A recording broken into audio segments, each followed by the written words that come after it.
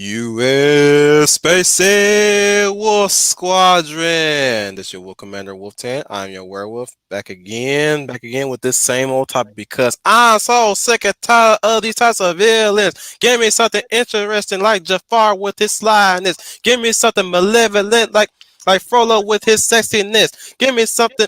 Hey, you're not complex. Hey, you're not sympathetic. Hey, I'm gonna stop now. Join with me here Worthy of today. an Emmy. Go ahead, go ahead, Schooner. Worthy of an Emmy, right there. Thank you. Anyways, we're talking about villains yet again, and writers' fixation on trying to soften up these villains for the youth. So I have with me here, the lovely of ew, goodness. Let me slow down my brain. I'm sorry. Slow it I'm down. You'll get it. I'm here. I'm here with the lovely lady of valor, Leia plus size. Hello, everybody. This is Leah plus size, your lovely lady of valor. And yes, we're going to talk about villains. Do we really have villains these days? And we're going to have fun with it as well. So I am ready to go. I'm glad to be with you all this afternoon. Today's topic that we're going to start with as well. I'm pretty sure the lovely Lady Bella has a lot to say. Speaking as a woman, don't mean to bring it out like that, but you know, I again, get you. again, even look beyond your gender. Let's just say this: beyond your gender, I love having you here because I love hearing your thoughts on anything geek wise. But again, it's very interesting to hear the woman's perspective on these topics as well. So again, love to have the lovely Lady of Valor here with us. Why, Okay, thank you, you're not gonna. Commander. Oh, Yes, I was getting ready to say something. I was going to say, thank you. I appreciate that. And I am very happy to be here with you and the rest of my crew there.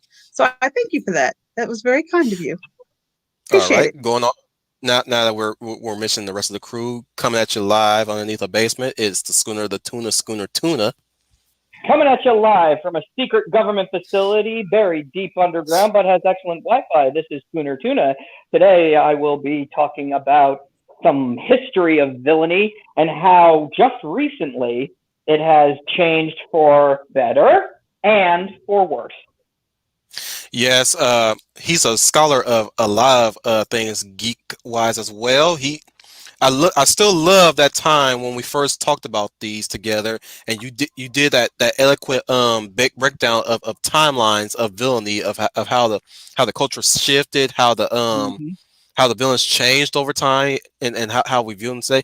Considering what the writers that are running these stories to the ground have very little understanding of how the world works in real life specifically, but we'll get more into that as well. Coming to us, the man, the myth, the legend, occupied imperial space, of course, the trooper with a unique number, Trooper FN 2525. Oh wow, that was a long intro. Hey guys, Hey, yeah, fuck you. Excuse let's me. welcome to See, the chat. see. Yeah. To No, quote for real. Samuel Jackson, the time it sees Negroes like you whenever you try to do something for them and they try to break you off something. No respect. No respect at all. Welcome to the chat, guys. Go ahead and start tossing in your top villains, if you will. Yeah, let's talk about it one more time. Considering that we haven't talked about it in a while, it's a good topic to revisit just to kind of get that fresh in your mind as to what to look for and what not to look for. Especially for anyone who's really just kind of sitting down and writing their own fanfic or just like trying to construct their hero. It's very important that you kind of have a literary sense of what the villain is supposed to, in theory, is supposed to achieve in terms of your hero development. So yeah, let's go for it. Let me welcome to the chat before we do. We have Melissa Harris's sons being first this time around. I don't know if anybody has did anything before, but this is the top chat that come up. So see you guys in a few minutes. Hopefully it'll be sooner than later. Brian Gil Martin, the Maverick Hunter Saint, is here as well. Hey guys, hey dude, talk about Wily and Sigma. Why yeah, since we're on villains now. We got Sam Proctor doing his little oh, that's me. Sam Proctor doing his gag for my choice to start a little bit late for everybody to come in as always. And we also have Matt Newey with his hello Matt Newey. Of course, Brian Gilmore has added to the conversation. Give me something like Kefka from FF6 who wanted to watch the world burn, got his wish too. I suck at rapping. Whatever. I ain't saying nothing. I'm just kind of just bystander right here. But yeah, Kefka is definitely a prime example of how to do a villain really good. Especially with him being Kefka basically. Yeah. But other than that, who wants to start? I volunteer Just depends, man. Well, Just depends on the vibe. Let me ask this. Well, let me ask this: who has an extensive explanation as to what is happening with the climate? You know what? Actually, let me get over to what we really want to start talking about really specifically, which is the Cruella movie has recently come out. My timing of this stream has been very impeccable. Nobody want to talk about that film. I know we don't, but it needs to be talked about. You know what? Look, I gotta bring this up too, especially in Silent Graver's stream yesterday. I just realized that this movie came out recently, and I'm like, bruh, I just pre-planned this stream right here. I pre-erected, right? And the movie just recently came out, and I'm like, bruh, my timing is impeccable. Also, Leia in the green room mentioned that Loki is not too is basically around the corner. I'm like, bruh, again, my timing is impeccable with these type of streams, man. With these so-called streams, I'm like, bruh, am I a clairvoyant at this point, or just clairvoyancy just happened on accident on my end? No, y'all been watching too much brainwash pop culture. Like, come on. But yeah, like basically we're going. I've already watched the review from the Tanner twins. For those who want to know who that is, that's MJ Tanner. The channel is called MJ Tanner. They're specifically the Tanner twins. Went through a little bit. You know what? I'm not going to get into their personal lives, but claim to fame for them is them reviewing Netflix's New Rob for a time. They also do other reviews on certain shows and movies, of course. You know, they're middle most of the time, but they outright point out the fallacies and the hypocrisies and all that jazz from these so-called new and trendy and groundbreaking and all that jazz type of shows. Stunning and brave. Stunning and brave and all that stuff. Yes, you know, right.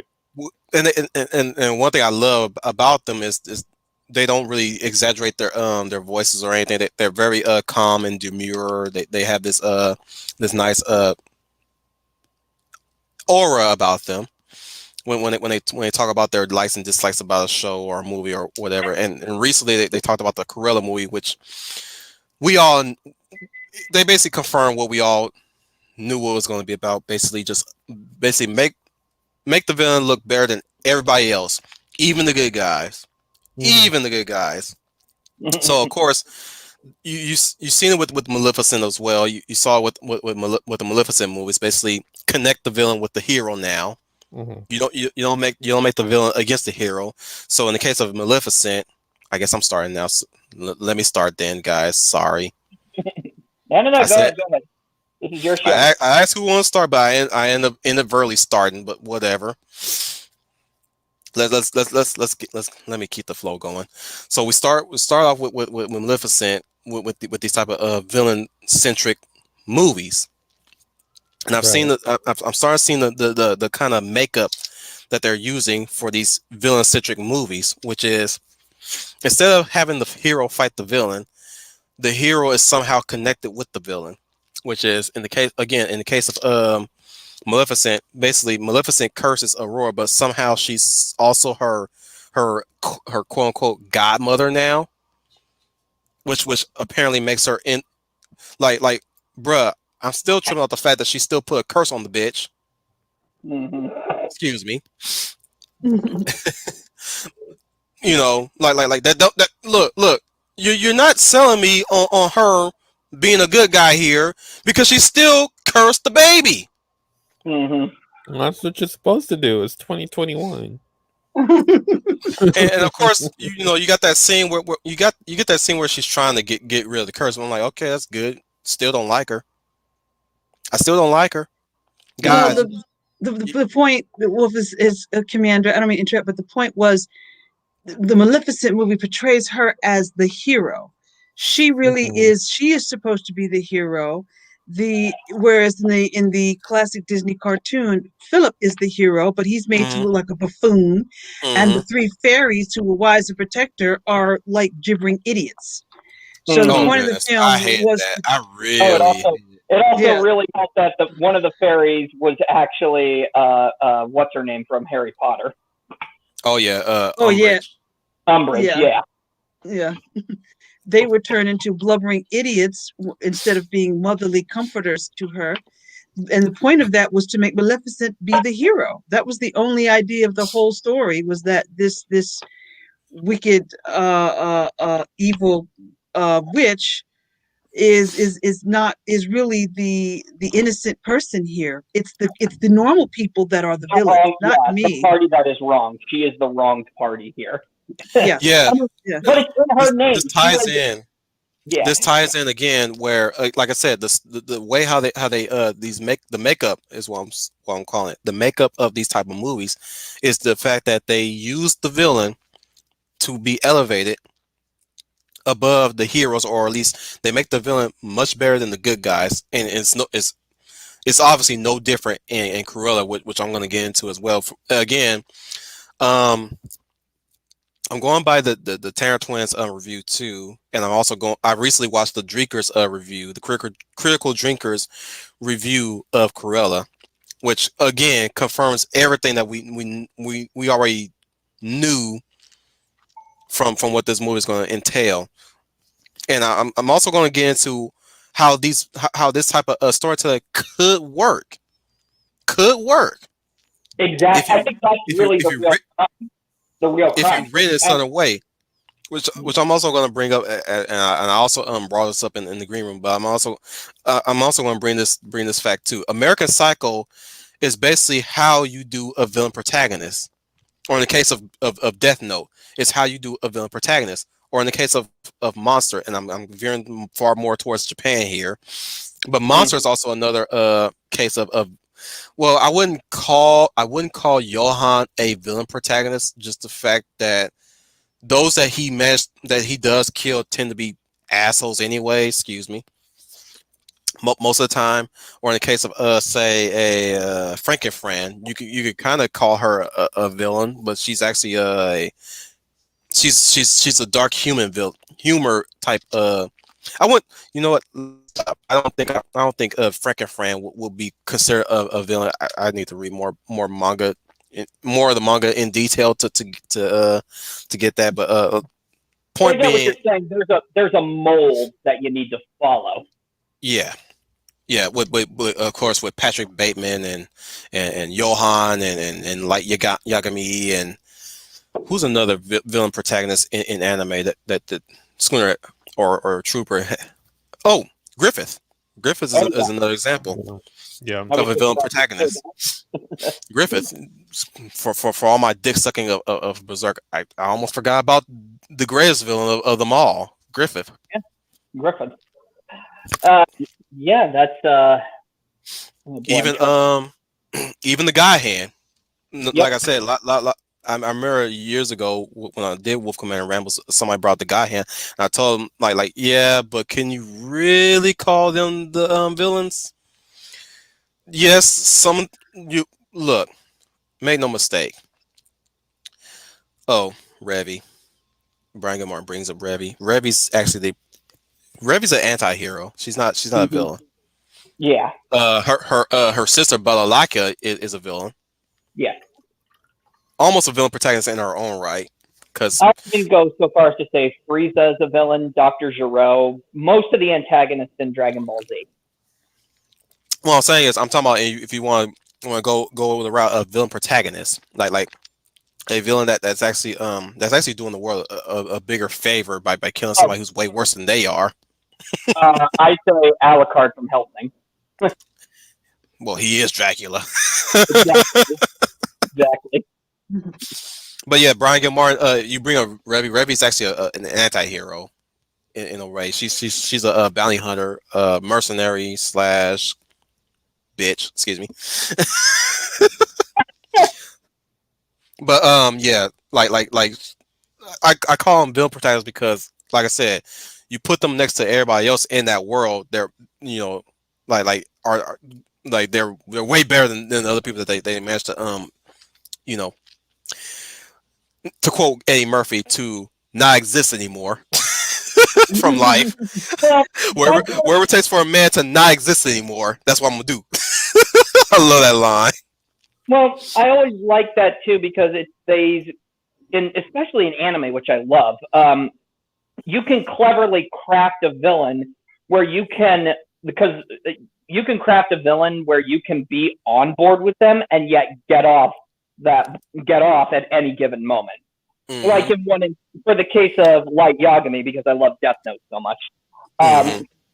you can see that his motives were identifiable, but ultimately it became his excuse, which I love. He thought, Hmm. I am ridding the world of darkness to I am the bringer of justice. And that was the thing that I found interesting about his character. And what I love about introducing L, you see him as, all right, he's going to stop Kira, but then you start learning some slightly evil bits about L. He's not doing this because he's making the world a better place. He likes the challenge. Hmm. Especially And when those are people who are on his hot on his trail now. Now it's become a hunt for. Now it's been now the hunt has begun for him, and knowing mm-hmm, that he's firmly within the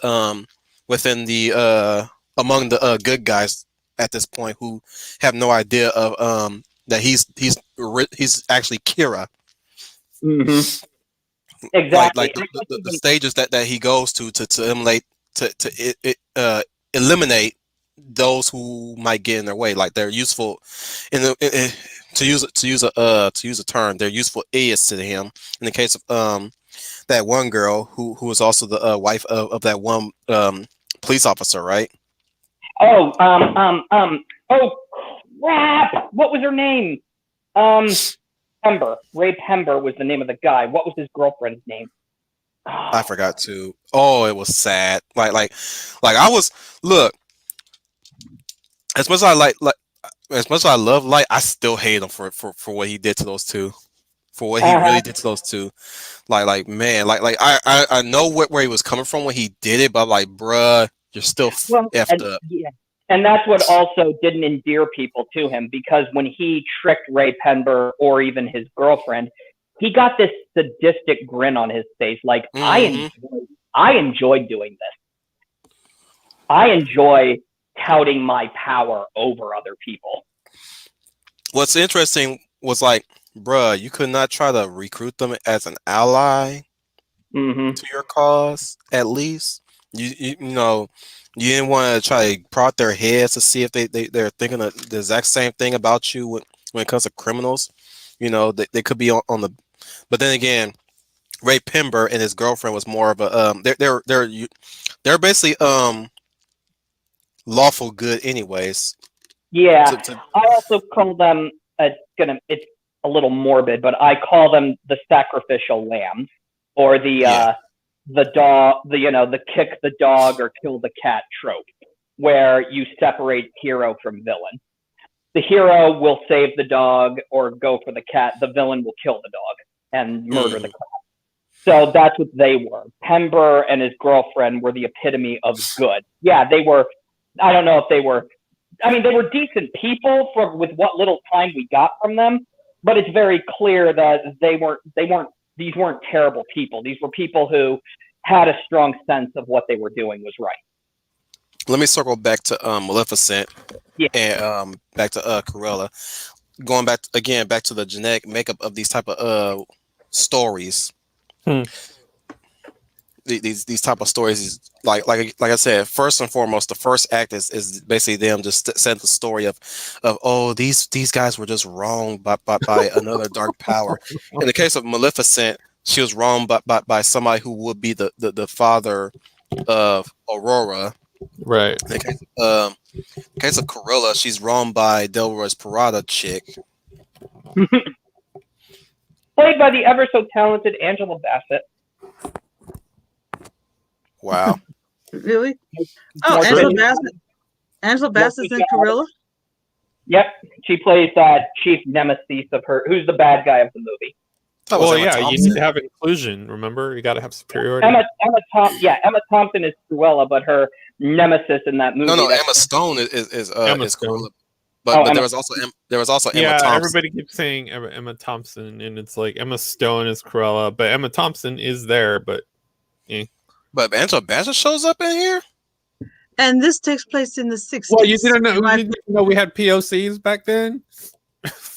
Yes, but I guess the civil rights movement was not necessary at that time.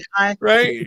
I asked. This is in the 60s, so That's why I had to close the window, Leia. No, I had to close the okay, window okay. on that. I was like, I No. can't.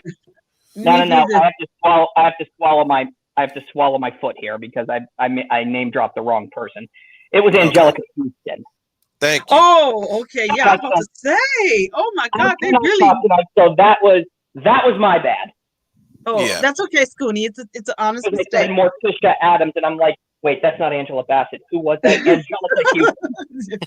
That's okay because Scooney, even if it was Bassett, I would believe you because the way Disney as warped as Disney's mind is, Oh yeah, They I'm right there will- with you. they will sell Mhm. that there was no civil rights movement in the 60s. All was well and we were all united. So I was gonna say- Yes, we were all united. There Oh, wasn't a yeah. thing with Now that you bring- segregation. Now that you bring that up, Yeah. now that you bring that up, Anita is black in this one though. Who? Anita Darling. Roger's wife in 101 Dalmatians. Oh, come on. They made her black in Cruella. Mm-hmm. Yeah. So now again, this is the I 60s. was had to close that This is window. the I was 60s. like, I can't watch any of this.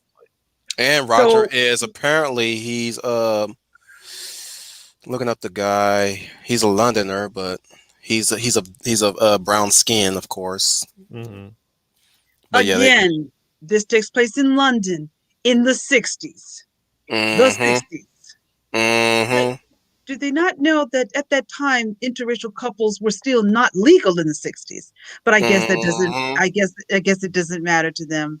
I guess it does. It's just like that Bridgerton in the 1870s, blacks running around Ah. free. Hang on. It's loosely, they're gonna say it's loosely based around 60s London, so we can make up anything we can to put in on this. I'm like, yeah. Loosely. That's the magic word, huh? Loosely. I see. Okay. Even though in the 1960s, a person of color would not have that much freedom, and you certainly were not allowed to walk down the street interracially hand in hand, legally as of yet. But what do I know? Oh, no. and, Well, in America they couldn't, but London has always been ahead of the times. And I'm just like, oh God. Oh, Also, let me also add with these genetic makeups. So again, in order for them to connect the heroes with the villain, they have to change the Mhm. hero in such a way that it will seem very ridiculous. So from what I heard, again, through the Terran twins and of course the drinker, apparently Roger is the villain's lawyer. The Emma Thompson's lawyer. You're not talking about Mark Strong, are you? No. Oh, thank God. Mark Strong is our benefactor, I think. Okay, good. But he's probably still a The toxic minute- male. Because the minute you make Mark Strong Roger, I'm like, huh, that's an interesting choice. Yeah, you look old as shit. Yeah. Yes. Oh, they really did oh wow, I'm seeing who they chose for Jasper and Horace. Wow. Yeah, everybody gets you get an origin story. You get an origin story. Everybody gets an origin story in this freaking movie. Like everybody shows up in this movie. Like freaking Jasper and Horace, Hmm. Roger and Anita. And it's all Wow. just to self-serve Cruella. Mm-hmm. Yeah. That's really what this is. Again, another genetic makeup for these type of stories. Like you put in characters that would never, I repeat, never ever would have shown up in this time frame if you're really going to do a sort of prequel to a certain story like this, like in the case of Maleficent, a prequel to Sleeping Beauty. How in the hell Philip is going to show up No, that's not even. No. Maleficent is a prequel slash reimagining of Sleeping Beauty. Thank you. Because Sleeping Beauty is running it's literally a retelling of Sleeping Beauty from Maleficent's point of view. This is basically okay. This is how I would Wicked. actually. Yeah. They got the Wicked treatment. Basically, I would basically say that this is Sleeping Beauty if Maleficent was telling the story. Yeah, Yep. that's basically that is. I remember basically what it now that you bring that up. I remember reading a story called "The True Story of the Three Little Pigs," and it's told by the wolf's perspective. Mhm. and basically everything that happened was all an accident. Mhm. is. Which let me clarify. I still love that story. I still love it because it's hilarious how they tell it. Because let me just give you the synopsis of the story. Basically, the wolf has no sugar in his house, so he. Oh my goodness! You know what? This also Yeah, this is also it's his mom's birthday. He's got to bake her a cake, and he has no sugar. And he goes oh over. you read that story too. Of course, that story. So we did go around the same timeline. Nice. Yep. Go ahead. Tell a story, Schooner. I think you do a better job than me. Goes to his neighbor's house, who happens to be one of the little pigs, and the little pig is rude to him. And the problem is that the wolf mentions that he has allergies, and the pig's house is made of straw. So of course he sneezes, and the house tumbles down. And because the house collapsed down on it, the pig died. He looks and he sees he doesn't think at the time that this is the body of the pig. He thought it looked like he thought it was food that he left out. So he eats them. So then he goes. So he goes to to his next door neighbor's house, which is a pig made of straw. Mm-hmm. And sticks. Yeah, of sticks. And what was it? He says, "Go away! I'm shaving the hairs off my chinny chin chin." Mm-hmm. And then he sneezes again. He does the same thing. Then he goes to the pig made of bricks, and the pig made of bricks basically says, "Your mother's a something." And the wolf goes, it triggers him. So he's trying to sneeze, and then they call the police on him. He calls the police on him, and he's sneezing while he's yelling. He's yelling harass, I guess threats or something like that. The police arrest him, and then when the press finds out what the wolf did, they decided to jazz up the story, huff and puff, and all that kind of stuff. Mm. Ends at the very end with the wolf asking his guard who's watching him, "Can you lend me a cup of sugar?" Yep. Oh my goodness, I love. I'm sorry, I love this story. This story is just amazing. One little detail I want to mention. For what you said. From what you said, Schooner. No, he didn't mistake the pig ass. Excuse me. Mm-hmm. For food that the pig left out. No, he recognized that the pig was dead, but he thought the ethical thing was to eat it. So you know was to eat the pig before it rots. Oh my God, that's right. And I'm like, this is a children's book. Good Lord. Yep, this is a children's book, by the way. It's got a lot. It's got some straight up dark humor. to it. It's freaking amazing. I read this in elementary school of all things.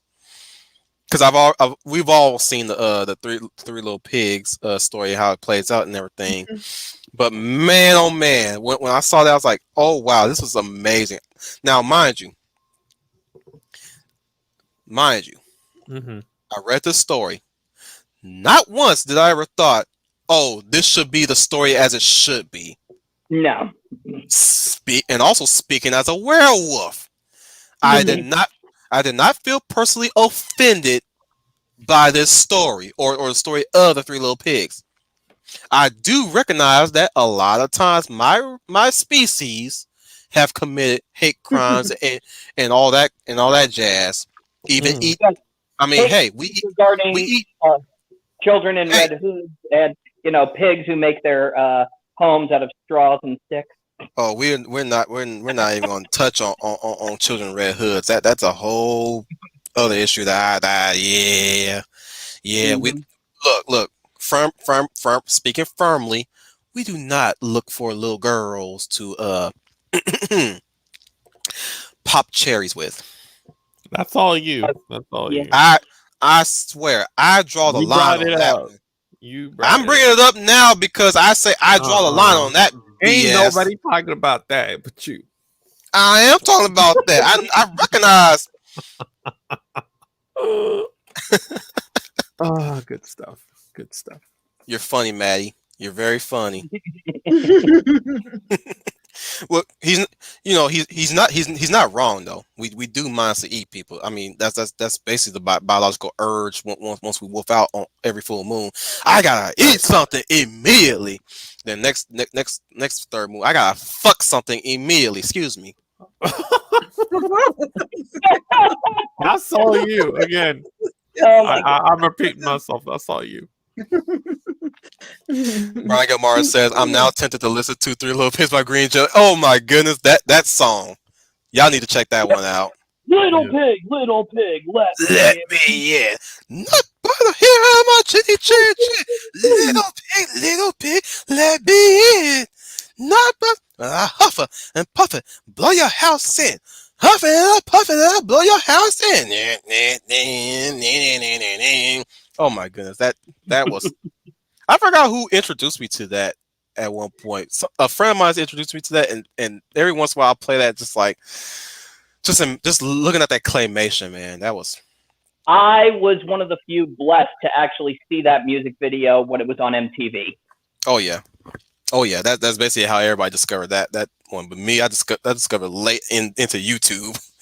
But yeah, definitely check out True Story of Three Little Pigs for anybody who. It's a simple read, obviously it's a children's book, but like I said, it's got everything that we need: dark humor, a good premise, a very interesting retelling of a story, which is way better than what these modern writers want to do. I mean, it's like you want to feel sorry for the wolf, Mm.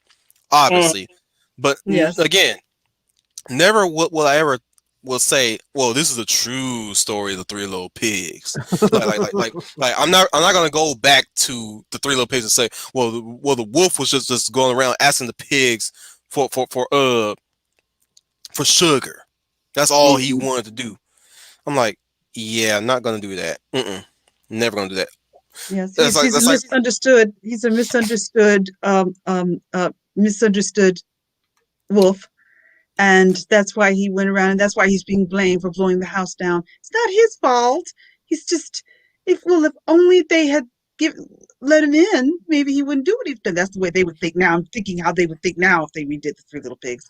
And the Three Little Pigs are toxic masculinity or whatever you want to call it, pigs. And when I on the door to him, I'm thinking that's how Disney would write it now.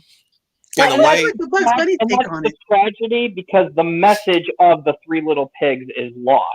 What is the message Hmm. of the Three Little Pigs? Hard work, tireless dedication, and your house stands.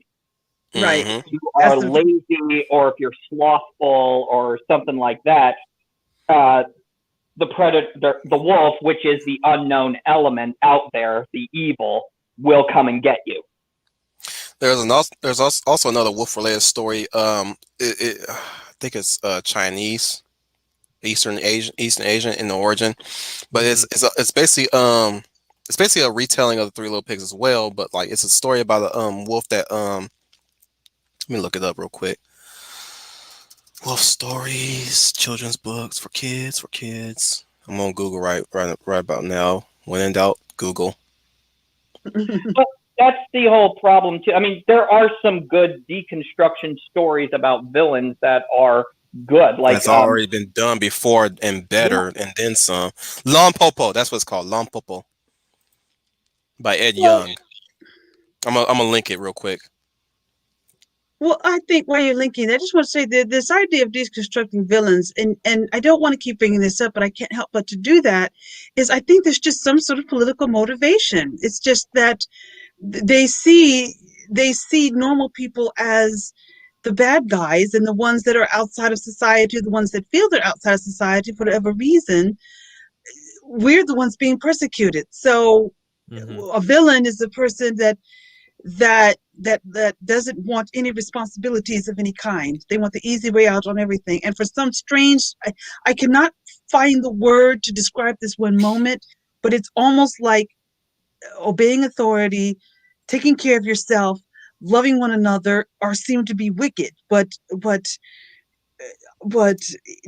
disobeying law, disobeying authority Mm-hmm. is really what the strength is. So this is why I'm seeing this barrage of retelling stories from the villain point of view, because for some reason or another, the hero is really the villain. I can't find a word for what this movement really is, but I'm noticing it just seems to be all they want to come up with. Well, we're going to tell a new version of a story, and but this time we're going to tell it from the villain's point of view.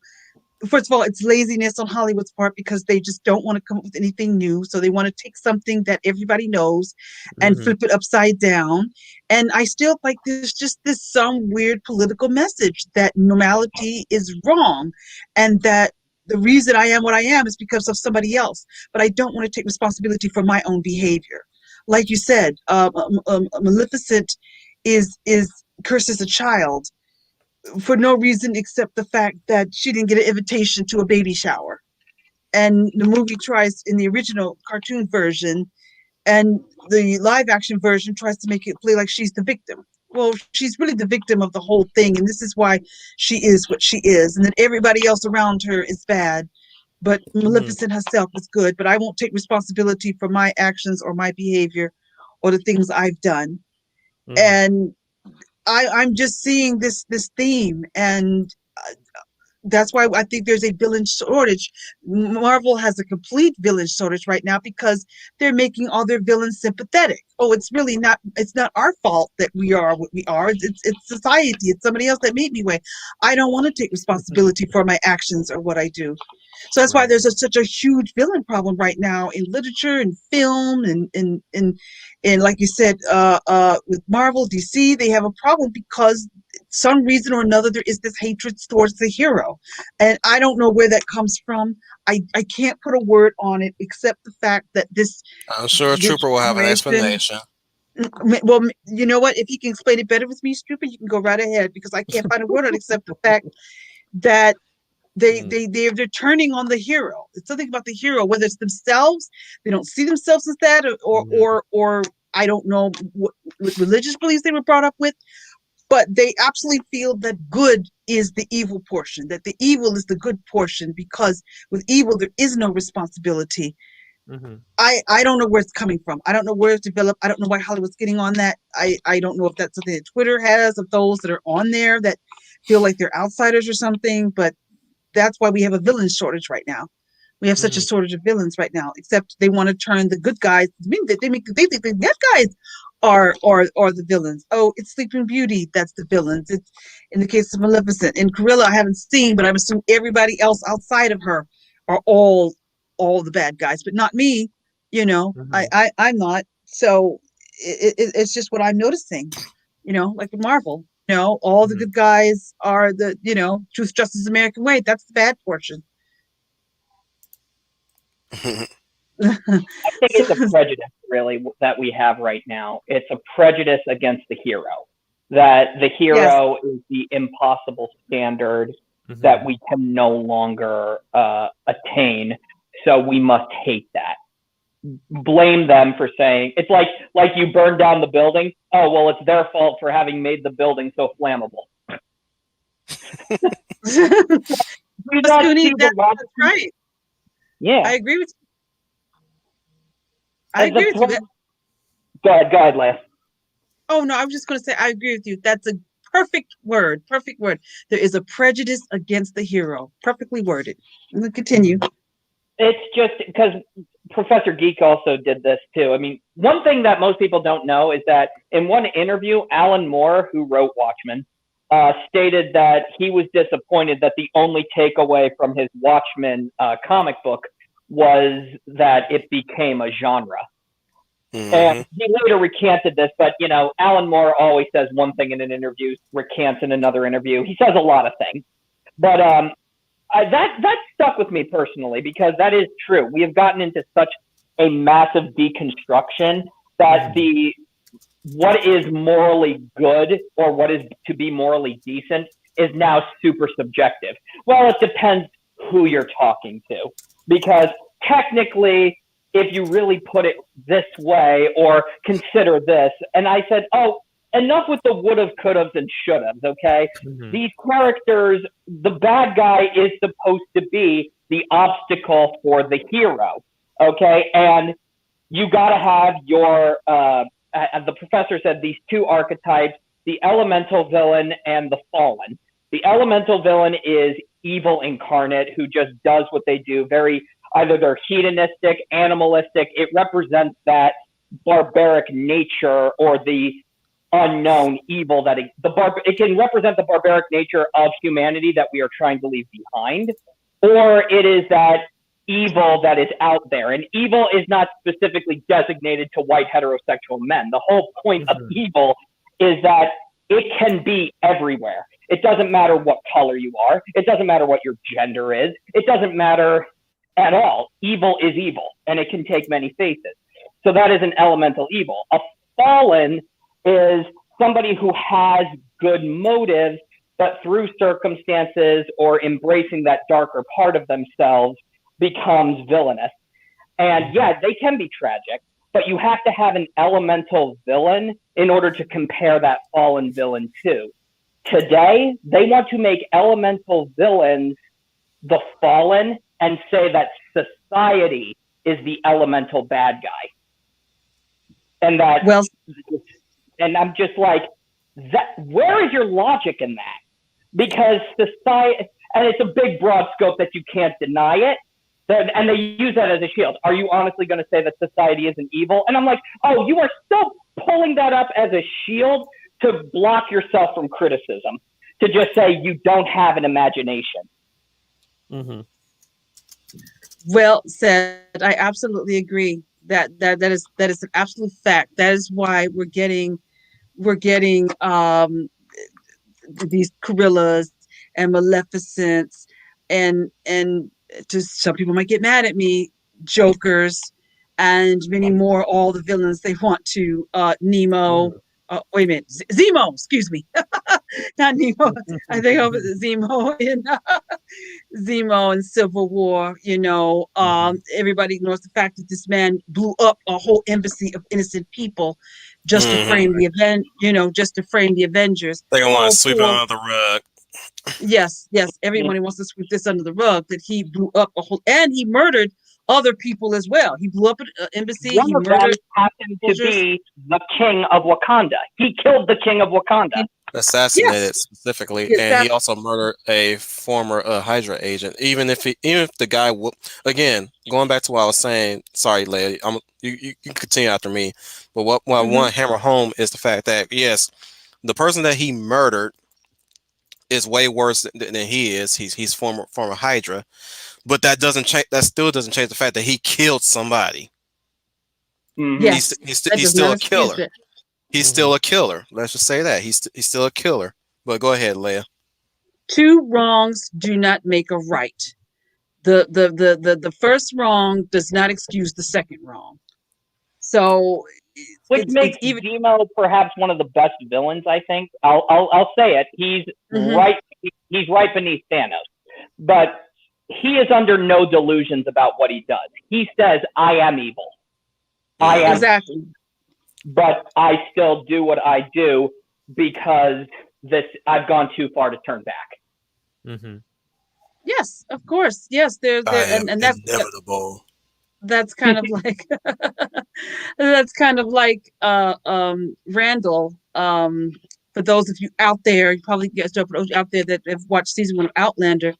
Blackjack Randall is the same way, that he's not he's not a tragic hero, but he is just the embodiment of darkness. I think he even says that his heart lies in darkness. So Mm. he's just the embodiment of that. But Falcon was special guest Sense a star little Winter Soldier. accent in there when you said that. What? When you quoted Randall. Sense a little accent there. Like, my heart lies in darkness. Oh well, I guess it pops in there every now and then when when I try to remember the line. Sometimes I do the accent, so it's Mm-hmm. a habit. It's a habit I had since I was a kid. When I took drama class, my teacher would always say, "It's my voice had a tendency to always to try to go British." So it's just something self-conscious that I do. But that's when I was quoting his line, so I just quote it like him. That's the best way to remember it. Hmm. But yeah, back to what I'm saying. You're right. But my problem is the Falcon with special guest star Winter Soldier Mm-hmm. tried to turn him into a sympathetic type of villain and make him more innocent. And I'm sitting there going, you do realize this guy killed the king of Wakanda, am I correct? You do realize this guy blew up millions of innocent people, correct? You do realize this guy murdered, Where's black folk on that what one? does it? Yeah. Mm, He What? Just to also quote, killed just to the quote uncle. Killmonger. Let me quote Killmonger real quick. Where was black Okay. folk when they try to make him a sympathetic? Like then this motherfucker just killed the king. Mm-hmm. Uh, uh, Hmm. Black Lives Matter. Didn't this motherfucker? Excuse me on both accounts. Okay. But didn't this mofo just killed the king in Civil War? A And black king, by the way. Yes. Yes. And we're I, supposed to quote Timon from Lion King, and we're supposed to be okay with that. mm-hmm. Did I miss something? Yeah. exactly. Exactly. So that was one of my problems with the Falcon with special guest star Winter Soldier is it's like they were trying to make him sympathetic. Zemo is not sympathetic. Why are you doing this? There's But he nothing had a sympathetic about family it. in Age of Ultron that died in Sokovia. I don't give a snoot. It would be remember what I fine to give said. them some form of backstory, but it's not something we need to delve into. I mean, that's just to Well, kind of because give more of a backdrop to the film. I get it, but I know where these films want to go, and it's been overdone and it's oversaturated, and I mean it's gotten to the point where it's just repetitive. So at that point, you just have to just turn it off, change the channel, open up a new window, do Quick, what it what is you have to do. change the channel. What you got to do. I mean, Street Fighter. for as Mhm. much as we want to sound like broken records, I mean, if anyone remembers when this whole Mortal Kombat thing took off in the 90s, I mean, what were they going on about? They were going on about violence in television, and what was the campaign? Change the channel. So, Yeah. I mean, I'm right there on that too. I'm like, with all these villains, I mean, we know what a But villain is. We know what a villain is not. And for lack of anything else, I mean, these aren't villains at all. These are characters at this point. They're not even good characters. They're just Yeah. badly written characters. So it might as well just turn the page and move on. So but in the case of Zemo, they commit to his villainy.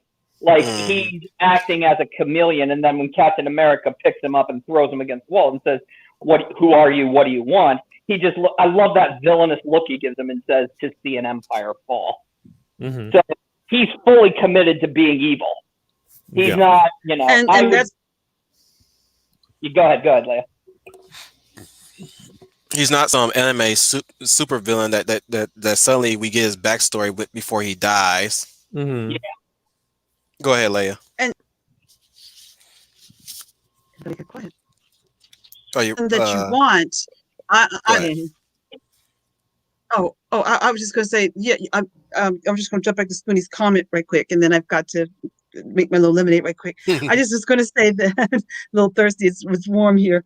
I was just going to say that, and that's good, Scoonie, and that's good. But then they destroyed it. All of that is broken down when they did the TV show. When the TV show, they destroyed all of that. They destroyed all of that when they did the Falcon Soldier. They tried to turn him into sympathetic or tragic.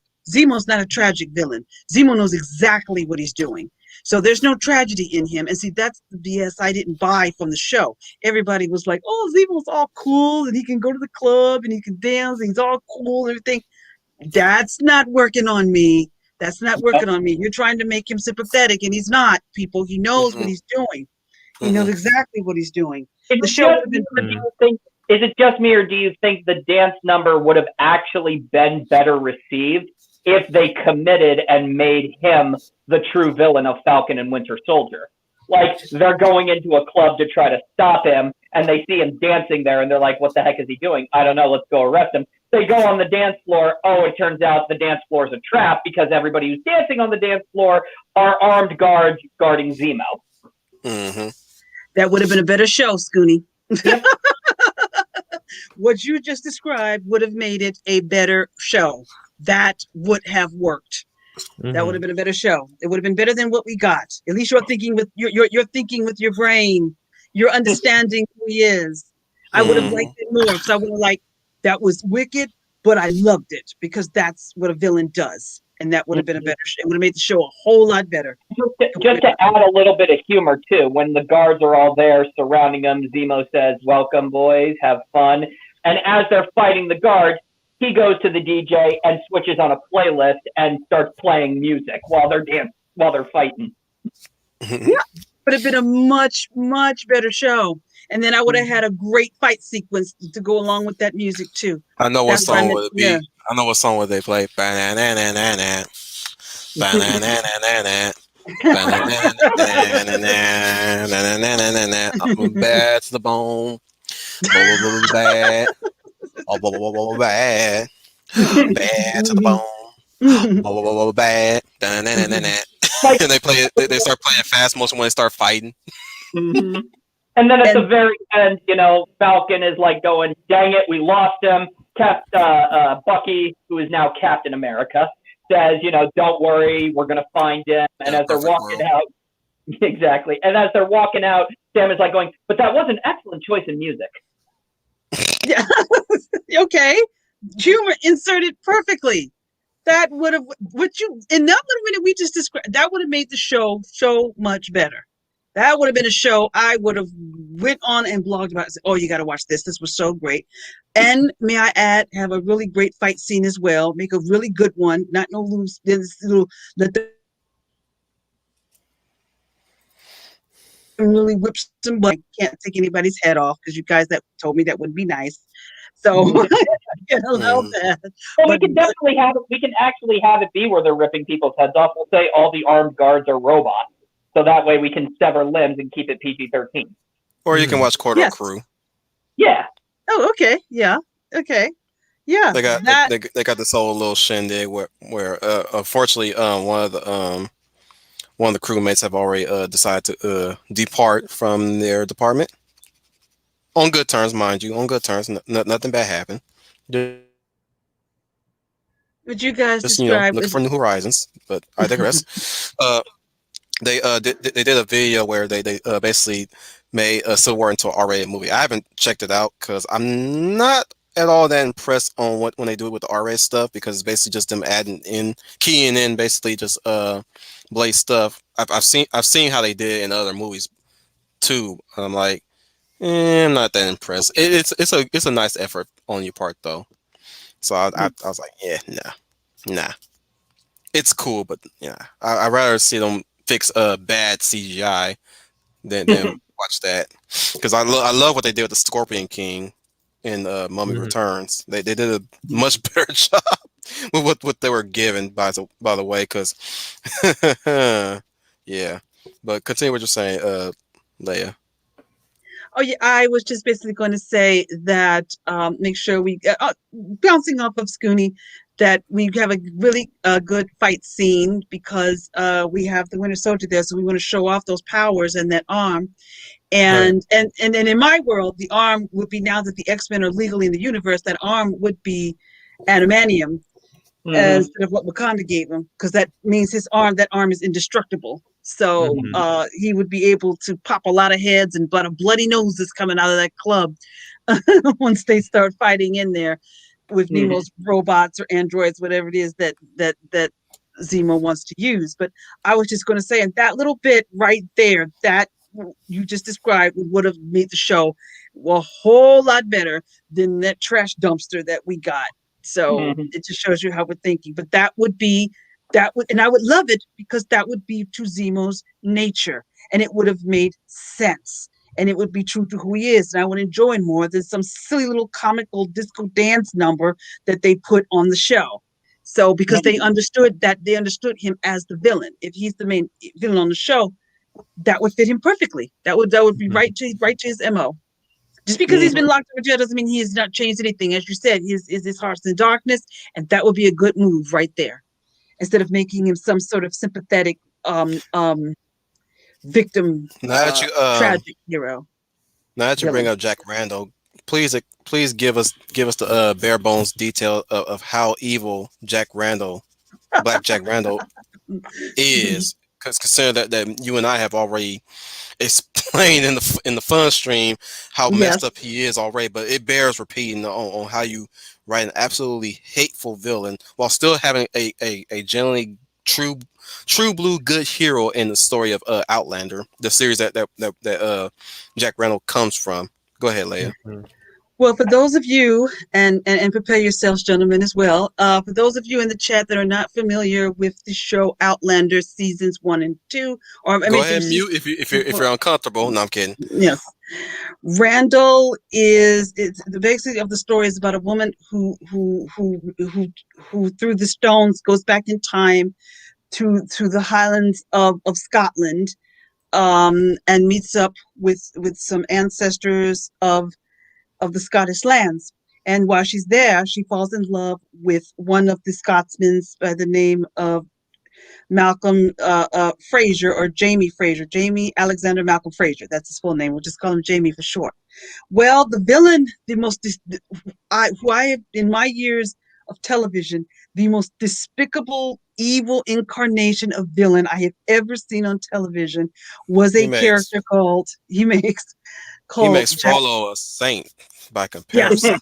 he makes so many people a saint. He is a red coat out there to bring pure hell to the Highlanders, and he does in the most vicious, wickedest way possible. He has Jamie, this very handsome, strong, brave, masculine, tough, brave man, arrested on these false charges. And he, first of all, in one scene, it's what he does on these false charges because he has such a Mhm. hatred for this man. It's the first time he arrests Jamie and has him handcuffs. He tells Jamie that he would let Jamie go free if if he freely gives his body to Randall to do whatever he wants. Basically, indecent proposal. He said, if you do that, you can go free. If you don't, you won't. Jamie refuses and says, ain't no way that's not happening. Well, Randall was not going to give up that easy. So again, Randall has Let's start with what Jamie. he did to him first before we get to the really nitty gritty, You want me to get to which the is which is not before I get before the prison, or before you yeah, talk about before in yeah, the prison? yeah, before the Okay, prison. okay. Are you talking about when he was whipped by Randall? Yeah, Okay, he viciously, sadistically lashes Jamie to the point where you could just see the skin just drop like off Mhm. his back, Oh and the man. blood is all on the ground. It's so bloody, Randall starts slipping on Jamie's own blood from the many lashes he gives him. And he gives him his arm lashes. starts aching too. Yes, yep. His arm starts aching too because he keeps giving Jamie these terrible lashes, and the scars remain are embedded in Jamie's back forever. But it's a terrible lashing because there's blood dripping everywhere. I mean, no one. I hope this is not blasphemy. If it is, I'm sorry, God. I don't think Jesus Christ himself had this kind of lashing, and it's so bloody that Randall at one point even slips on Jamie's blood from all the blood that's flowed from his back from the lashing that Making he a gave fool out of him. himself. Where I think in that same scene, people kind of laughed when he did that. They laughed, but also it's tragic because his father, Jamie's father, I think his father had a heart attack and His died. father did, Yeah, his father couldn't take what was happening, and he dropped dead of a heart attack. But and they postponed it after that, I believe. right, I believe after that. But you're right. Some of the people were laughing at Randall, and Randall couldn't take it. So the more they laughed, the more he kept lashing out at Jamie, and the more lashes he was giving to Jamie, and the more bloodier it got because of the laughs they were making. But Jamie, despite all of those lashes that he took, did not yield or give in or surrender to Randall. He was And passed out by that point. even though he was still passed out, he still did, but the thing is, he didn't yield through the whole lashing. He took it all I in bet you to the point anybody. he passed out. I bet you anybody who embellishes that story is like Jimmy wasn't screaming because he was asleep. Mm-hmm. But The that's man, what, the, No, the but man that's with the already. I haven't watched the series yet, but already I could tell what that whole scene, archetype wise and story wise, what it's supposed to mean. But it's like writers of today with the villains probably wouldn't get that. yeah, they wouldn't get it. They wouldn't write it like that. But the point was Jamie was not going to scream. He wasn't going to scream yield. He wasn't. If you and that's what Randall wanted him to do, but he didn't. So he took the lashes to the point where he you're right, he did pass out, but he wasn't going to yield to Randall, which is what Randall wanted. Randall wanted him to scream for his life, and Jamie wouldn't do it. And that's why nope. he kept doing the lashes. He wanted Jamie to scream and beg, but Jamie couldn't do it. But unfortunately, Jamie's father, he lost his father when his father We're saw gonna him being beat so badly. let's also add up to the fact that he was nearly a rapist on two accounts. Mm-hmm. Yes, Mm-hmm. many accounts. Yes, many accounts he was a He rapist. attempted to rape the main character Claire upon her arrival, like on a chance meeting. By the way, he Well, just met this woman, and the first thing he tries to do is try to rape the woman. he tried to do it twice. So that, and then another time he tried to do it. Um, when This he is before he captured met her. Claire, by the way. Right, I, I, right. was- I was I was bringing up the I was bringing that up because well before Claire even entered the picture, let me also add to the fact that he almost attempted to rape Jamie's sister Mm-hmm. Yes, upon removing his removing him, right. That's way before he took him away to get lashed. right. Before he removed him to get lashed, he tried to rape Jamie's sister. Yes. Which Uh, again, it's I'm gonna call it for what it is, dark humor, complete dark humor, because the fact that he tried, but he couldn't seem to get it up in exactly. the And she laughed at presence of a that. woman. And the Mm-hmm. more Yeah, she laughed, he kept hitting her, which again it goes back to, when people make a fool of him, he can't help himself but just afflict pain on them in every way. In the case of Jamie, he lashes him far more than what was intended. I think he was supposed to lash him like 23 times, right? because he thought Jamie would beg to stop by then. That's why he kept going on further because he was upset that Jamie would not beg for his life. Yeah, 23 were lashes, but he kept going because the man wouldn't you as a bully tries to do, because the this is why I always encourage people to stand up to bullies, no matter what the case is, or at least have somebody else be there for you when you stand up to bullies, because bullies get off on they get off on the pain of others. They get like you no spinning around about it, like you can always say, oh, the bully is the way it is because of upbringing. Yes, but nobody put a gun to their head when they shove a person in a locker. Nobody point a gun to their head when they wedgie somebody. Like you can blame parents and upbringing all you want, but they choose to do this. But back to Outlander again with Jack Randall. Like I said, the case of dark humor there is the fact that they make a fool of, like, he basically makes a fool of himself in that regard when he tries to do a power play, if you will, on people, and again ends up making a fool of himself. And of course they end up laughing at him. In the case of Jamie's sister, which for him to for him to excuse me, what's the word? There's a word for it. The more he Quote unquote. tries, the more he tries, the Where I'm more going with he. this is where I'm going with this is that he quote unquote tries to redeem himself from his humiliation. He still ends up making himself look like a fool because it makes him look lesser. In the case again, Mhm. slapping a woman who keeps laughing at him and he still can't get it up. In the case of Jamie, people laughing at him more because he slipped on some blood, making an ass out of himself in front of his would be cat prisoner. You know Hmm. what I'm saying? It's basically like that. If the bully is not inflicting terror and pain and fear into others, they're gonna keep doing it just to again to continue to get a rise out of them. But if what they're receiving is the opposite of that, that pushes them further to do cruel things. And the more you see it, the more you see that dark side, if you will, Mhm. from come manifesting out of them. So Jack Randall, by definition, is a bully. He is a bully. Now, as we go further in the story, he becomes more than the bully. He just becomes outright evil, like Satan himself at this Yes. point. Mhm. Hmm. Um, but yeah, uh, you know what, Leia? Yeah, Hmm. now we can get into to what he really did, which wow. And you said by your mission that the men that you introduced this to, you know what I'm saying, Hmm. that they quit on this part. Yes. Whereas me, I don't know if you were surprised when I said that. I was, because so many men told me they never wanted to see it again.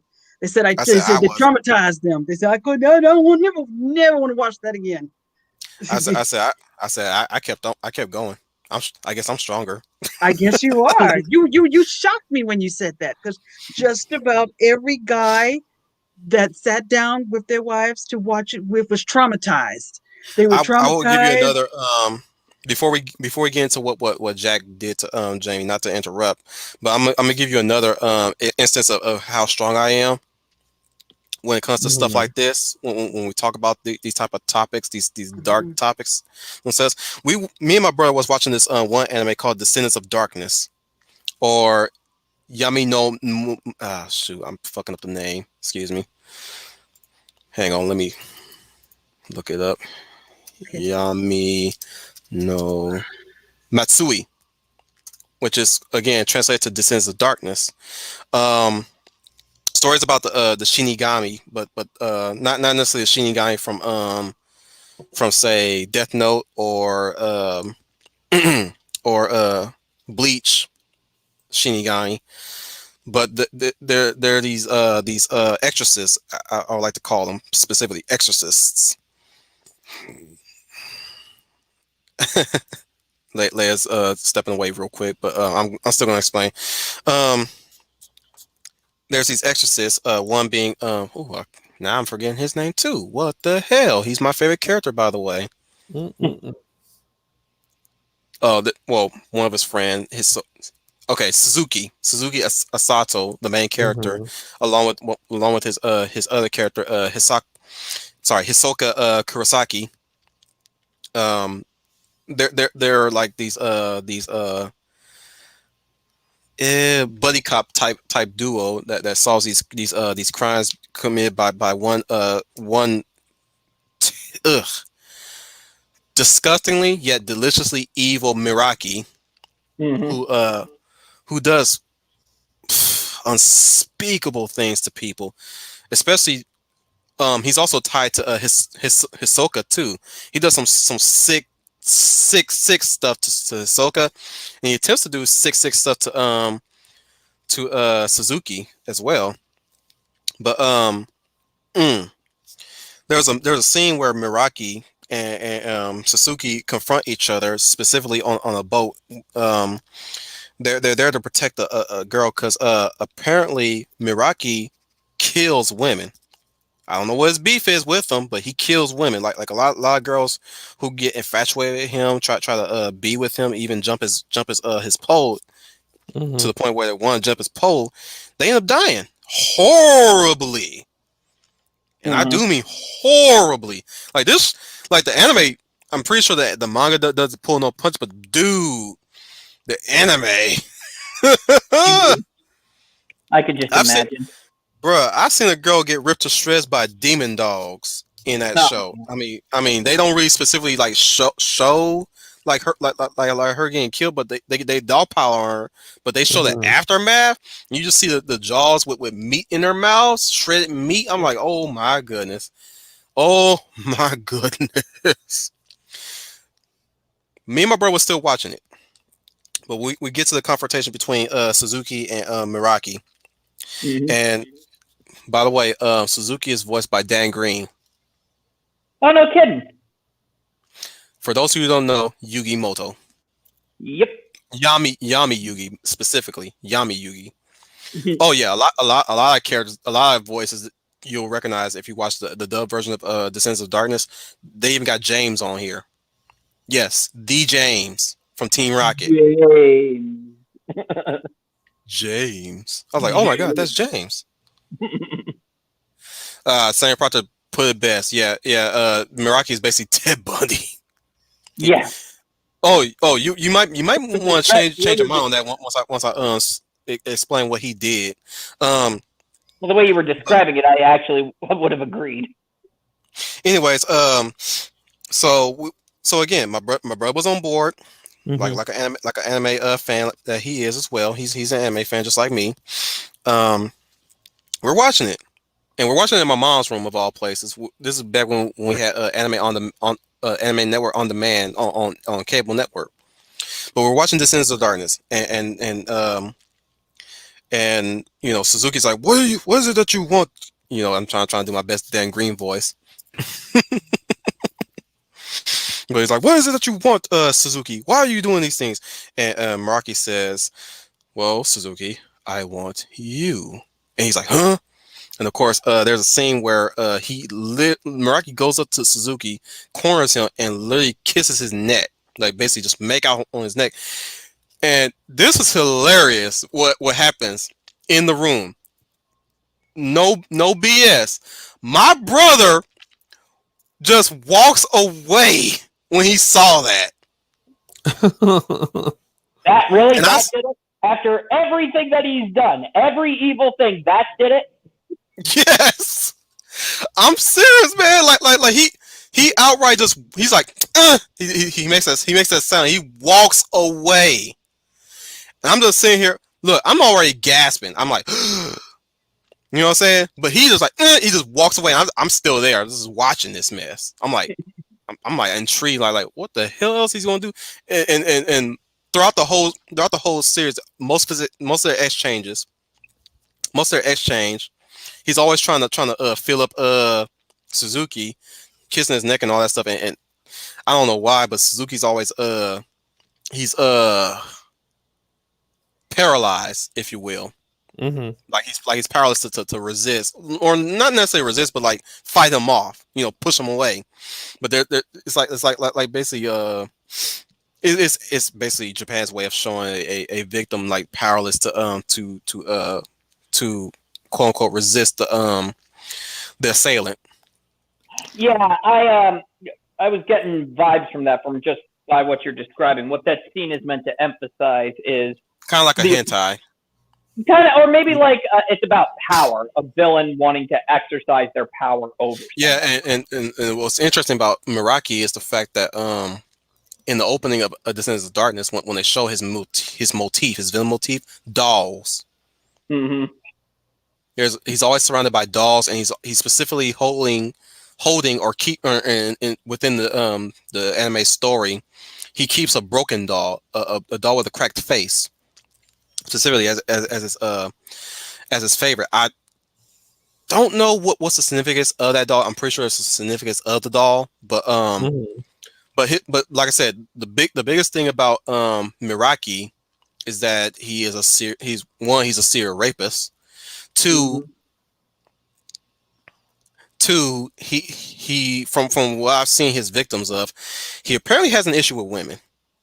I'm not, I'm just pointing out there. He apparently has an issue with women. He's willing to manipulate them as far as he can until he finally, you know, do terrible things to them. Another thing is Hisako. Where I say he ties to Hisako. Hisako was his first victim. He Jeez. outright tear the boy's clothes off, like just outright rapes the boy, and even puts a curse on him. Good Like, Lord. yeah, he. Oh, mind you, he physically carved something into Hisako's back. See, that's villainy. There is that is villainy. Yeah, Why yeah. can't we get bad guys like this, like villains that you absolutely are appalled by, and yet it's amazing how many new ways they can find you to. It's amazing how many new ways you can find to make me repulsed by you. I'm gonna show in the chat the picture of Hisako's affliction, or at least his curse. Okay. Yeah. Let me type in Descendants of Darkness. But that's how you write a bad guy. Yeah, pretty much. Well, here's the thing though. There any SJ hobo who sees Meraki are just gonna say, oh, that's just society's homophobia towards homosexuals. No. Yeah, exactly. I would say the exact same thing. They would immediately start making a defense with him by saying, "Oh, he's gay. He likes the main character." And I would look at them and like, okay, he maimed, murdered, and raped so many people. It's just because he's a closeted gay. Don't say because he's a closeted gay. Don't say that. Because that's bullshit. There ain't nothing in the closet with this guy. This guy's outright gay. Yeah. But I'm just saying, they'll say, oh, well, then that makes everything okay. I'm like, how? And then you'll get into, which you immediately regret asking how, because then they'll come up with some lunatic BS reason. That's why I said when I made that comment about male rape victims, or at least in the case of female to male rape victims, which is the female is the perpetrator. Mm-hmm. They make these claims saying, oh well, he should have enjoyed it because it came from women. This is a bit like what if he was saving himself for marriage? What if he was saving himself for somebody who he actually loved, and somebody took that from him? That woman took that from him. Or in the case, I'll even go a step further. I mean, our society today is saying that raping females is wrong, and they all absolutely scold it. But in our media and pop culture, male rape is seen almost as funny or a joke.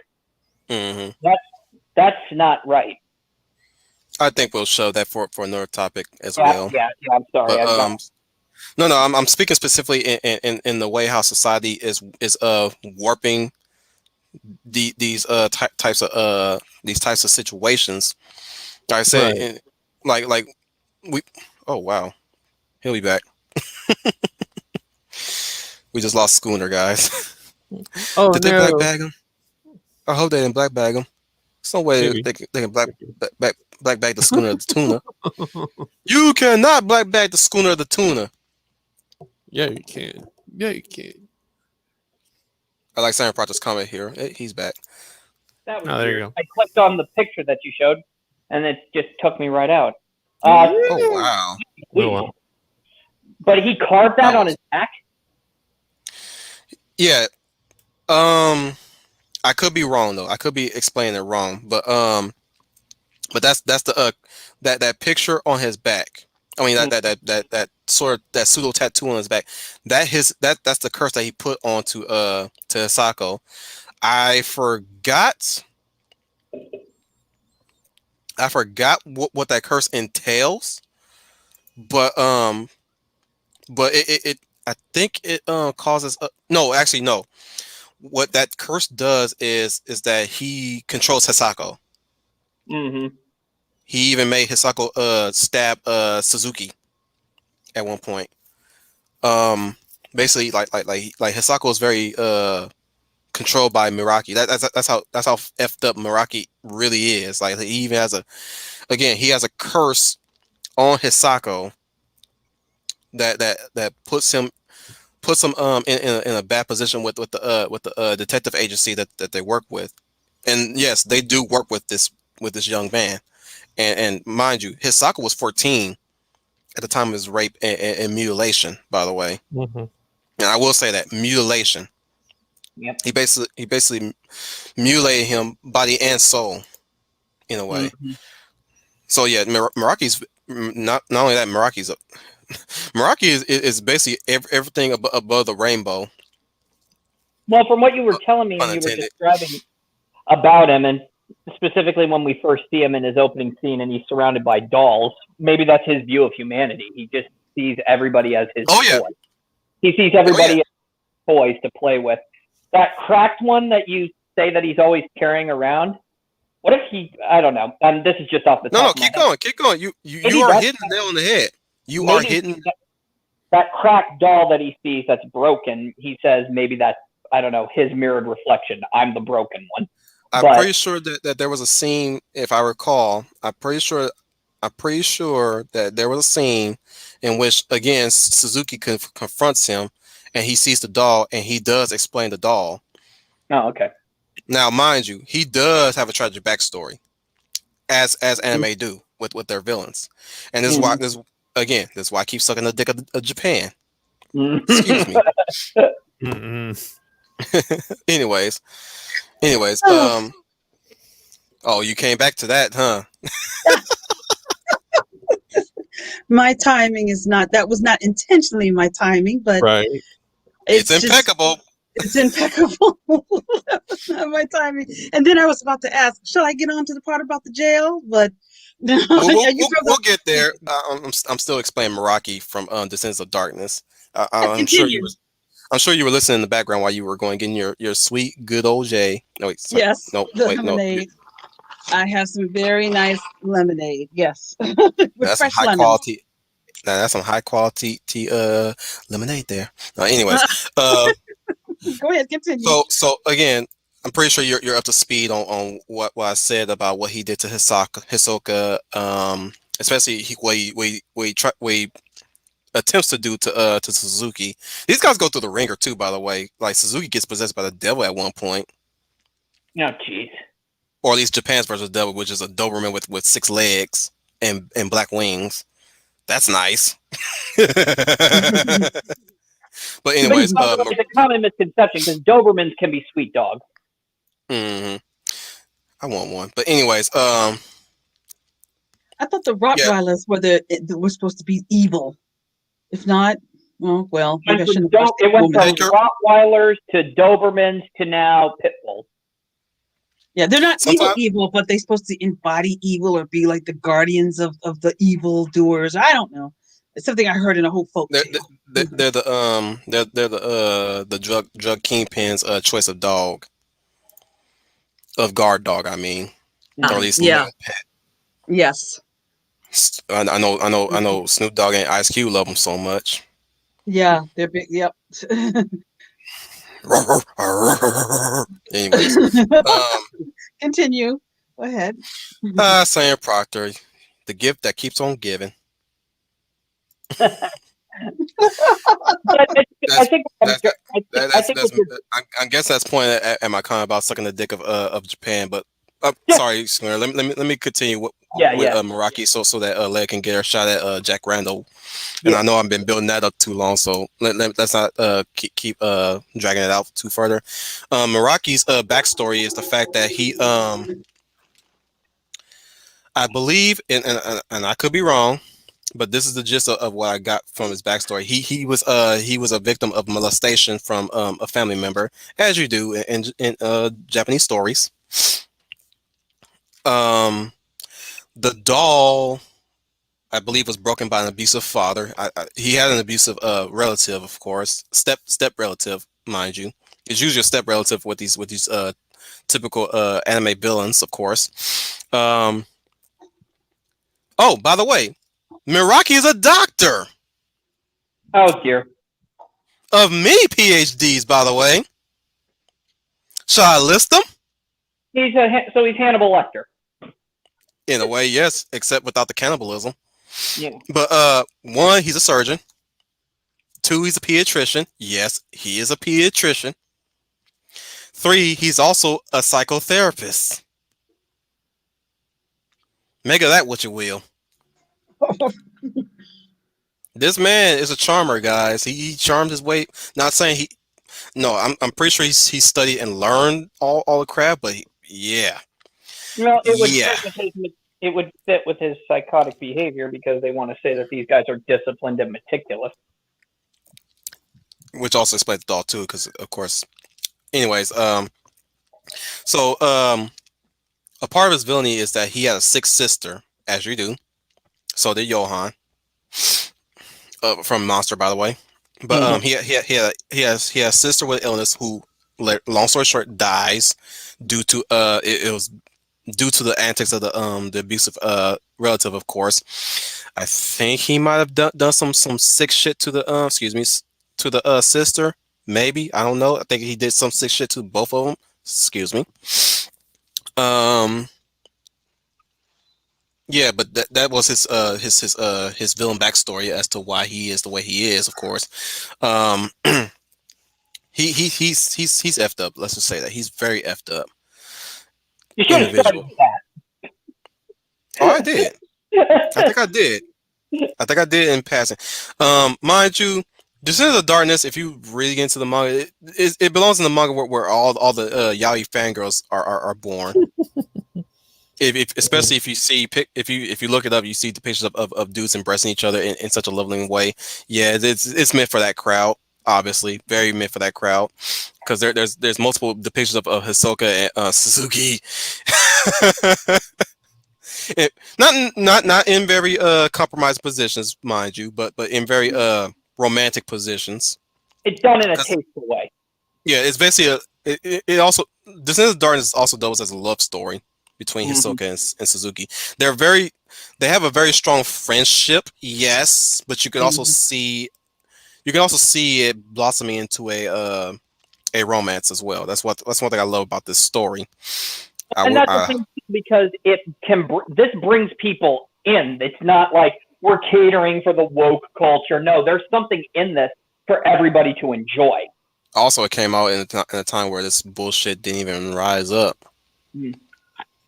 2007, I believe, or 2003, But where that's anime was good, still yeah, good to this day, but kind of they're kind of too over marketing the of a certain subgenre. But hmm back then, anime was off the chain, like no. really off the chain, like bruh. My nephews are super interested in anime. I'm like, bruh. Let's just say this. Hmm. Your uncle's an OG when it comes to that stuff. I'm a real OG when it comes to this stuff. Like, bro, I'm gonna wait till you guys get a little bit older, so I can just introduce you to some sick stuff, man. Some really sick stuff. Which it's gonna be difficult. Trust me, Yeah. it's gonna be very difficult because they're into the My Hero Academia, the the One Piece, the Naruto and all that stuff. The Right. Dragon Oh, Ball that's Super their little specifically. hearts. They're still children. They don't know the dark side of anime.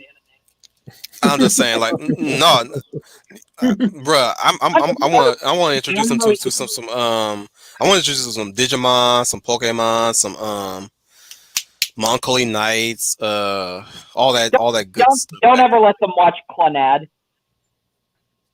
because Why should that's so why, sad. oh no, that's their rite of passage, man. No, That's their baptism. That's their baptism. They got bruh. Look, I got to introduce them to everything that I didn't even introduce myself, but I'm firmly aware of, like Peach Girl. no, dear. Oh goodness, I'm beginning that anime that manga too from the beginning. Wish me luck, guys. Because I Um, because give I'm him. up to where I started. I was up to volume 5 in Peach Girl. That Mhm. manga series was my soap opera that I enjoy. Let's just say that was my soap opera. I say I don't enjoy soap opera. I still don't. But if I had to enjoy a soap opera, it would be Peach Girl. Definitely Peach Girl. But there's no hero there. Actually, let me stop talking now. Uh, little side note to Meraki, he also has a falsie, as in a glass eye, as Oh well. wow. So if you look at Meraki, he has two different eyes. One's a cat's eye, and the other one's a regular human eye. Mhm. I believe the human eye is the false eye. Oh, I'm not that's sure. interesting. Yeah, but other than that, lead plus size, I took too much of the time. So let's go into Jack Randall a bit. Now that we have you back, I was trying to kill some time for you to come back to explain what Jack Randall did to Jamie in the prison. Go ahead, Leia. Okay. Well, first of all, I want to say that what I'm about to tell you is not to those in the chat. Excuse me, to those in the chat. Like I said, Wolf has seen the episode, so he knows. But this is not salacious. This is not, for sensationalism. This is a plot. This is the part of the plot of the story, and shows you why this man is probably the most evil. Is the embodiment of what an evil villain is, and Oh, he what Mhm. discovered himself in that scene. Let's I just think he say was Oh that. already there. goodness. Oh, Randall, Yeah, he Randall. discovered in that in that Oh, in that one scene. He discovered himself. He finally figured it all out. He was always confused as to why he couldn't get it up for women, but now he figured it out. well, didn't he say it in a way? Didn't he say something about his? He says something to Claire that his taste ran a rather what's the word he used? Unique or not normal. I can't think of his exact line, Yeah, but he was one would kind of consider not hinting. normal. Yes, so he kind of was hinting that's why the reason he couldn't get it Not up. only not only that, he also, and this is so very villain of him. He makes excuses as to why he does what he does. Like he's trying to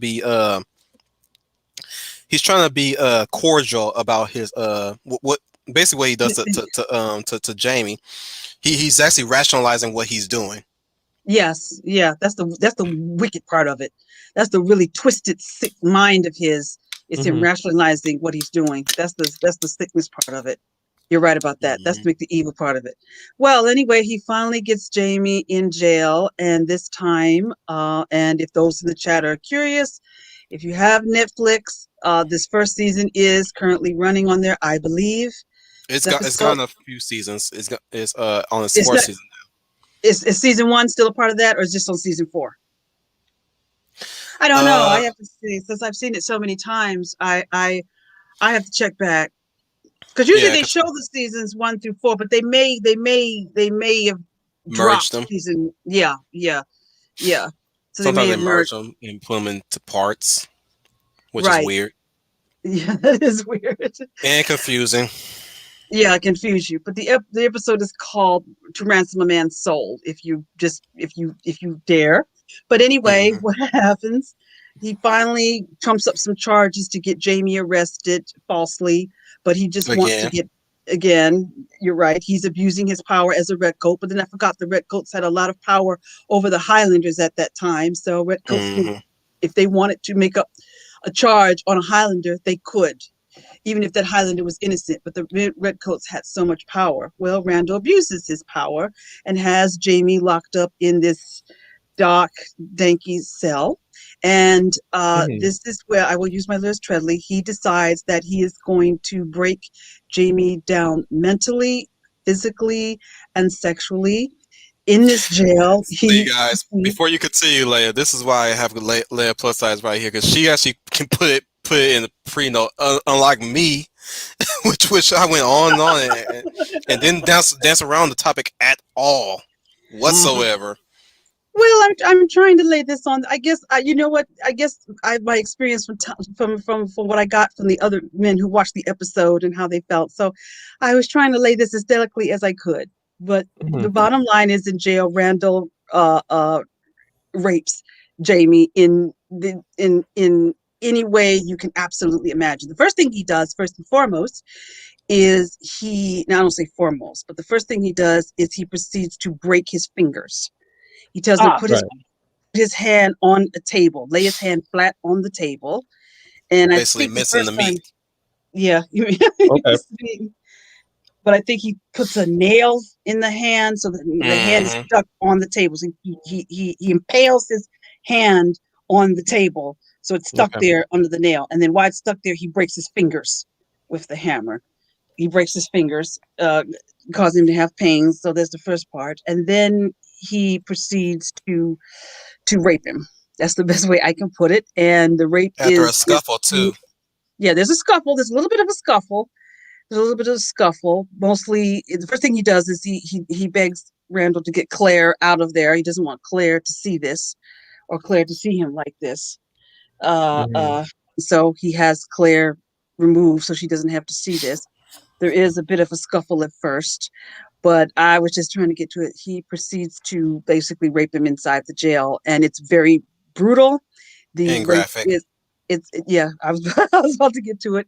It is brutal, it's graphic. There is some oral sex going on, but this is Mhm. Randall.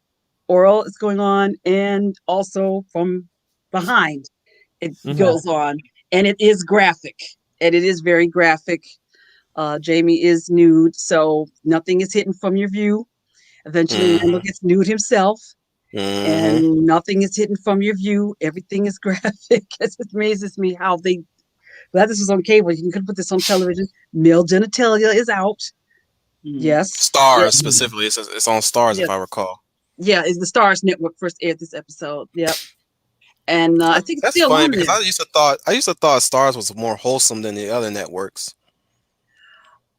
You know what? It's these books. From my understanding, the show has huge fans because it's based on a series of books, Hmm. and these books called Outlander, and the fans knew about the scene, and the scene. Even the fans were shocked that they were true to this scene because it's very graphic in the novel. So it's not nothing that was made up for television. It was taken straight from the novel. So Hmm. Mhm. the fans knew what they were seeing, or knew what they were going to show. Now it's shocking to me because I can't think of a TV show that shows a graphic rape scene of a man before. I don't think any network, I don't think any show has ever showed that. It's FX. graphic, FX, FX. whatever it is. I didn't see it. Sons of Anarchy. Oh well, I was it as graphic as Outlander? Yeah, it like, Oh, like I said last Thursday, like the main times whenever time they cut back to the prison, especially with Juice being there, you Mhm. you be hard. I defy you to find a moment where on the side somebody's getting up the butt because there was a scene where one night they're about to close in on the camera closes in on Juice, and right to his left, at least on his right, not our right, there's one dude taking it up the butt in silence. Mhm. There's even a moment where he's taking it up the butt by Marilyn Manson himself, who's a white supremacist in that show. Good oh, lord. good Lord, this one. But Sons of Look, Anarchy is a good show, a retelling of Hamlet, by the way. Hmm. It oh, through, I through didn't a know that. through a biker. It's basically one retelling of Hamlet through a biker gang, a motorcycle gang, and their gun running business and all that stuff. But like this show makes no apologies whatsoever on what it depicts in its episodes. It depicts violence. It depicts Sam Proctor. My sentiments exactly. I see his y'all check his comment there. Yeah, I saw it. I saw it. Yeah. My sentiments exactly, but I'm just like my mind is physically stronger after I see it. Not saying I'm very proud of watching a rape scene. I'm never proud of watching a rape scene of any kind, both male and female, which Oh that no. does happen. That does happen in that show. Like one of the main cast gets sexually assaulted even the side character gets sexually assaulted, and the assaulter gets severely punished, as he should, by the motorcycle crew. Of course, there's Juice's uh butt action in later season. Um, there's again there's butt action on the side, which I hate to laugh because it's kind of viewed as tongue in cheek ish in a way. Mhm. Put it mildly, it's like when you catch it in the scene, it's very tongue in cheek in a way, Mhm. which is again this is a topic that nobody talks about, which is male on male rape, or at least male on male prison rape is viewed as comedic in a Yeah. way. But again, back to what And I was saying even about if we want to go a step further, it's also pretty racist because what's the first thing they said? You ever had a big black in prison? And I'm like, no. like I said, sons make no apologies, and I love it for it. I love it for it. It makes no apologies of how other people treat others in that show. There's black racism, there's white racism, there's Mexican racism. That they sling slurs at each other all day, every day. And I love it. Tig once say it when they're lined up in front of the blacks in the prison, right? Mhm. One of the black dudes, shot an insult to the sons, right? And Teague says, "Who said that?" All I see is teeth. I'm like, "Oh my goodness!" We all know what that means, but Yes. when I heard that, I bust up laughing. I didn't even get offended. I bust up laughing because already reason is because already the sons already appealed to me. Either Well, way, like. but again, back to what we were saying. I mean, these days they don't make villains like this. I mean, truly irredeemable people. Hell, Randall I'll is even not add, Randall yeah. is not irredeemable. In fact, guys, that's just the first season. This guy was Hmm. around. Second season, he's even more worse. He Oh yeah. gets worse every single season. He just Which, that you guys saw that, yeah. here's the thing, Leia. I will say Hmm. this: you said a lot of men dipped out after the scene. Yes, the rape scene they did. It, They were it, traumatized. yeah. I dipped out because my wife watched ahead without me. I got Oh. look, She watching it in private in our room. I walk in, they already met the Native Americans. I'm like, I can't watch this no more. Oh. I can't watch it no more because now I'm playing catch up, and then you're gonna ask me what happened. Can't do that no more. You're the first man, Trooper and Scooty. Are you okay after telling this story? I hope I haven't traumatized your minds at all. No, no, no, no, Oh, no, I'm no, fine. no. I've dealt with worse. So. No, this is just one of those. It's an aspect of villainy that they truly want to show. Like, yeah, this is an aspect of villainy where, you know, I think where you show that this is an irredeemable character. Hmm. And, And and the sad thing is, it haunts Jamie so bad. When they do get rescue him, but even after that, he wants to commit suicide. He's so Mhm, traumatized by it, and I think he's mhm. shamed. And then also, it's hard for him to perform with his wife because every time he tries to be sexual with Claire, he sees Oh, before Randall's we, face and what yeah, happened. let's explain the context of that one. Okay. Where he this is where his villainy really shined. I would say is the second time when he performed on Jamie, he conditioned him to think of Claire while he is violating him. Jeez. Yeah. Yeah. That's his. He, Yeah. like That is. like Mhm. while Jamie is in his stupor after the torment that he's endured. Jamie is already physically Mhm. broken at that point, to the Yes. point where he basically reeks him from Game of Mhm. Thrones. If anybody remember Game of Thrones, Theon Greyjoy Yep. with Ramsay Bolton, he Mhm. basically turned him into reek at that point. I'm reek. Reek. Reek. My name is Reek. Not Theon Reek. that's Reek. yeah, But that's yeah, go ahead. go on. Oh, I was gonna say go on, Wolf Commander. Yeah, Commander is right, yeah, in and his that's stupor, he basically just said, think of Claire, while we what was that word he said, embrace or something like that. I I want you to, couldn't I remember, want but you it to, was I something on want that you to line. think of her. I want you, Mm-hmm. I want you to remember her touch as I'm touching you. I want you to think of her as I'm something. I'm just sitting here just watching, just jaw agape. Yeah, Not at, not at the fact that the first go around shocked me. No, not, that I'm already desensitized on that one. You know what I'm saying? No, my jaw is agape at the fact that he went out of his way to condition Jamie like that. Like you. Well, because the thing is that that's what the villain does here, and it's not so much Hmm. that they're trying to say that.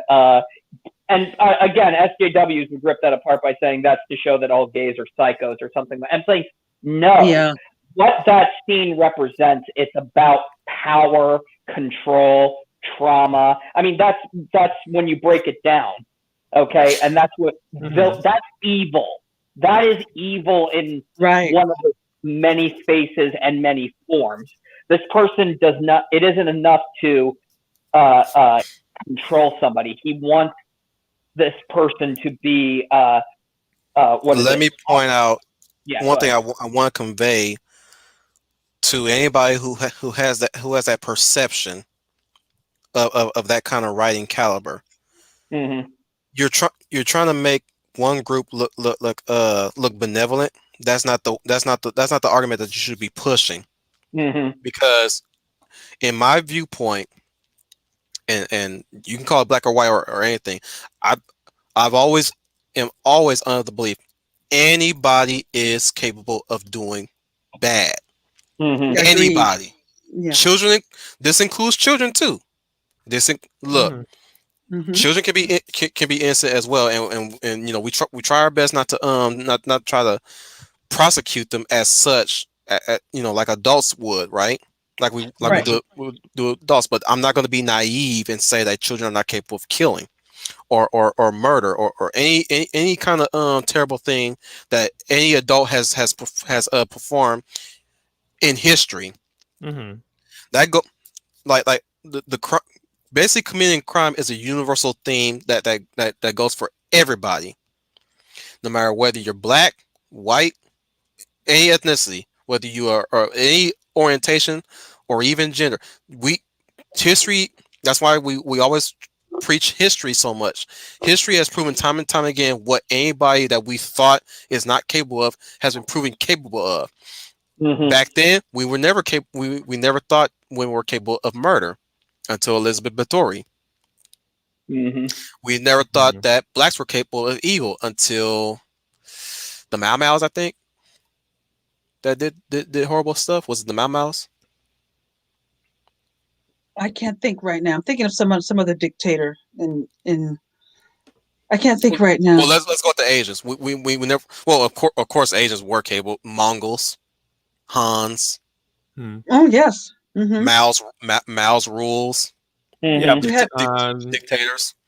yeah, but the only difference is we're talking about media and entertainment. Yeah, Mongols yeah, didn't have Well, media or that's the entertainment in problem. terms of cable or streaming, let That's alone right. any type of radio, if you will. that's exactly. I agree with what Trooper's saying, because now in our big industry, where you're saying that, like I said, the elemental evil is our society, but you don't think that there are human beings out there who are just genuinely bad. Case in point, in the show Outlander, that man is bad. That man is evil. He is yes. No evil. matter what orientation he is. Yeah. Mm-hmm. Well, let's put it this way. I mean, all media and entertainment's doing is it's commodifying deviant behavior, Yeah. Hmm. where a person who Mm-hmm. would not necessarily engage in any type of abusive or sexual deviant behavior now gets exposed to it. as evidenced by Leia's report on a male sexual assault. So, I mean, by doing that, you're desensitizing people. You're exposing them to something they may not necessarily typically think of on a day-to-day kind of thing. And now you're making it something to be more avant-garde, or to be something to quote unquote push your boundaries. And then we start going into a more of a liberal perspective. And when I say liberal, I don't mean necessarily in the liberal arts, but more in the political sense. I mean, we've gone from cerebral violence, if you will, in a literary form, to basically just shock value is what's happened. I mean, we're glorifying types of behavior that do not help society in the terms of what you do in your own bed. That's fine. And I have no particular opinion on either way, either in regards to villains. But when we talk about violence in media and entertainment, that falls in there too. So, we're perpetuating this. We're perpetuating this to the point where now children are now being pulled into it. It becomes a slippery slope. Again, it's once you've desensitized a person, and they've seen it or now are familiar with it, they're more akin to think about it. I'm not saying that someone's going to go out and commit a crime, but what I'm saying is now you've made it normal. So Also, what I want to bring up before Leia continues is the fact that, like I said, I view it this way because I view it on a humanity level. I'm basically treating them as human beings, so I'm gonna judge them as such. And like basically what I'm doing is I'm removing the fact that he may have look. Jack Randall, the character from Outlander, remove the potential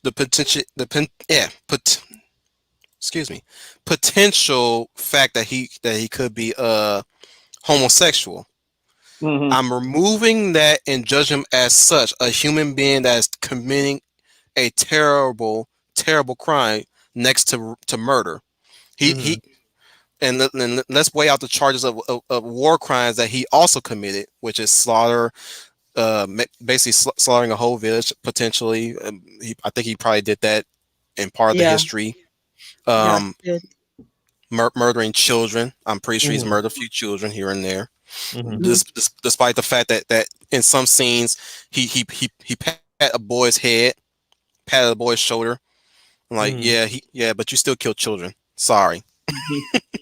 Well, I mean, look at where we're going. I mean, I'm going to go ahead and bring up cuties in this example. I mean, that's where it's going now. It's, once you've pushed one boundary, where is the edge of the slope? So, I mean, we veered off the topic of villains a while ago, but I mean, it's almost inherent that this has to get rolled up into that topic, because this literally explains why we don't have villains, because we've gotten away from actually writing villains to showing shock value in the form of particular type of behaviors or actions, or whether we're selling same-sex relationships, or we're selling a what I would call a minor attracted adult. It's coming, dude. It's coming, dude. I mean, I mean, those are the terms for it. Those are the terms. That irks me to no end how they keep coming up with these terms to put a blanket over something that we all unanimously believe it's wrong. That's what the word map has turned into. It is next thing you know, necrophiliacs is going to be part of the LGBT movement now, or any other exactly. Where does it stop? And that's the thing. That's something that in this group, I mean, we could sit here and we could talk about it for hours. When does it stop? It literally has no edge. I mean, once you go off the cliff, you're in free fall. I mean, you can pretty much do whatever you want. Well, that's the thing too, is that just building off what you're saying, Trooper, it's that we've suddenly called it's edgy and it's cool. And exactly. Now we gotta, it's cool. It's trendy. It's trendy. And now we gotta not only are we now we gotta show sympathy for the villainous people who do these terrible things, because they are people too. And I'm just like saying, Well, this goes yeah, back I to- mean, if you want to go ahead and humanize them, but at the very end yeah, of the day, a exactly. criminal's a criminal, and that's the Mhm. problem that we're having when we do a lot of the story writing is we're mixing reality into it. So, by painting a canvas, even by giving Zemo, a family and have him literally listen to that message, on and on and on throughout the film. I mean, we're trying to humanize a character that's literally just meant to be a springboard for a hero to become a hero. Well, and Right, that's another right. thing. Exactly. Yeah. I I nodded when agree. Black Panther said the living are not done with you. Like, yep. Well, So and I I mean, think I haven't really, contributed anything to the situation, or to the No, actual you contributed conversation enough by because giving us uh, that good in Because I don't, knowledge. I don't think well, Zemo is sympathetic in the comics. He's almost and dictator here's like. Zeno's a and here's legit the Nazi. thing, like, and I think I said it before when we talked about villains the first time. I mean, we've moved from the types of motivations that villains typically would have to be able to go ahead and, orchestrate a narrative from beginning to end. And now we're using events. Suddenly, a death of a family is what suddenly gives him the motivation. Whereas, Dracula in himself, as a character was a monster. You don't need to know his background to know that he is a monster when we go into the type of violence that Count Dracula committed. It's like there's no motivation behind, oh, well, what makes him a violent character? He's violent. He's a monster. That's all you need to know. So, We very much True. romanticized trauma. We've romanticized villainy. We've made Yes. it like it's this very poetic tragedy. well, And Exactly. like I told you guys in the green room, I mean, it's literally just making it romanticizing it in such a way that makes deviant behavior become acceptable, or become the, oh, well, it wasn't me, I'm a victim of circumstance, and it's all the stuff that I see on television and the media drove me to blah blah blah blah blah. So I mean, we've gone from villains who normally would, their motivation would, whether it be self-serving, psychopathic, or just wreaking havoc, to be ultimately defeated using either, you know mechanisms like obfuscation, lust, greed, anger, violence, fraud, or treachery. We've taken all that away. Suddenly Zemo's just this dude who lost his family, and oh, poor dude, he lost his family. Hmm. Okay, but yeah, that's fine. But we don't delve into how he actually is looking to tear, this team apart. I mean, if we're talking about Marvel, um, I was actually going to bring up a completely different topic because I didn't know we were going in this direction. And in just looking at the We stuff usually don't that I know how we go in these directions, man.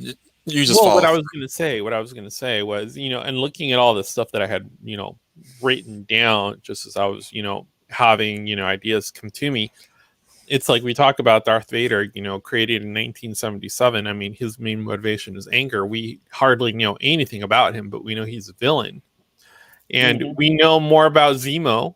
And I mean, if we're going to use mega franchises, we know more about Zemo than we know about Darth Vader. If we're comparing him to A New Hope versus Prequel trilogy. Civil War, if we're using Civil War versus A New Hope, for those people who grew up with Star Wars being Star Wars, like, again, there's not a lot you need to know about Darth Vader. No, he's a bad guy, but you get Right. all this excess troping, building up to, oh, well, he had, this is what turned him into a bad guy. I don't need to know all that. You're wasting time now. So, and Good point. Go ahead, Leah. Oh no, I was just going to say to Trooper, that's a good point. The point I was making with Randall was I was saying that is the type of villain that we need now. On the show Outlander, there is no backstory on how evil Randall is. yeah. And this kind of despicable evil is what's missing in Marvel or DC or any other property you want to look at, because The the elemental bad guy. Yeah. Well, Right. and that's the thing. That's the thing. I mean, we were talking about prison rape and we were talking about male sexual assault. Imagine the degenerate parent who lets their child watch that stuff. If we're talking about if we're talking about this kind of, gross, and by gross I mean excessive, gross, um, easy fast food type of content that we're putting out there. Imagine the parent who's letting their kid watch this stuff. They're now being exposed to this stuff at a very young age. They're going to go want to try and figure out and explore on their own. I mean, depending on the age of the child. So, I'm not saying, hey, they're going to watch a show, they're going to go rob a store, or they're going to get, assaulted by the weird old dude 5 doors down.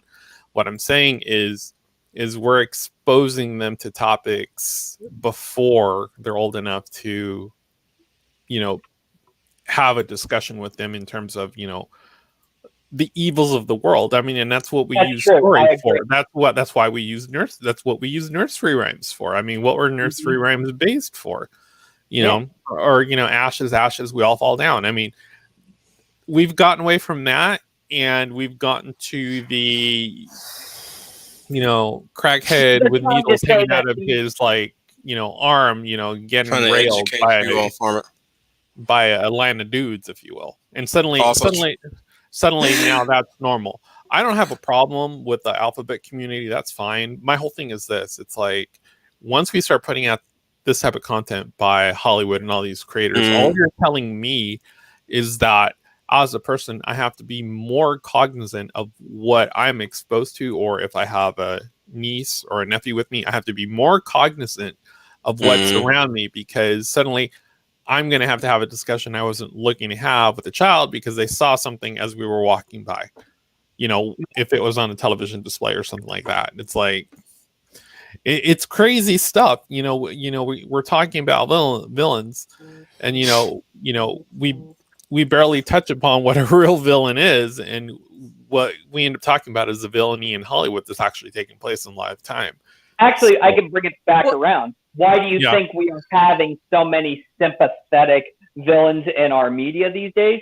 Because the villains of Hollywood are making the movies. Well, yeah, Exactly. you could say that too, but you can also say the ones with the fetish for a villain. Or you could also say that it's another way to push the needle in the other direction to make violent types of acts, if you will, or acts of protest seem acceptable, if you will.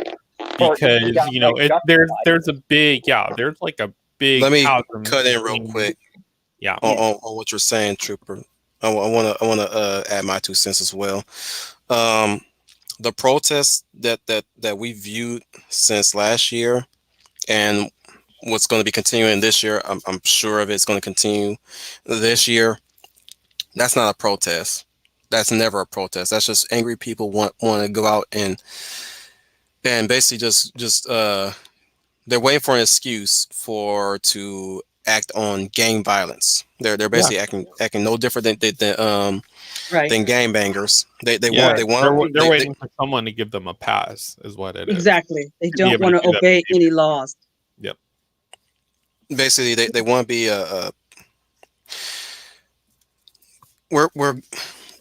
they want to be like these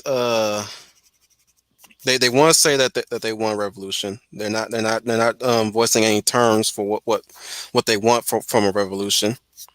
Mm-hmm. They say they want equality, but they attack everyone in the protest, the quote unquote protest. They attack everyone. Yeah, including those who wear the same color of skin, even those who are of a different orientation. I've seen it happen. I've seen it happen a few times. Yeah. Sorry, I'm losing my train of thought. Let me just skip to the bottom line. Bottom line is, agree right for me. Oh, sorry, guys. I don't mean to. Go ahead. Run out of fuel. Let me refuel real quick. Well, I was going to say a perfect example was, Sam Wilson takes Bucky out on a date Mhm. I mean, notice the backstory in that show. Notice the backstory. And we're not even talking about how Sam gets his uniform and then he has to go on a big old, monologuing to the audience about, you know, how he got to get that suit. Or Let's be real they about that. That was the simply, writers giving him the suit. Um, but in terms of what was going on in the background with yep. quote all these protesters, if you will, in the show, and it's like, okay, so now they're going to go and they're going to LARP in real life. That's literally what it is. It's you see something, you go do something. I mean, it's the easiest thing. It's the easiest way for me to explain it. A kid sees something on TV, they're going to go act it out.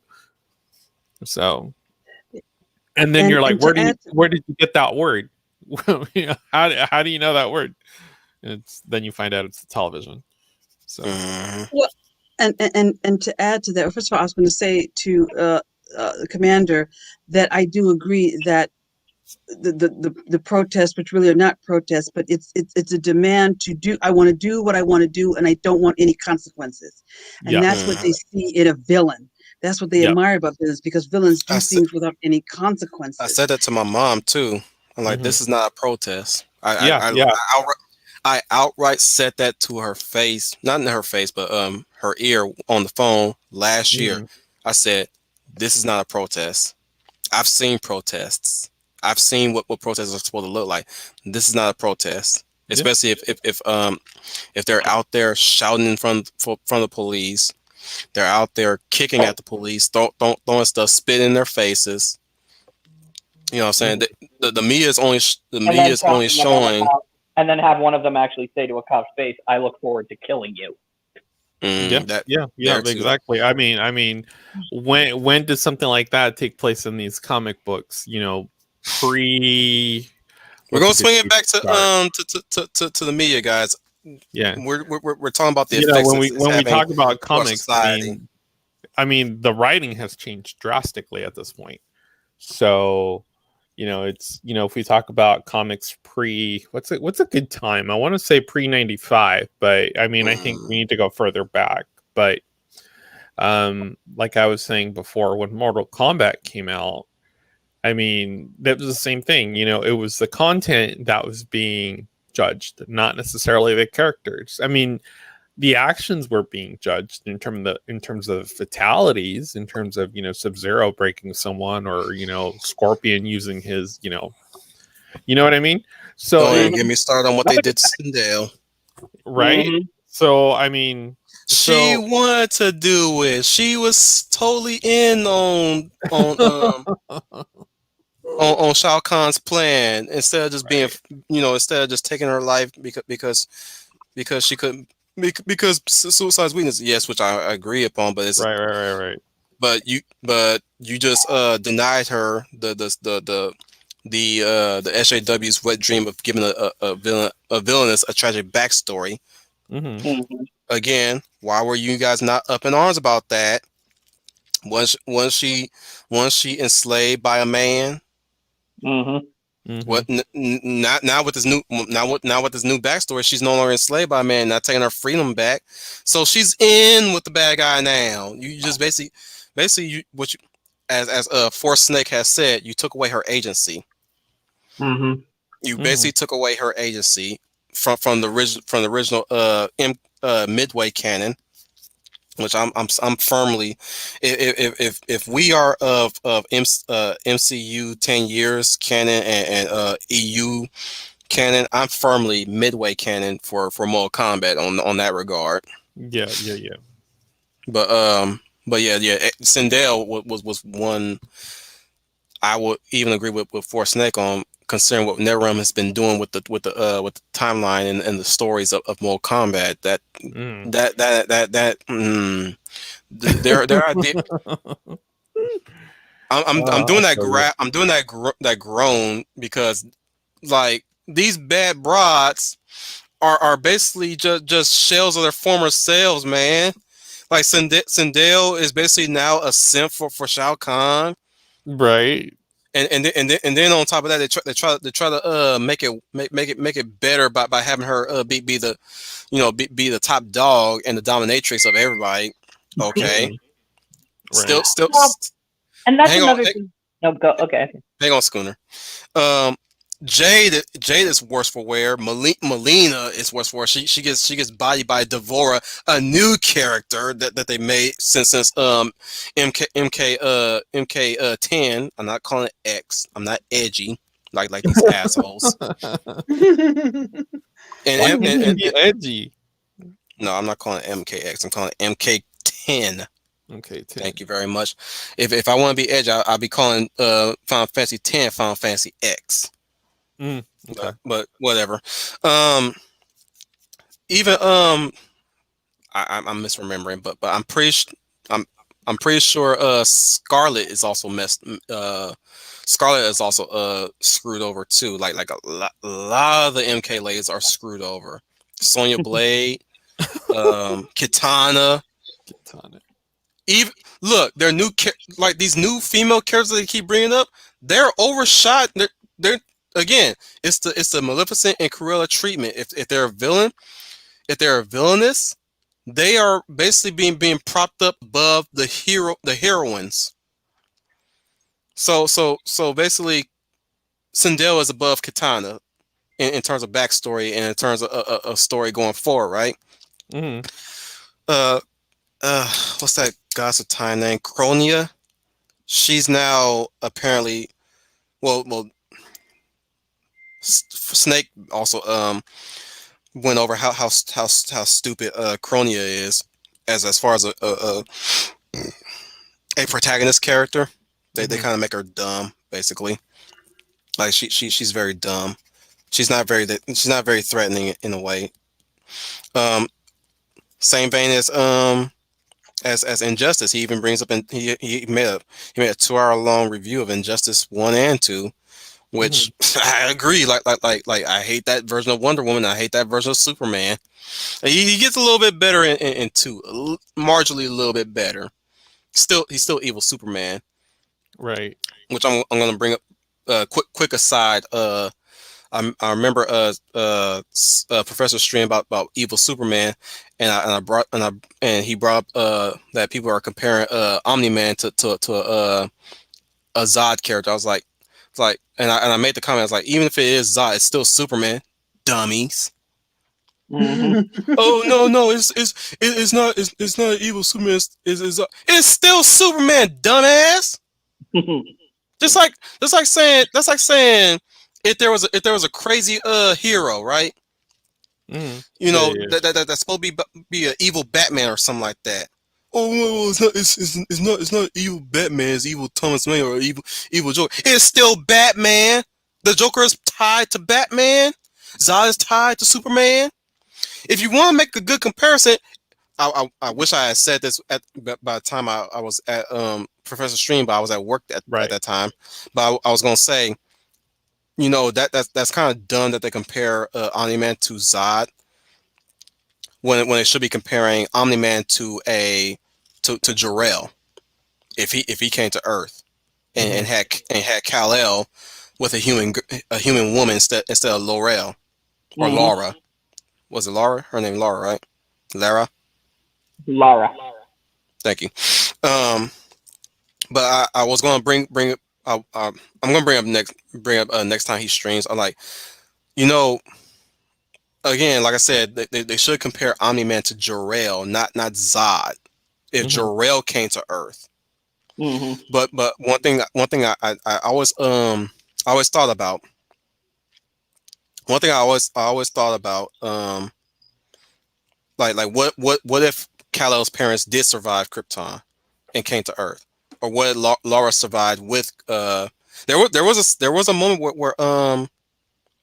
In the where ninth one, yeah, Jor-El yeah, says to Lara, he says, "I can send you with him.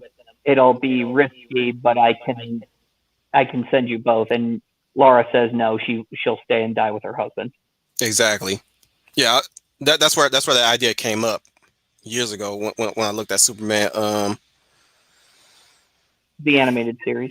Yeah, I was like, what if Laura survived Krypton and raised Kal-El on Earth? I'm like, I always envision if I had to write that story, that they would not saying that they would try to enslave Earth, but they would think themselves above Earth still. Like Kryptonians are the height of technology as far as Earth is concerned. So Laura, even though she comes to Earth, her ways will be vastly different than our Earth culture. Vastly different. Like her perspective on humans will be different. Like she survived Krypton. That's gonna be the humble side of her though. That's what will humble her. Like she has no world to go home to. She's on this world, but she still views herself above humans. It's like I bring it up a comparison to draw a comparison.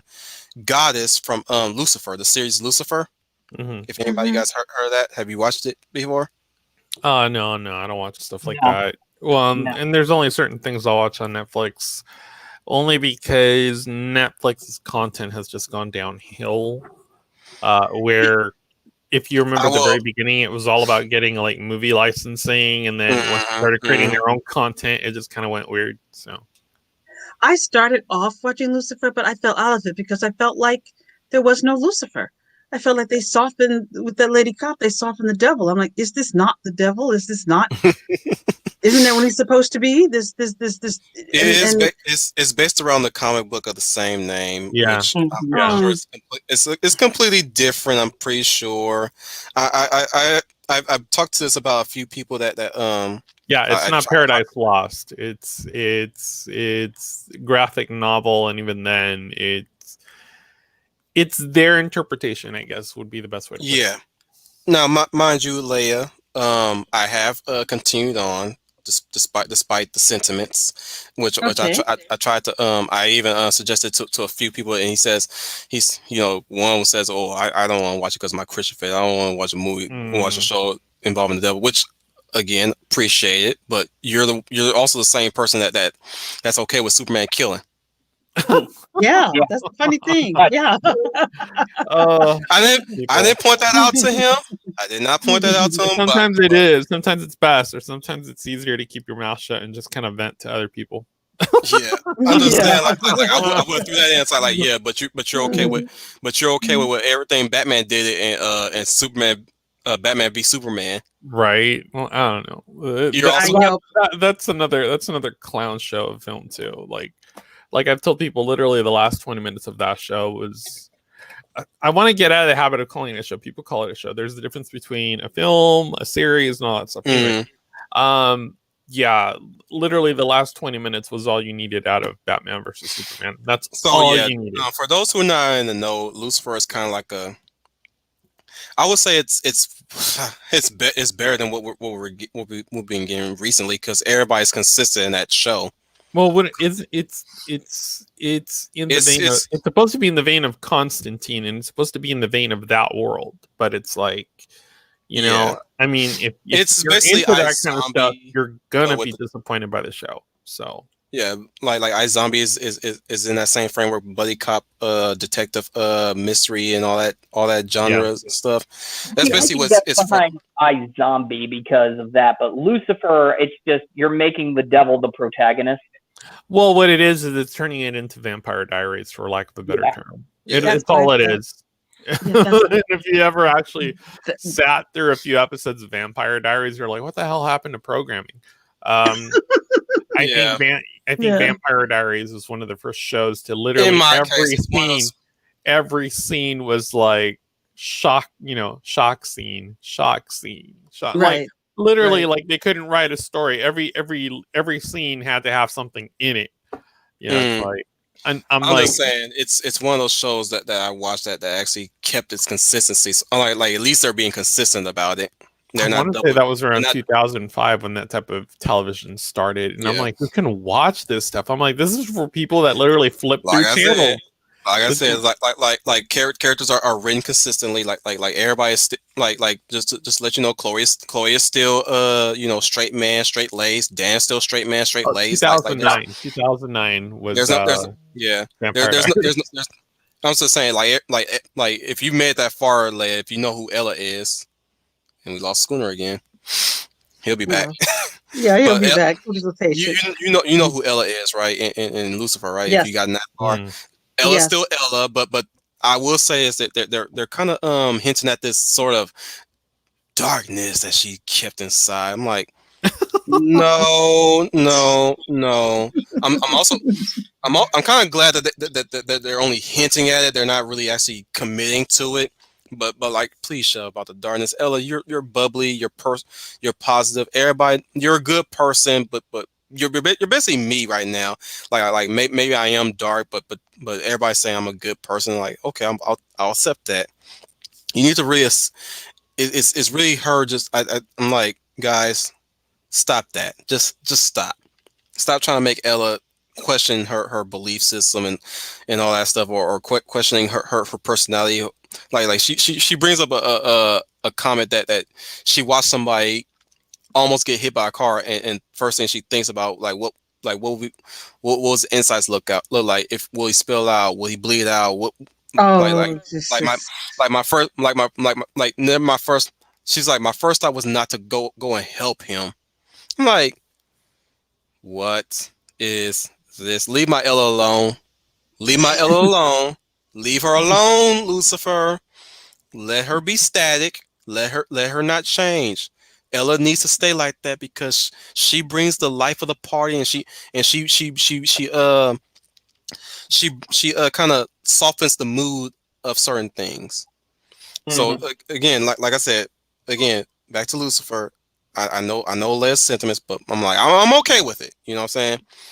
There are times Lucifer, gets down and dirty. He's willing to do some things on the side that we would question, right? On the same vein, he also loses his snoot when somebody he cares about gets hurt too. Which you don't mind me spoiling it, do you guys? No, but no, I don't Bro, mind. I think we've talked about freaking dudes freaking railing other dudes in jail. You're not spoiling anything. Okay, Sorry, Leia. So let me ask you this before I go on. Who was your favorite character in Lucifer when you first started? Okay, let me think back a little bit because I haven't watched it well, but I would say Lucifer himself because Besides Lucifer, because Here's the thing: it's that Tom. type of a show. You're not going to remember any other names. I mean, Well, that's here's what the I'm thing. saying. Well, This show was here's the so thing. Here's the forgettable. thing. Besides Lucifer, because Tom, his name is Tom, right? Did you yeah, The forget I, the names? I forgot his last name. I think it starts with an H. I forgot his last name. Tom I can look it up. Did I just prove my Anyways, point? Did I the just act. point? Did I What I'm just prove saying my? is Thank you. the actor. Thank you. The Thank actor. you. Shut up, troop. Shut up, troop. Shut up. Shut up. Woo! All right, I win. Shut up, What I win? What I win? shut up, or a court martial. You'll earn a court martial for your antics. Anyways, anyways, we love Lucifer because of the charm of the actor, of course. Yeah, Tom Yes, Ellis. I will admit it. Tom Ellis, I think his name is. Yes. Hmm. But anyways, anybody else you like Chloe, Linda, Amimadale? Um, Amenadiel was all right, but maybe I'm sorry to prove Trooper's point right, but Amenadiel was okay. The other characters I just didn't connect to. I Hmm. don't know, Wolf. Maybe my expectations for the show were not met, or I Oh, I misunderstood. know why you like Tom Ellis. Hey, if you're gonna have somebody play Satan, you gotta have someone seductive, right? You're not gonna have an ugly, evil They, demon from hell, they all did. three-eyed and They, horned. let's just say this. Let's just You're say not this. you're not gonna catch Let's flies just with say this, honey. Leia. You got to They chose wisely.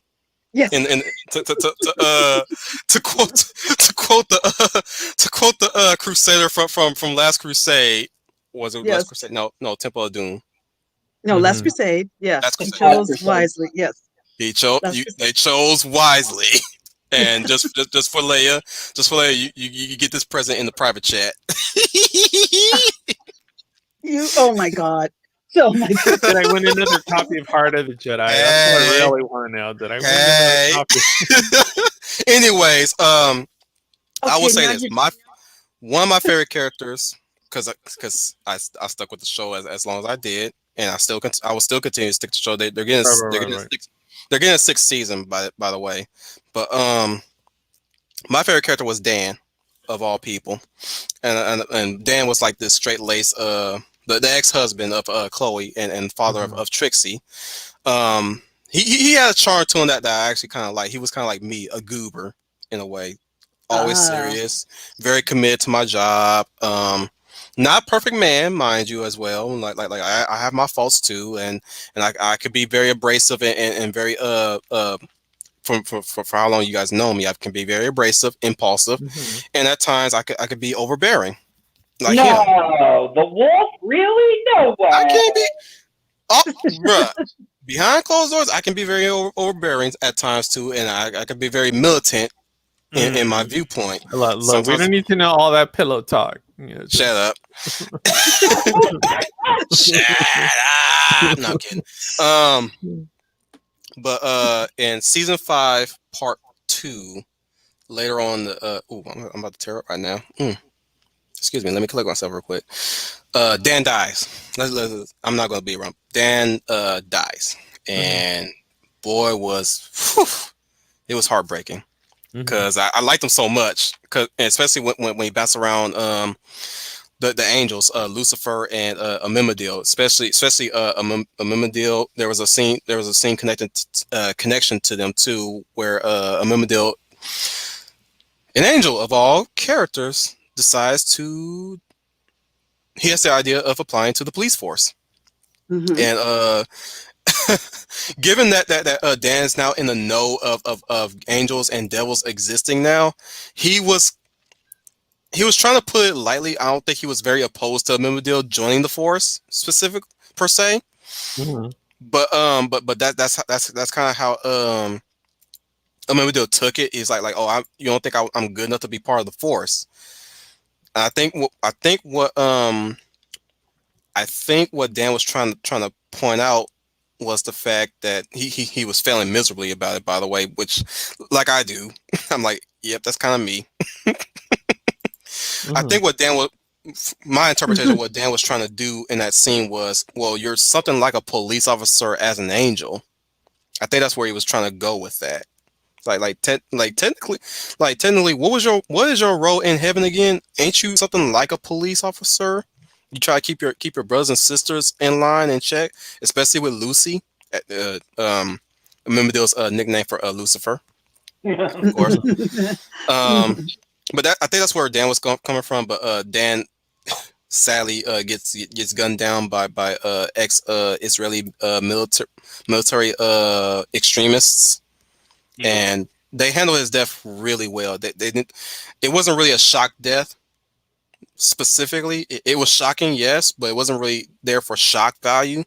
It It was there to. basically you knew it was coming, but still you were hit hard when it happened. Right. Right. And it didn't come off we didn't know what to do with him, so let's just kill him. Like there was like scenes with him with Tracy. I'm like, okay, is Dan gonna die? There were even scenes, like I said, like the writing was on the wall. Like Dan's gonna die.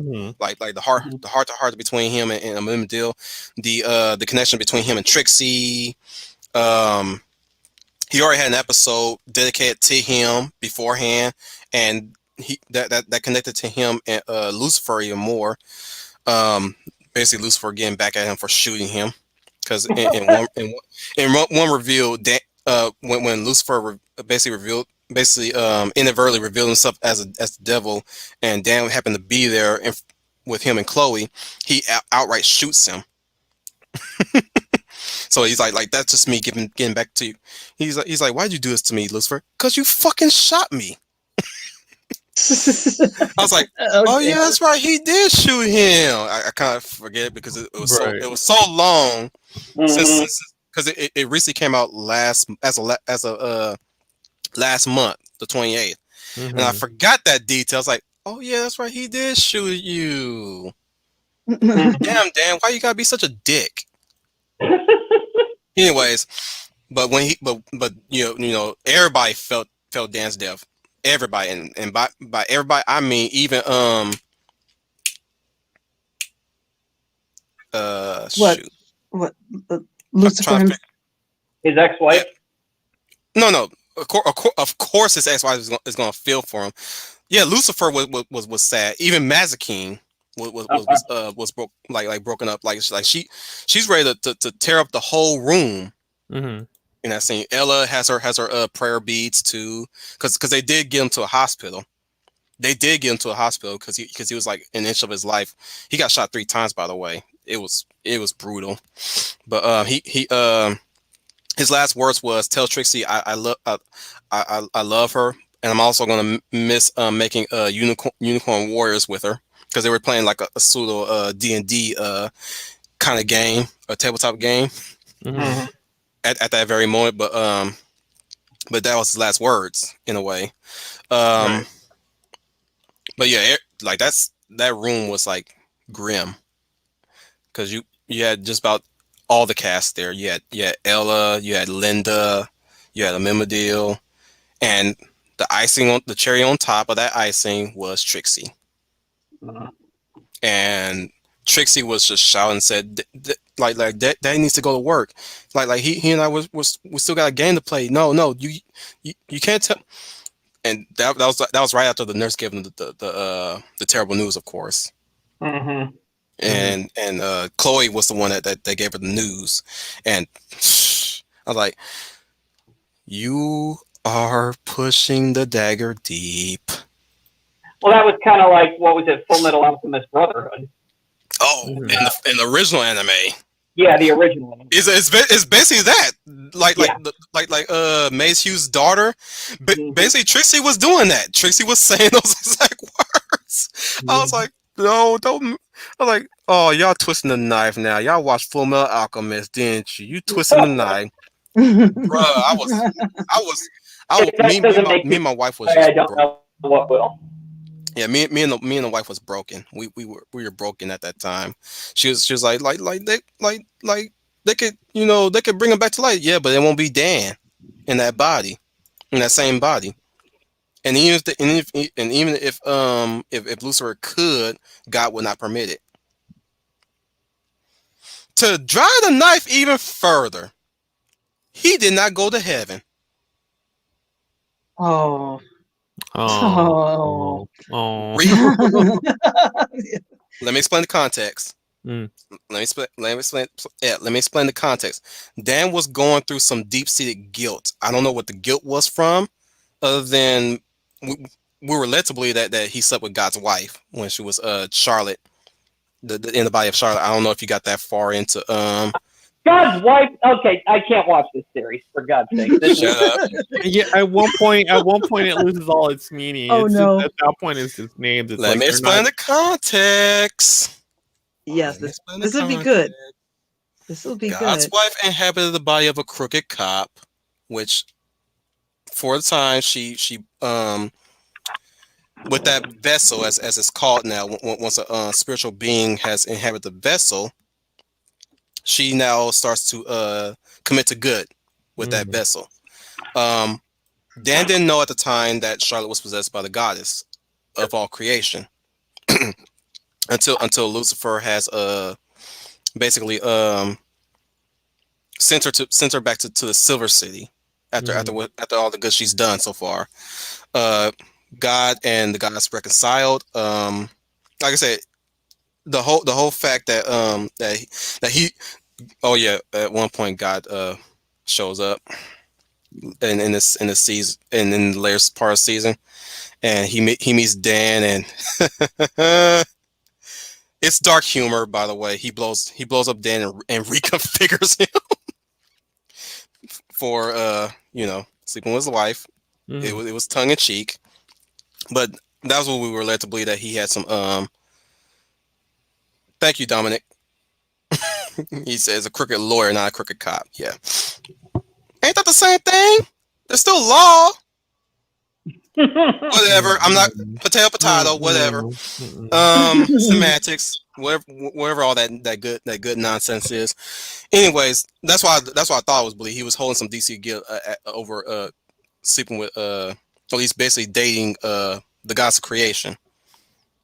But no, I think he has some other guilt as well, either guilt of shooting Lucifer, or guilt of doing some some morally questionable things while being while being law enforcement in a way. So that's why he's in hell. Like sometimes guilt, the guilt is the the basis of guilt in the world. Lucifer is very complex. How long do you hold on to it, and how well do you make peace with it, and that's what gets you to heaven basically. In the case, I'm willing to wager that self-sacrifice overrules guilt too. He hasn't made no self-sacrifice. He just dies on the call of duty. But yeah, that's what I'm saying. The knife went even deeper. I was like Right. Amityville brings it up to Lucifer at the funeral of Dan, which, oh my goodness, they sang Boys to Man. Mm. Yeah, I Tom didn't Ellis. get that far. Tom Ellis is a good singer, so he sang the English part. El sings it in Spanish, which was, again, I'm like, stop it, guys! Y'all twisting the knife. I'm loving it, but I was ready to leave the room because there was so much you I'm saying I can handle like a you know sexual assault. I can't handle funerals that much, considering how many funerals I've been to. Hmm. So it kind of hits home in a way, especially visiting not visiting, attending my grandma's funeral. I have two of them, by the way, but one of my grandma's funeral, that was hard hitting, and especially I visited my cousin's attended my cousin's funeral. One of my cousins Yo, had, could. had was murdered, by the way, Ooh. gang violence. Ooh. And that was hard hitting too. So again, that's another part of that why I can't handle funerals that much. But I have inappropriate behavior at funerals, so I feel you. true story, not kidding.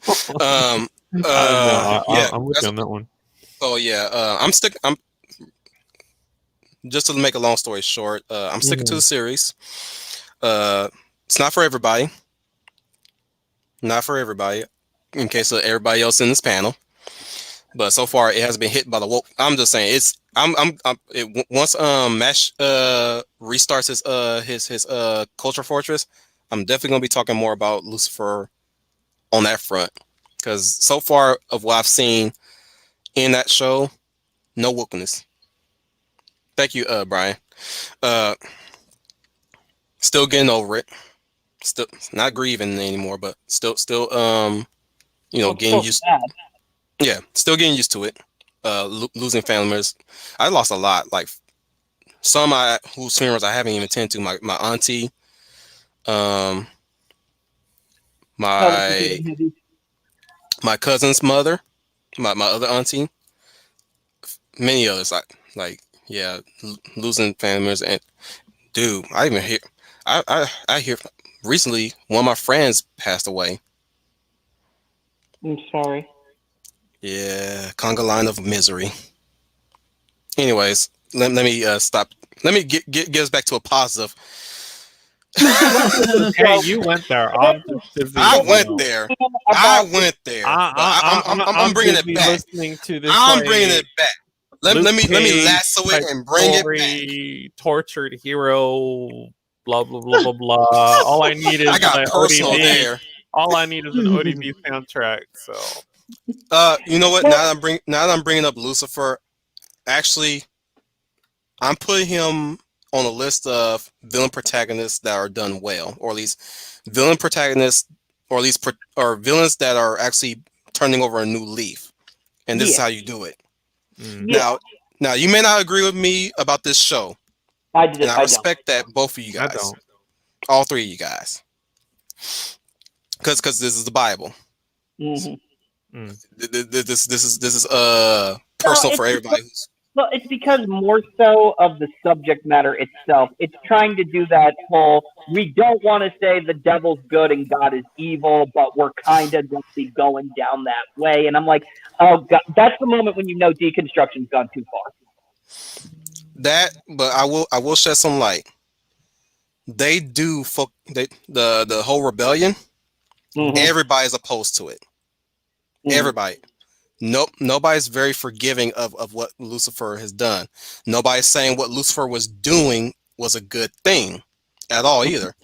Yes, Lucifer is playing off. Well, you know, I just didn't like how Daddy was treating us, or at least I like they did like they try to make it like a daddy issue thing.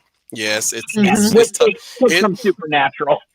it's tongue in cheek. Yes, it is. But like I said, he still did a big no, and Hmm. it's basically like in a way, especially when God shows up later on in the second part of Lucifer, season 5. I mean, it's a father reconciling with his estranged children. Now, it's Hmm. not by no means. It's that whole we're gonna shit on the dad, like Well, most of see, these. the new Hang on, villain, trooper. the new Hang villain on, is trooper. Tila. The new villain is Tila telling these poor girls they can do whatever a boy does. And I'm like, not always. I'm like, you're putting it into their head that, they're going to be able to all do this. And then, they fail in real life. And then suddenly, they're posting sad emojis on Twitter. I mean, come on. Now, listen to this though. If they had done that in reverse, because you guys remember Daddy Daycare, he goes, Mhm. "Can't men Right. do anything women can do?" No, they can't. Oh, yeah, sure. Men can get pregnant. So I don't know how that works, but I love the mind you. I love Daddy Daycare. Yep. I do, especially with the lady vouching for them. Like, Yep. what are you guys grown up in the Stone Age? Hmm.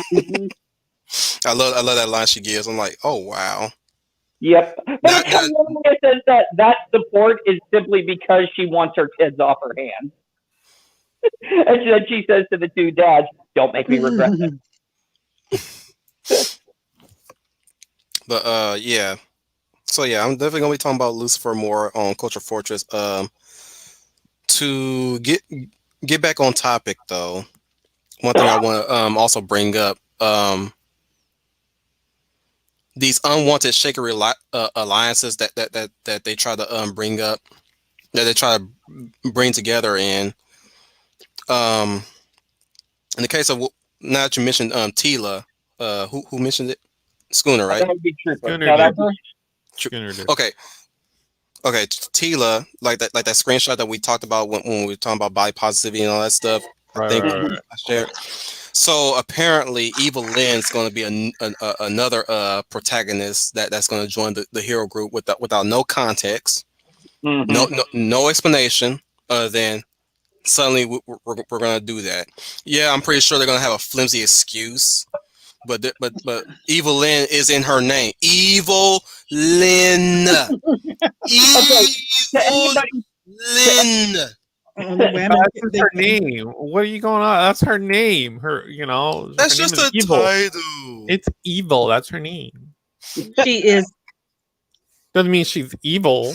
That's her name. But at Sort of some like point, Cruella, oh, that's oh, her oh, name. Doesn't maybe, mean she's maybe evil. her name. Oh, here's one. Here's one. Her name was given to her by evil patriarchal men. There you Exactly. go. That's what I'm oh thinking. yeah. That's what I'm Oh thinking. yeah, yeah. Oh, Evelyn was never my original name. It's gonna be Minerva. It's actually Minerva. Skeletor just gave it to me because I was forced to work with him. Right. Yes. I'd like to Yes. say that to any writers out there who are ever doubting that whenever you think your writing is crap, just remember somebody wrote, "Somehow Palpatine survived." Also, but also, Evil Lynn is a good guy.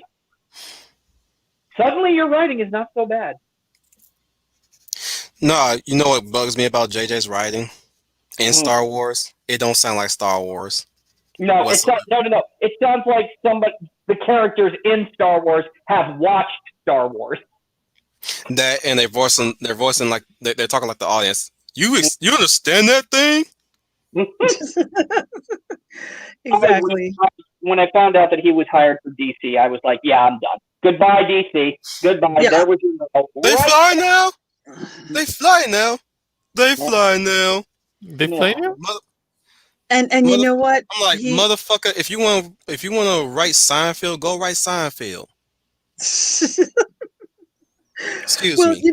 you know, the thing is when you talked about who's the villains writing this stuff now, he's in that category because when something goes wrong, he tries to explain and wheeze a way out of it that it wasn't all my fault. It's like that Eddie Murphy monologue, one me. Hey, Wasn't me. Yeah, on me. Yep. It Palpatine's wasn't back. me.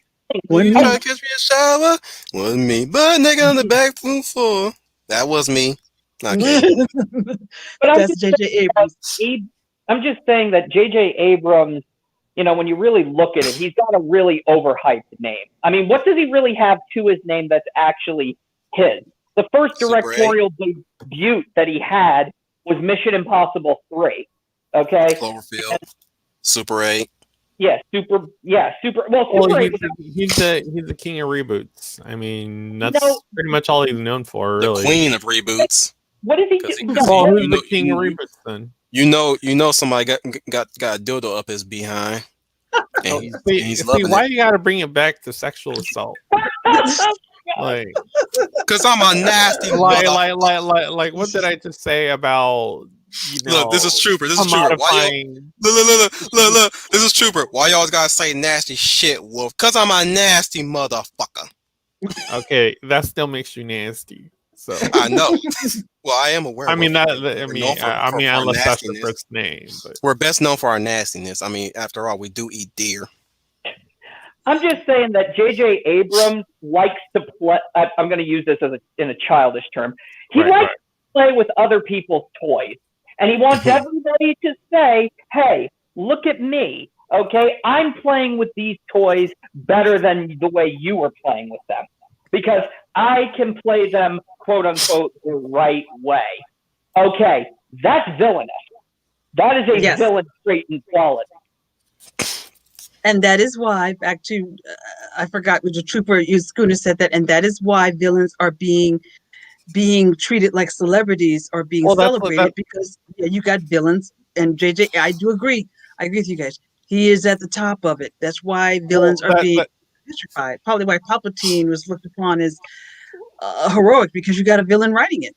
Well, the best literary villain we have right now is that potato traipsing around pretending to actually be a world leader. I mean, if you look at it, there's obfuscation involved, there's lust involved, there's greed involved. We haven't seen any of the more violent, traits that come with a villain, but we've seen the lust for power, the blatant disregard for norms. Hey, you look like a 19-year-old with your little pigtails there. So we're getting that, and he's sucking on his ice cream, telling the opposition party to go eat chocolate ice cream, which we all know what that means. Yes. It means go eat pay dirt. So yeah, that's like the best example of a literary villain. I mean, it sums up perfectly about villains writing Hollywood, because ultimately, at the end, what was The Rise of Skywalker? The epitome of ultimately showing that Palpatine won. Yeah. Honestly, yeah, because it wasn't even about Rey at that point.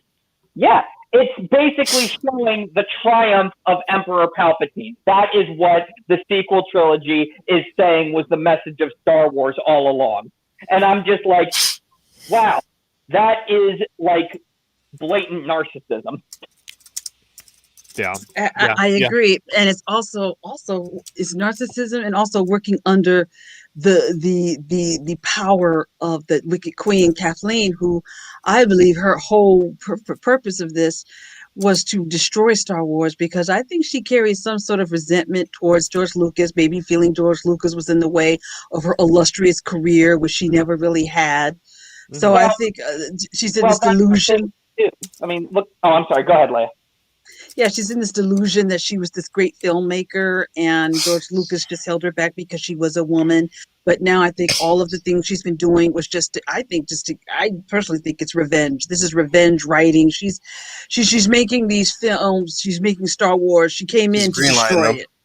Mm-hmm. Yes. Yep. She came in to destroy it. She wanted to destroy it. She wanted to destroy George Lucas' legacy. Again, another villain doing villainous things.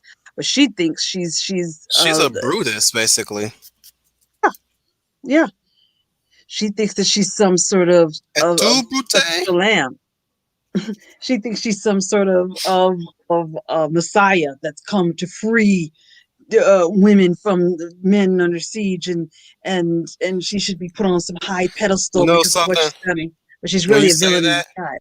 when you say that, I've seen the Mhm. credits of many movies. I've seen credits in a lot of shows, especially opening credits. The shows have opening credits. I see, and not necessarily a majority, but I still see all the same women names. Hmm. Since Kathleen took over.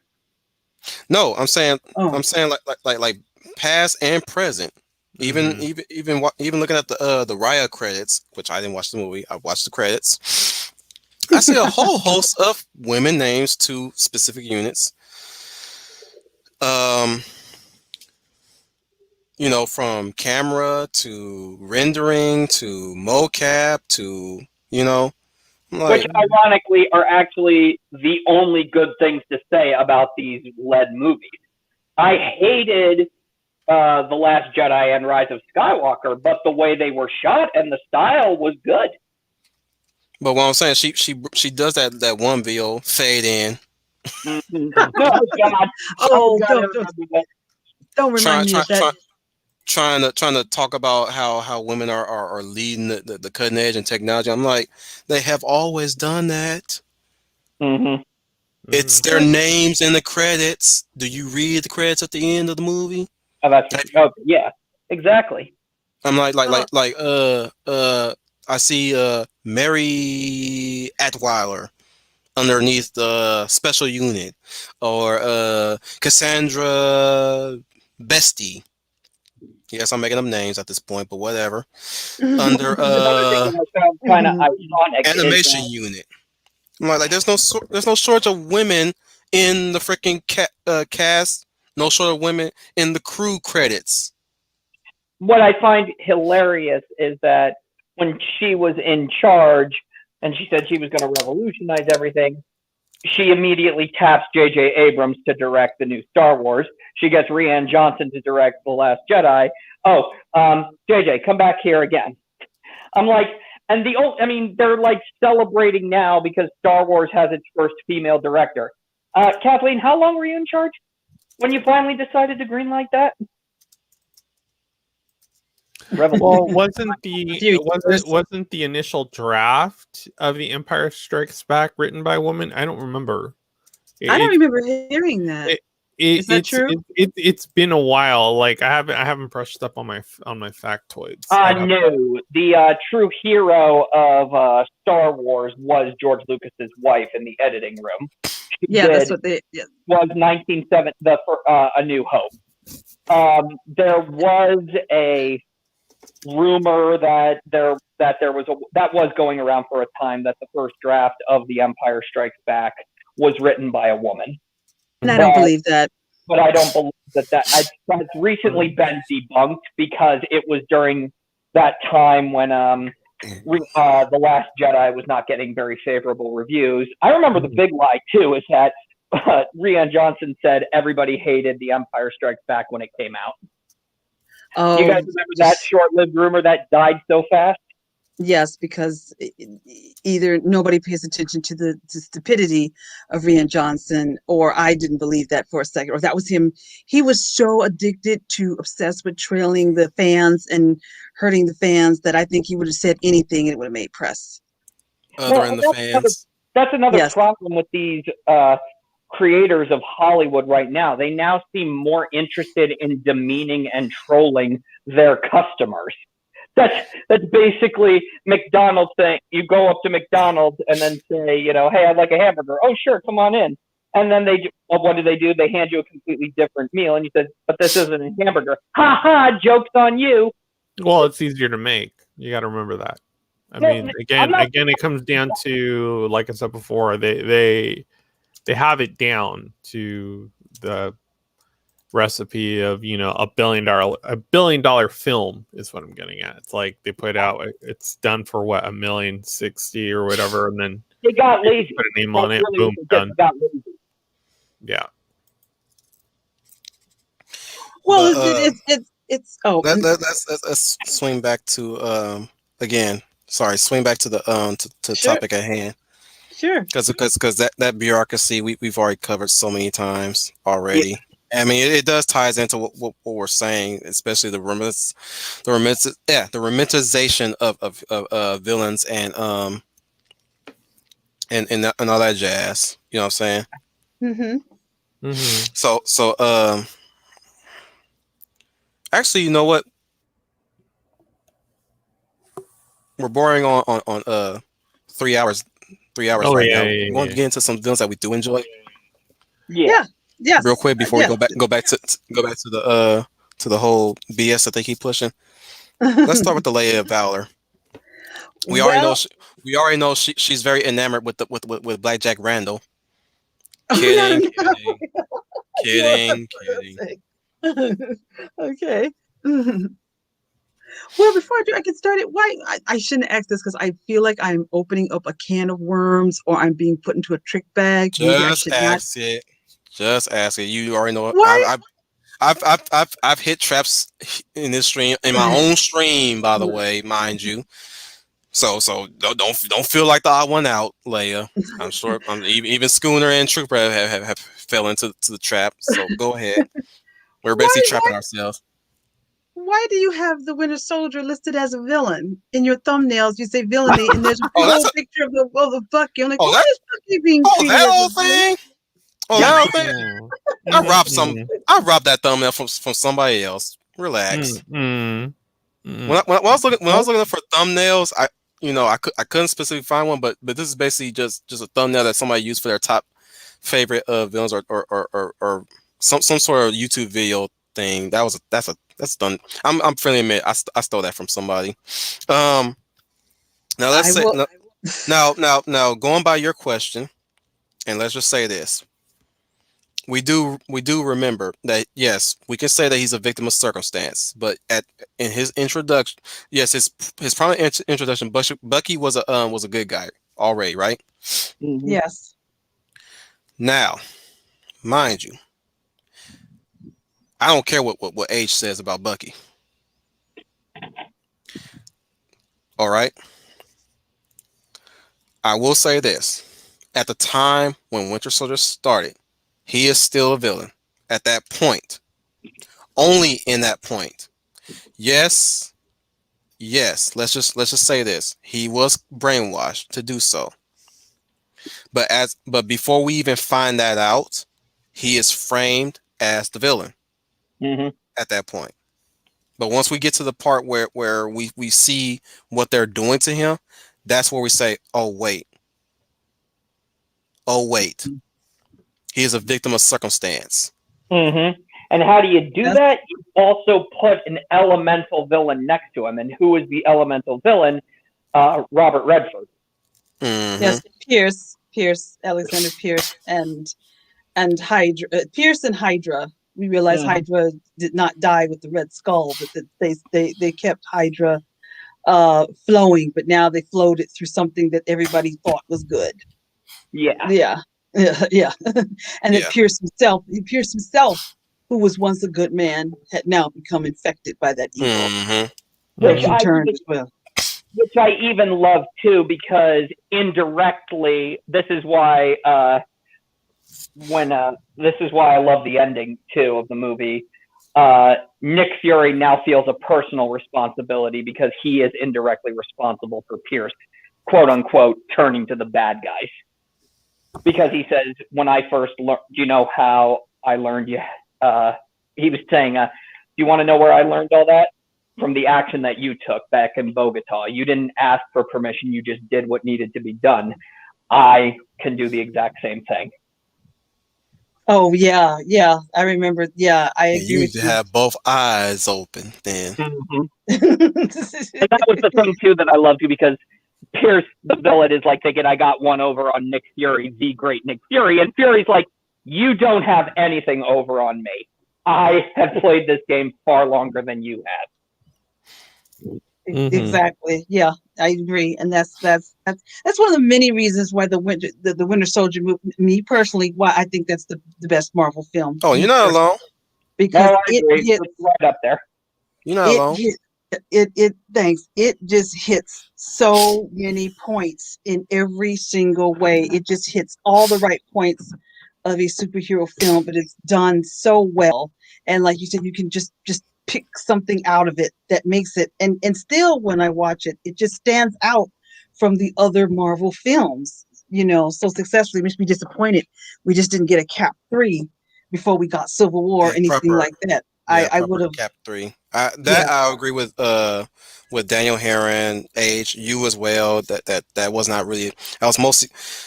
I w- I'm still on the fence to say that it's still a Cap movie, Civil War. despite It feels yeah. like it feels like well, because there was Civil actually War felt like an Avengers film. well Yeah, because there's Yeah. a lot. there was a rumor circulating at the time when the Russo brothers finished Winter Soldier. They are saying, guys, can you give us another one? The Russo brothers said, we want to do an Avengers movie, and they said the head of I think it was Feige. He says, I'm sorry, it's not in the cards.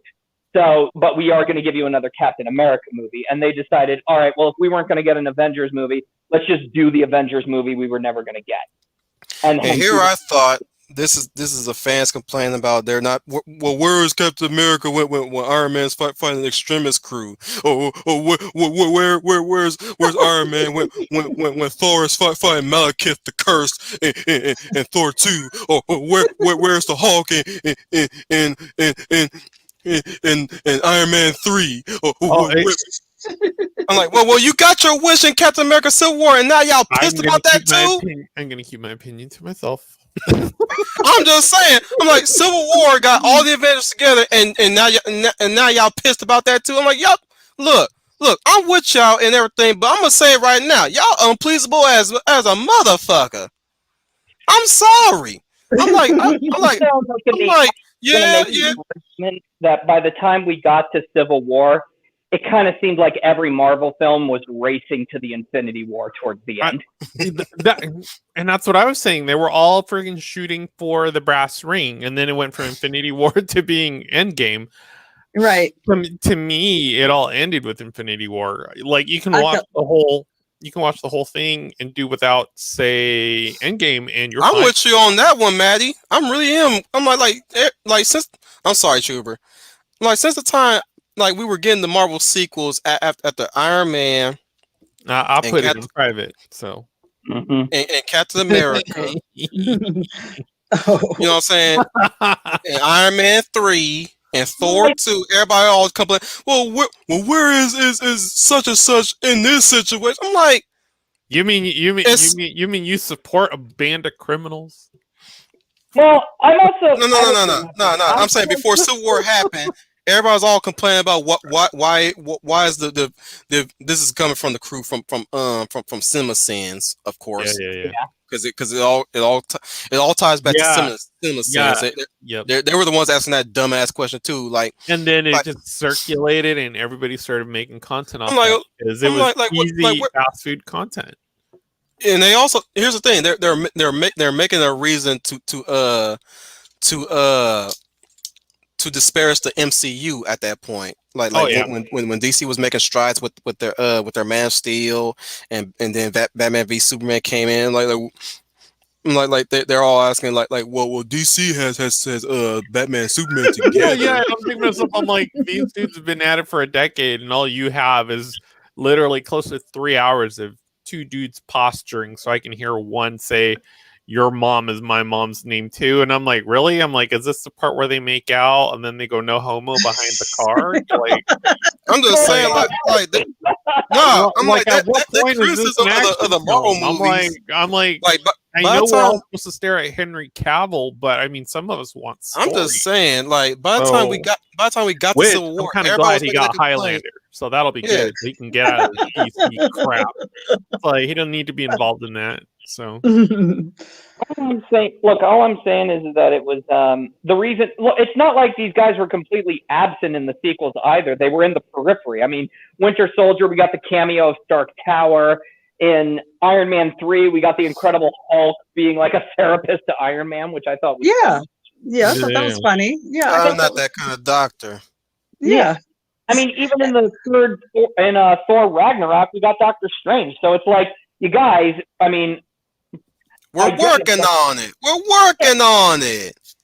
And that's Well, and that's the whole problem that they're having right now too. Hence why we got the problem with Eternals, WandaVision, all this stuff. I mean, WandaVision was originally written to have Doctor Strange show up, but no, he became problematic. yes, yeah, he became which when I was out. The thing about WandaVision, the first couple That's of what I'm saying. episodes I The wrote, moment when I yeah, hear Age say that, I'm like okay, I'm gonna concede, but at this point, I'm that's this is where it really tipped the scale for me. I'm like I'm so sick and tired of hearing that Captain America is mostly an Avengers movie. I'm like, but but this is coming from the same crowd that asks, where the hell is this guy at this particular time in this sequel? And then again, suddenly when we do have every superhero in one movie, mind you, then y'all decry it as, oh, it was an Avenger movie rather than a Captain America movie. I'm like, you guys are not this does not point towards you, Leia or Age. This is me sending my hate towards, and I'm definitely saying hate. Yes, I'm using that. I'm not using it loose. I'm hating that comment right now. I'm like, bruh. Suddenly you have all the superheroes in one particular movie with a man's title, name title on it, a specific Avenger with everybody in it, mind you. Then y'all want and to complain. Spider-Man too. They threw And Spider-Man Black in it. Panther. Yep. So how could yes, and Black Panther and Spider-Man. How could you continue to complain when everything was right there? And then, like you said, Wolf, they said, well, I wish it was a Cap 3 film.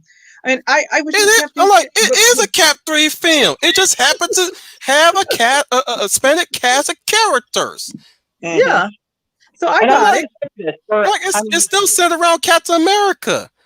and I'm going to say this. I mean, for a large cast of characters, it was handled pretty well.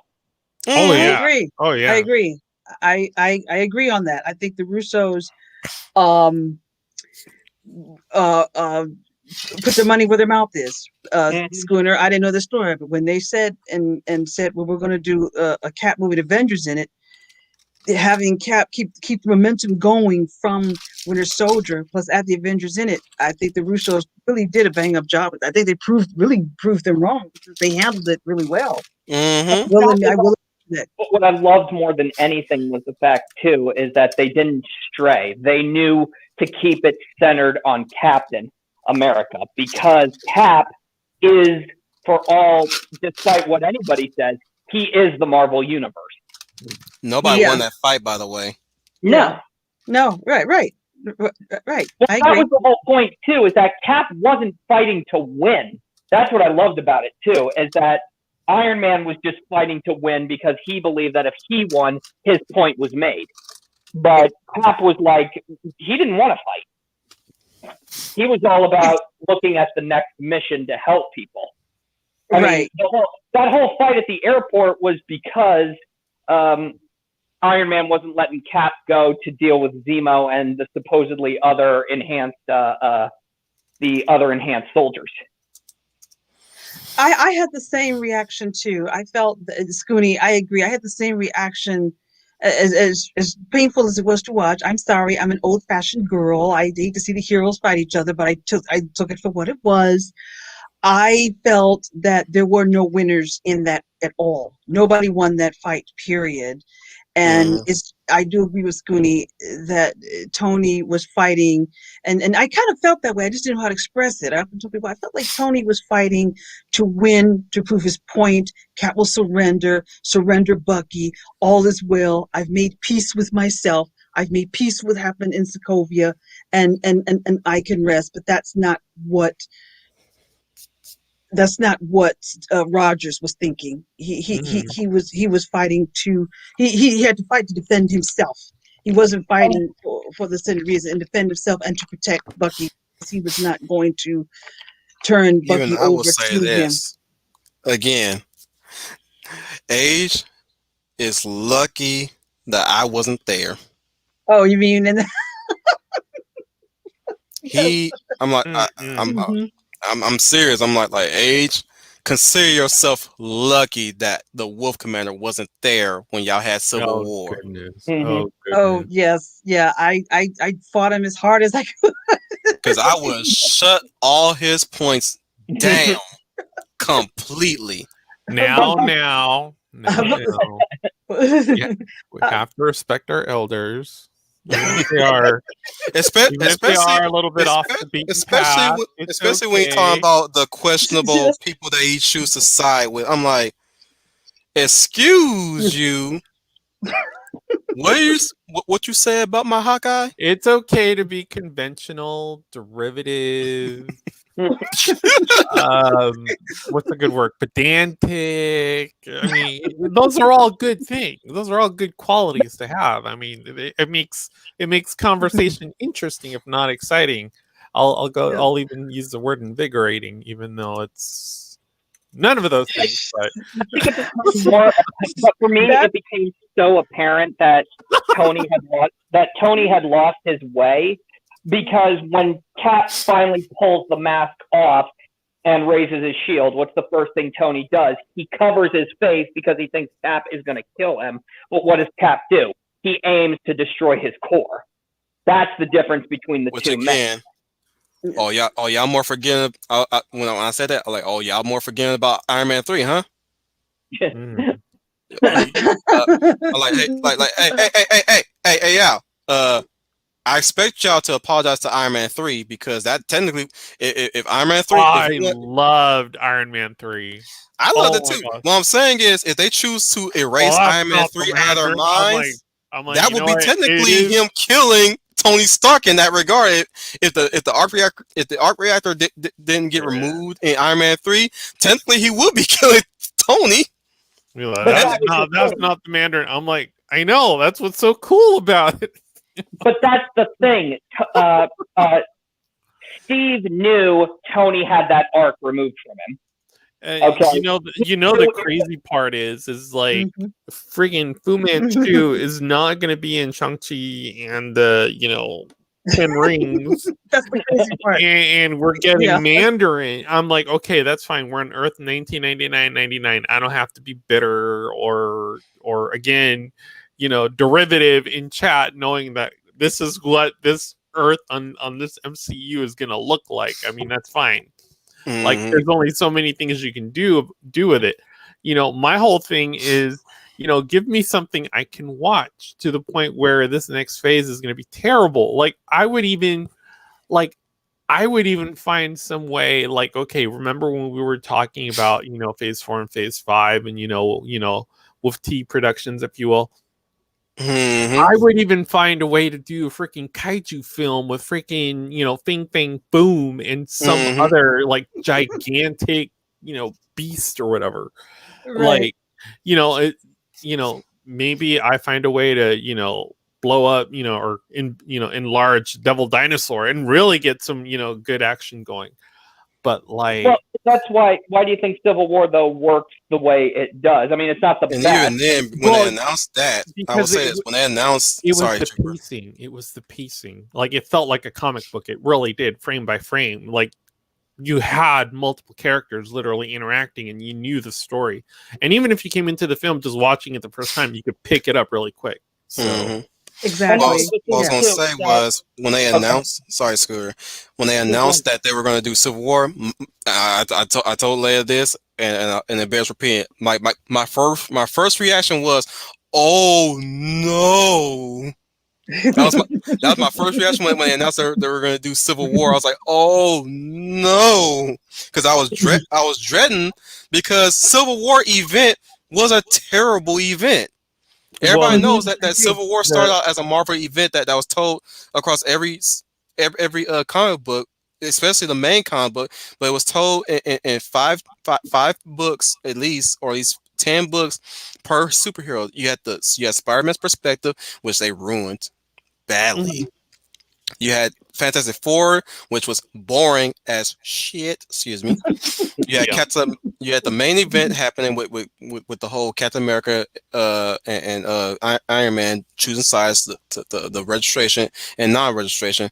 You even had who else they did the separate story with? Well, I think Wolverine was in it because he sided with X-Men. Yeah, you're right. X yeah, yeah, yeah. X X-Men, which I didn't read because I was already bored at that point.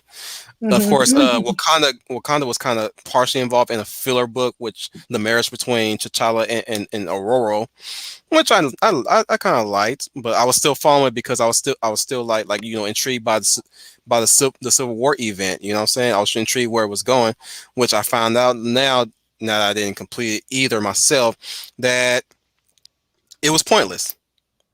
It was Yeah. completely pointless. Hmm. Like the whole Cap stopping because Cap did see in that version Cap was fighting to kill. Hmm. Mm-hmm. Not like in the Hmm. movie, which good on the Russos on that one. Mm-hmm. Um, he was fighting to kill until the public stopped him, Mm-hmm. and a lot of fans. And I agree with them too. They hated Civil War for the simple reason that basically what they were saying was the registration side was the right course, Yeah. was in the Yeah. right. Whereas the movie pointed out that nobody's in the right. That's why I said there's no winners in the movie. Yeah. That's where Yep. the movie I think surpassed the comic because it didn't take a side, and it was just an exploration of the two of an event and showing everybody's different reasons for why they chose the side they chose. Plus, they iron out the Hmm. BS. Mm-hmm. They actually gave out a clear explanation as to what the Accords is supposed to be about versus this Registration Act, which they never gave a clear explanation as to Hmm. what it is and what it entails. Like what positions are you taking when you register your identity and reveal yourself to a public eye. Mm-hmm. Well, and it kind of this is where I kind of knocked the movie a little bit because at this point everybody knows the secret identity of the Avengers and all that. So Right, right. this is where the comic book got it right, where Mm. they do ask that question. But if you really think about it, the true antagonist. I don't think the courts entail them revealing their identity. I think it's just again that they're basically giving their dicks over to to the government. And that's another thing that kind of bothers me is that Hmm. this is a one and done deal. We never see it's never brought up again. It's kind of like this was the catalyst that set everything up, and then we never see it again. Yeah, Well, that's I what think it I was. felt. Yeah, I think it's one of those mechanisms that just kind of move the story forward. Because if you go into it, you can get another 2, 3 films out of that. That's the problem with Civil War. Hell, you Mm-hmm. can get 5 films out of it if you really want to. Yeah, that's the Yeah. So, only biggest criticism I would say I would agree with is that it should have been stretched a bit more, like they did with Infinity War and End Shame, as Fan Man calls it. I did. Yes. You know, it was funny when they were announcing Marvel Phase Hmm. 3. yeah, Infinity War was actually going to be broken into two parts. It was going to be Infinity War Part 1 and Infinity yeah, War Part 2, and yeah. then they Yeah. changed it to Endgame. Yeah, that's I think I agree with you guys. I just want to say, yeah, I think Infinity War should have been split into two parts because it was such a heavy hitter and there was so much to cover. And Hmm. then it was like you said, Commander, you brought out one issue, for instance, that they didn't deal with the ramifications of the fact that really when they got into Infinity War, after Civil War, they never came back together. I always use the Empire Strikes Back ending analogy. They never came back. They never got a chance to come back together, to bond back together again. And both you They brought that could have out as used well. Captain Marvel for that. Yeah, yeah, they could have done it like that Had the because movie done well and not written to be a big love letter to Brie Larson's activism. yes, that's all that was. That all that garbage was. I agree to 100%. As with my problem, I always tell people, I said, well, the Avengers never really got back together or mended together to say, let's not let this break this, have this happen again. Or right now, we have to come together. We've got a bigger situation to deal with, and we have to put aside what we personally may feel to get this job done, which is the invasion of Thanos. We never got that, which is why I Endgame is bittersweet because they do it, but they're doing it at the very, very end. And end game. exactly. Oh, I'm sorry, Victoria. I didn't know you showed up. If you're still here, hey. Oh my goodness. I've been answers to the chat. And somehow I actually missed her. Wow. What did you say, Scooney? Well, I was just saying there was a rumor going around for a time that Endgame, what ultimately became Endgame, was actually going to When you're one. done, Scar, I want to actually read this comment from Victoria Fagball. Yes, an interesting Okay. question. Go ahead. Okay. That they were going to use the time travel idea, but there was a theory that that Infinity War 2 was going to pull a Back to the Future. They were going to go back into Infinity War That's what 1. I thought was going to happen. Which I kind of wish that they did too, because they said we can only get one message back, and I thought the perfect message would have been have Tony call Steve. Tony needed No, to be the one no, to no, call no. Steve. Because then you get then you get that whole Flash. What is it? Freaking Dark Knight Vision. No, Crap. done better, done She's better. the key. She's the key. Well, yeah, no, I I'm Tony late. called- I'm too no, early. I'm too early. right. And it's No, but I think it would have made everything if Tony had called Steve, and then Tony and Steve meet up at the Avengers place, and then Be less convoluted. I will say that. Yes. they all meet there at the Avengers Tower, and then they all fight Wakanda together. The Avengers together are fighting. And then the final battle takes place with Thanos arriving. Yes, he has and Doctor Strange is with him too. So they have the time and the Soul Stone, so that when Thanos shows up, they defeat him. Yeah, that Avenger would have. style. Yeah. So Yes. Exactly. That would have made That would have made a big difference, and probably would have made that movie a whole lot better. I absolutely totally 100% agree with that. Because if you watch the first Infinity War trailer, when it shows Captain America running, you see Hulk in his full Hulk form running with them in that formation. Yeah. Yeah. And an entire army of Wakandans. And I'm thinking maybe that's where the time travel element comes in. So what they're showing us in that scene is the pre-time travel timeline, the post-time travel timeline. Right. Exactly. And yeah, I agree with you. That's what they should have did. And I think you would have got Endgame would have been a much better film. And if they hadn't been so hurried to rush them out of there, we would have got a better film for that. Did you want to read that comment, Wolf? You had it up? Yes. Okay. So it's from Victoria Fagball, and I'm sorry, Victoria, if I didn't catch it in time. You would, if you do catch it in the backwash, you have to wait a long time to get to or speed to, I guess. Never mind. I'm not going to give a timestamp. I shouldn't. Anyways, Victoria Fagball asks, do you think some people feel like heroes is predictable while villains is someone who you don't know what they're going to do, which make them interesting?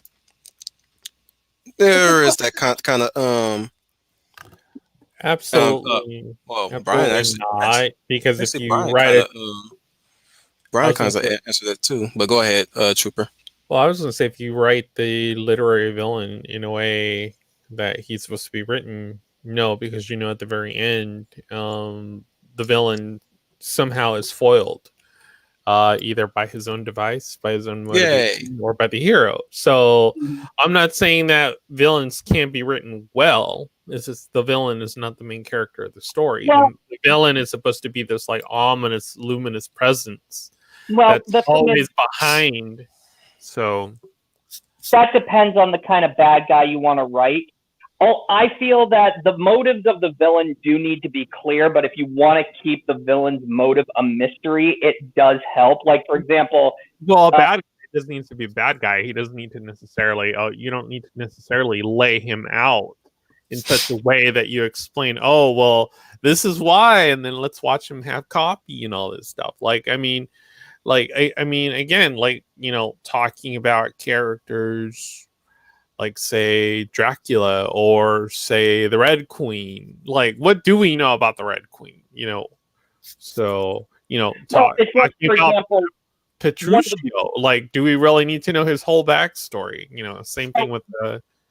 I mean, that's what I'm getting at. So, One instance of a bad guy's plan laid bare is obviously Thanos. He wants the Infinity Stones because he's going to wipe out half the universe. But when I'm yeah, talking about keeping the villain's motives a bit of a mystery, one of the best written bad guys is Hans Landa from Inglorious Bastards, the Jew hunter. yeah, but I'm not talking about modern pop culture. I'm talking Because about just a hero in general. Just like, I mean, that's why I keep bringing up literary villains. You know, the question is, do we? I mean, are if I remember, Fagbal's question was, you know, do we need along the veins of do we need to worry about the villain in any story? Well, no, not really, because the villain's not going to win. It's just not. I mean, human nature is what endures at the very end. I mean, that's the whole point of having a villain versus a hero. But well, you not know, anymore because when now it's like well, then he's truly not a villain. See, and that's what Professor Geek, that's his argument. And I tend to actually agree with him on that one point. The moment that a villain wins, he's no longer a villain. He becomes something else. Is it transformative? No, because we've now decided that now a villain also needs to have a villain arc to reach a hero or an anti-hero standpoint. Mhm. But then again, okay, are we looking to grow a franchise from that villain? Like, did the audience really love the villain? Is that what they showed up for? Or is it One thing I, because I gotta say, Trooper, now that you what you're saying right now just bring to mind when I read YouTube comments, which I, hmm, I tend to shake my head because they always you read these comments and oh my goodness, I'm like, really, guys? So like, let's just say an action movie per se. mhm, You see a badass villain like right, let's go with John Wick, Vigo from John Wick. mhm. And I scroll down to the comments section. Never mind, they talk about the how good a villain Vigo is, which truly he is. But then you get this, you get some nitwit come up. Well, we need a movie about Vigo. No, we don't. Or in the case of I agree. or in the case of the Raid, Mad Dog Mhm. and his awesomeness as being an enforcer Oh, of, we of, need a of Suicide Squad film. Oh, we need a Sinister Six film. I'm not opposed to that, by the way. No, but are at that. But Which again, which are they which villains? At that point, are they again? villains? No. Well, I'm to gonna I'm me, gonna I'm gonna get to it before we start wrapping up. I'm gonna get Right, to right, right. my criteria of what makes a good villain movie. But I like to bring up Mad Dog from the Raid, and I always hear these comments. Oh, we should have a movie about Mad Dog. No, we don't. No, we don't. We don't need no we don't need no movie. What the movie gonna be about? Him just killing people outright all That's right. day? That's right. That's it. If need be, just make a demo reel about that. If you want what your violence fetish. I'm I s- and again, same token of certain villains. Oh, we can we make a movie about this person? Like, no, we don't. We don't need no movie. This is the movie. I actually disagree with Melissa Harrison's son. She says Netflix Castlevania ruined Dracula and turned him good and sympathetic, and in the games he's pure evil, unsympathetic, and a psychopath. In the context of the series, I think they wrote Dracula actually pretty well because they show his motivations as villainous, yes, but it's that very King Lear sense. He doesn't want to live anymore. He wants to die. hmm I will And also well, add. I also add that spoilers. He served his time, mhm. and now he's getting a new lease in life along with Lisa, Yeah, and I was pretty content with that. Like okay, yeah. in the series, yeah, in the context of the TV series, yes. In the video game, you can do that, but as for as much time as we spent with not just Dracula but Dracula's court, it was kind of necessary to alter him into that more tragic character because he would be boring if he kept saying kill, kill, kill, kill, kill, and then we wouldn't have that time with Hector, with Isaac, with Godbrand, with Carmela, all that jazz. Hmm. There's also Castlevania Lament of Innocence, which kind of gives a sort of backstory to Dracula, Mm-hmm. Mhm. Which which was was actually pretty interesting too. I go ahead, I Leia. was oh Sister Winter. I was going to say I got the part, but to me, and I'm going a little bit old school here. A good villain to me, like you mentioned, the Sinister Six. I wouldn't mind a Sinister Six, but I'm sorry, you got to have Spider-Man in there. Hmm. I wouldn't want a Sinister Six movie just with them. Having That's a big arc in his storyline. So to have him face these the Sinister Six, which would probably be the biggest challenge that he'll ever have in his life, is something I would want to see. I don't think I want to see just a Sinister Six film and there is no Spider-Man. Right. I know everybody was in love with Joker. I wasn't in love with it, but there was a part of me that wished somewhere, some way Batman could show up. You know, so is it with the Sinister Six? I, I would prefer Spider-Man to be in it, not just let's just do an all villain film. That would bore me because it's like Scooter said, what Professor Geek said. Now you're taking the villain to a whole new different level. I think about Mhm. also, and I'm going old school, and the special effects may be dated, but I go back to Super. But I was, as you guys know, I was a little girl when I saw this, but I go back to Superman 2, and I still love Superman Yeah. 2 because one, Zod, played by Terrence Stamp Zod, not the other guy. Michael, Neil. does it? No one says Okay. new. No one says new before Zod like Terrence Stamp. But Terrence Stamp, to I'm me as thinking a kid, Skeletor. I thought that I thought Terrence Stamp was just the ultimate villain that I wanted You Superman to will bump. live before me, and so all your all your descendants. Yeah, Another, and he was a yeah, villain that and then I'll let you get in, Scooty. Terrence Stamp's performance as Zod still is tops with me because the way Terrence Stamp approached Zod, I love the fact when Zod came to Earth, he was kind of cool and laid back because he didn't find the human race a threat. He felt that he was above them, except for he wanted revenge. He wanted revenge, but the human race, he didn't just come out and just wipe out everybody. He sort of just said, let's not waste it. He didn't waste his time with humans because he felt they were beneath him. So I'm not going to waste my strength on them because they're not worthy opponents. Like he told the man, how can you cannot be the president? Someone that kneels so quickly couldn't possibly be a leader. So Hmm. Terrence Stamp to me, because I was a kid, like, oh, when they got to fight in the street, I'm the little girl at theater, like, Superman, just pummel this guy. Just pummel this guy. I Superman, miss, help! Who is he? Who is this Superman? Bring him to me and have him kneel before me. yeah. And that's another type of villain that I miss. That Marvel and DC need a Zod type of character that he's powerful, but like I said, he could have came there and wiped out all the humans, but he didn't waste his time because he felt he wanted to rule over them, but they're going to rule over me anyway, but I'm not going to waste my time fighting them because they're unworthy. They're beneath me because he looks down on all of them. So Now we're talking about Superman. and yeah, we didn't get. I did not get that with the Michael Shannon Zod from Man of Steel. I yeah, just I thought, will find him. yeah, I yeah, didn't, I'm right there with you, that's Scooney. not taking anything away from Michael Shannon. He did a good job with the material he had, but the motivations of Zod, because they completely changed the entire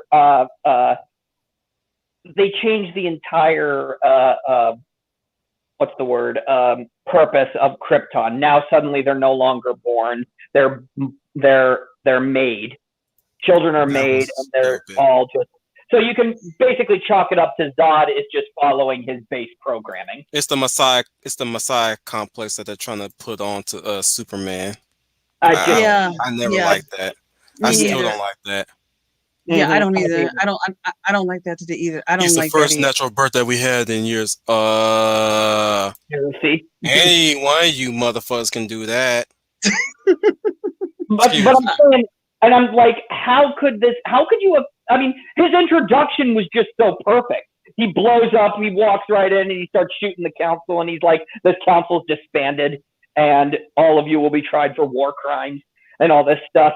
I thought, okay, that's pretty awesome. Then they say, Hmm. oh, but he's actually just.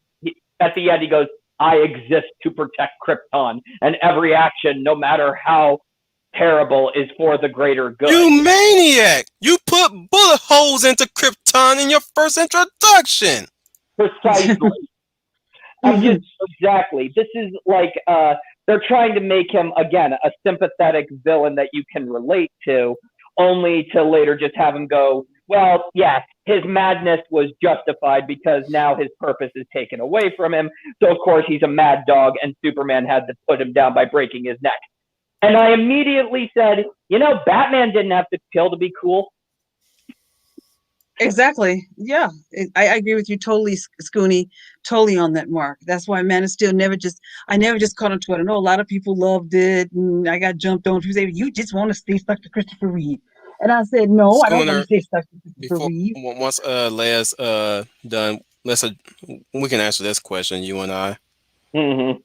Go ahead, Leia. Continue. Oh, okay. I'm about done anyway. No, it's just that Christopher Reeve understood the character, Richard Donner understood the character, and Terrence Stamp understood what Zod represented to Either that or he was Christopher Reeve. Shakespearean about it. And I like that. I like Mm-hmm. that. That would make Yeah. Terrence Stamp. Yeah, I like that. I like that he brought it over there. Choice by the actor. The actor himself decided to go that route, whereas um, Snyder decided, oh, I'm going to make that so on the nose in Man of Steel. Hey, look at that. I read the Bible. Oh, hey, look at that. I've read Shakespeare. Oh, look at that. There's your Messiah right there. I'm just like, oh my God, it's all in my face. Stop. Mhm. Right. Melissa It's so edgy. It's so edgy. Yeah, Melissa exactly. asks, question is Dracula's knights, vampires, undead, and living suits of armor? Bit of all of the above. Mm-hmm.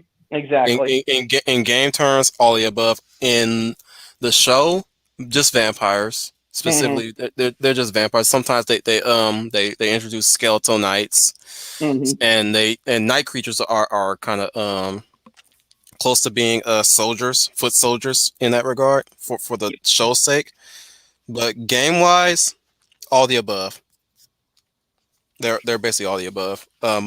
Majority of the knights that you do fight are suit of armors, but there are some knights that are vampires too as bosses. Undead specifically, yes. Like I said, the skeletal knights, yes. Ones with swords and armor and shields. Those are knights Mm-hmm. in the undead sense. Again, bring up the vampires too in the undead sense too. Living armor, yeah. So to answer your question, Melissa, all the above in the games. Mm-hmm. But what was it? But back, I mean, back to Zod. Yeah. He's just the poetic bad guy. You see his villainy and the layers of villainy in the Reeve Superman, and I'll even say in the '90s Superman with Jax Yor and Zaxar, Jaxar and Mala. Mala. You even got that as well. They said we are and they're following a cold logic that we are powerful than you. We have things that you cannot do. Ergo, we are above you. Right. And then they'll say, oh, you think, and then they'll say, oh, you think you're better than all of us. And Jack Yor would look at you and say, he would pick that person up, fly into the air, holding that person, and he says, I don't think I know, and then drop him. And that's why Or give a that's flat yes. yes, right, yes. And that's why Zod is if it's a villain that shook what I like, that's why he's up there. He's a classic. He's still memorable for some people, but he is memorable to me because of that and because of the fact that this arrogance that he has that the only one he really wants to plummet is Kal-El, which is Superman. That's who he's really after. But the humans, he looks down on them because, one, he doesn't feel them a threat, and two, I should rule them because I am better than them and I am stronger than them. Totally 90-degree opposite of who Superman is. So Exactly. totally opposite of because he says that your weakness is that you care for them. He considers that a Right. weakness. Now, that's it seems like they feel the same way. That a hero's weakness is caring. It's not his weakness; it's his strength. But to God, it is, Hmm. and that's what makes them different, and that's what makes him a really great Or the villain. Kurgan says this: he cares for these mortals. Yeah. Same thing with Highlander. Yes, caring. I have something to say.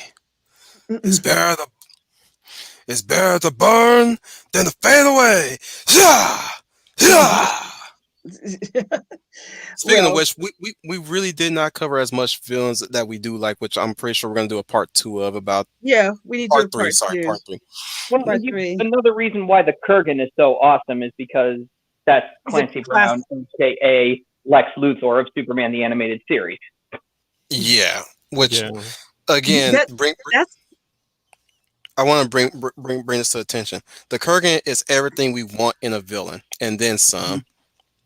But there was one scene that stood out to me, and that was that church scene, which I just referenced just now.